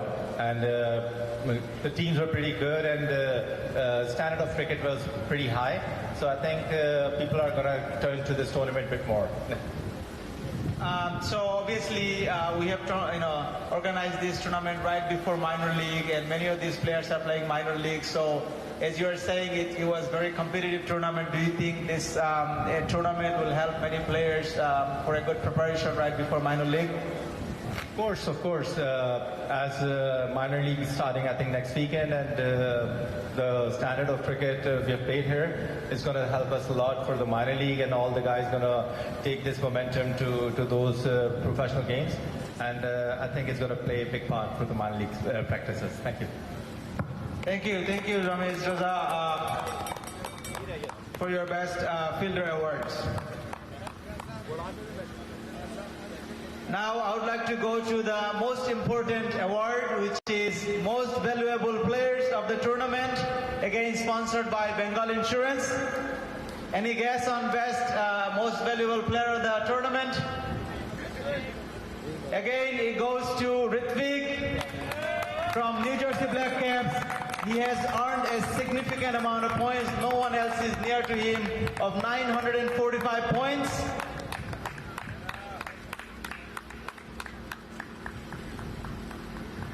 Most valuable player of the tournament, Ritvik from New Jersey Blackcaps. Congrats on that. So now I would like to call all the runner-up team to come and collect their individual trophies, sponsored by Khan Imrul Chaudhary from Toronto, Canada. So New Jersey Blackcaps, if you guys can come one by one and collect your individual trophies. Okay. And I would like to call Gaurav Bajaj to name his players who will collect each trophies.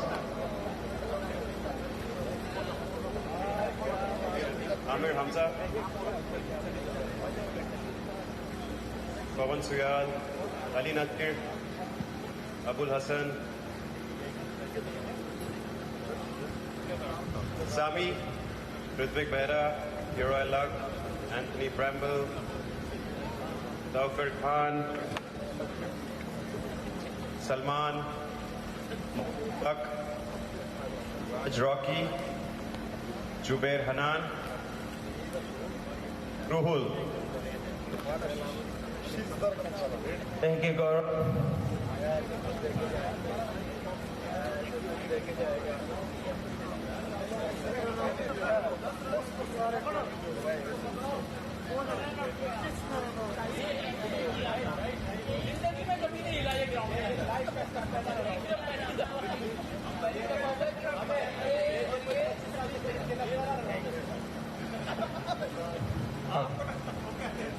Now I would like to call the champions team, Michigan's Tiger, to come and collect their individual trophies, sponsored by Realtor Masoom Ahmed. If you can come up here and distribute the trophies to each player.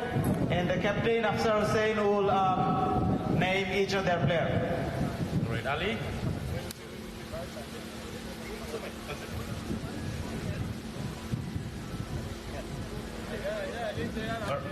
Ahad, Saki, Ali, Anas,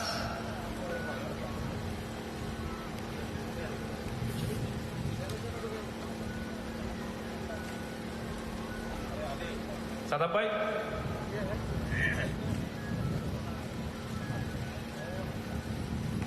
Sanibhai, Sarwat bhai, Ramesh bhai, Can you scream for one last time? Fahad, Shahid, Nazmi bhai, Nawaz, Elmore.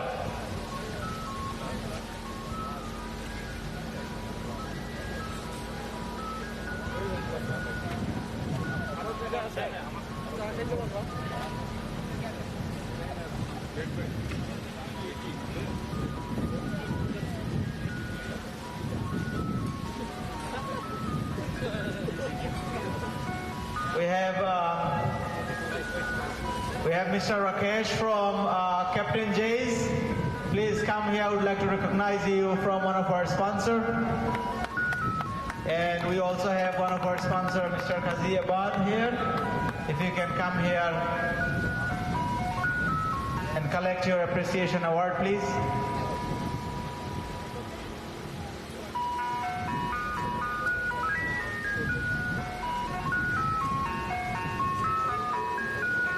We also have Realtor Mashuk, one of our sponsors here. Please collect your appreciation award, please.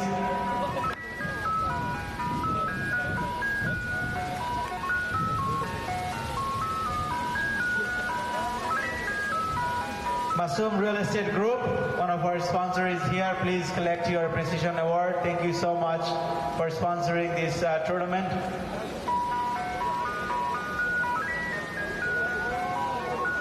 Now I would like to call New Jersey Blackcaps captain to come here and say a few words regarding his experience throughout the tournament.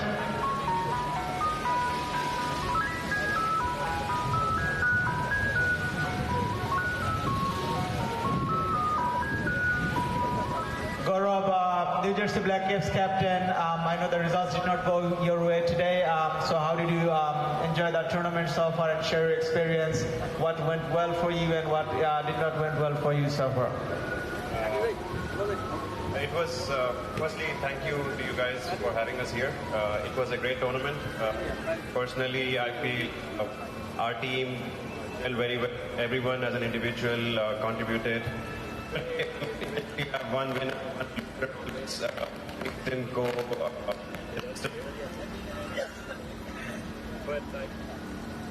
Hello? Yeah. But I feel we had a great tournament. We played very good cricket all throughout the tournament. It was just one of those days.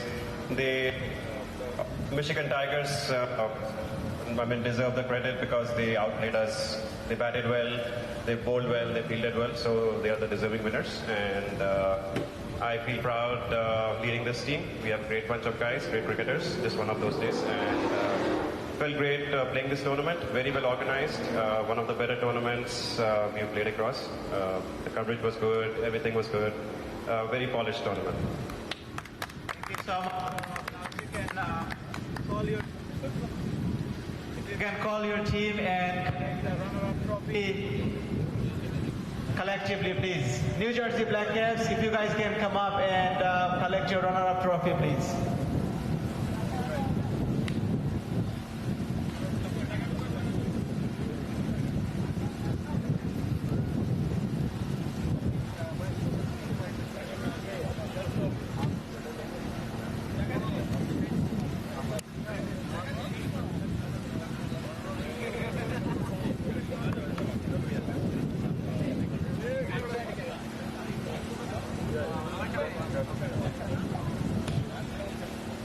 Congratulations, New Jersey.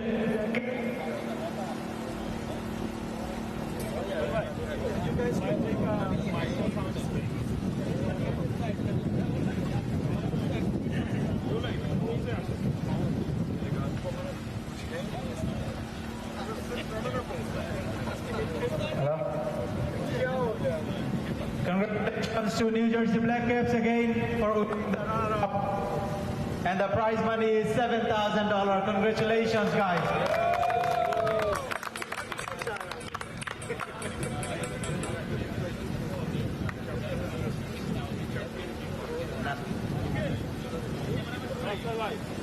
Now I would like to call the winning captain, Afsar Hussain, to come and collect the champion award, the champion trophy of the first season, Michigan Open 2023. Afsar, you had a good team. You guys won all 3 games, undefeated champion, group stage, all 3 games, semi-final and final. So share your experience, what did work for you significantly and obviously helped you to live the tournament. First of all, I want to thank the organizer, especially a couple of guys like Jubail and Rifat Bhai, Sani, all of them definitely. Timber.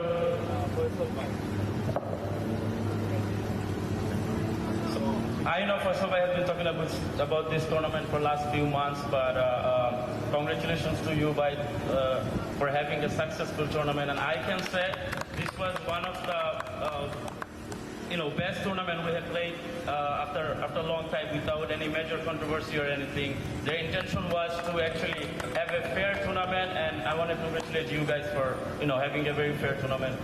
Secondly, I want to thank Sarwat Bhai for trusting me to make this team from the beginning. He had the faith on me. Thank you, Sarwat Bhai.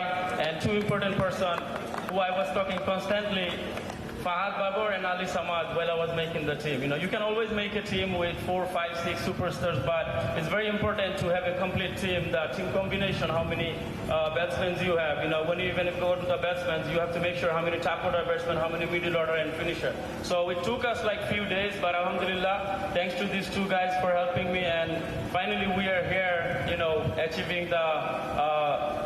achieving what we went for. Thank you everybody, and thank you. Now if you can come here with your team and collect the trophy, the Champions Trophy and the winning prize of $25,000, guys.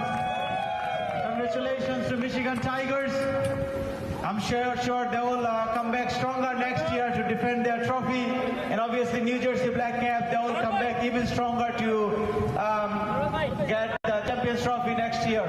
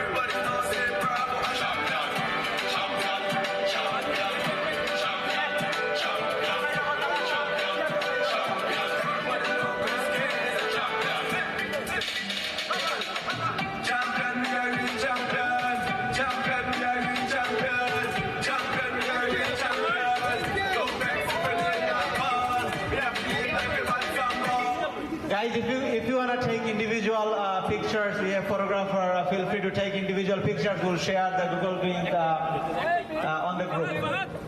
Oh yeah, go ahead.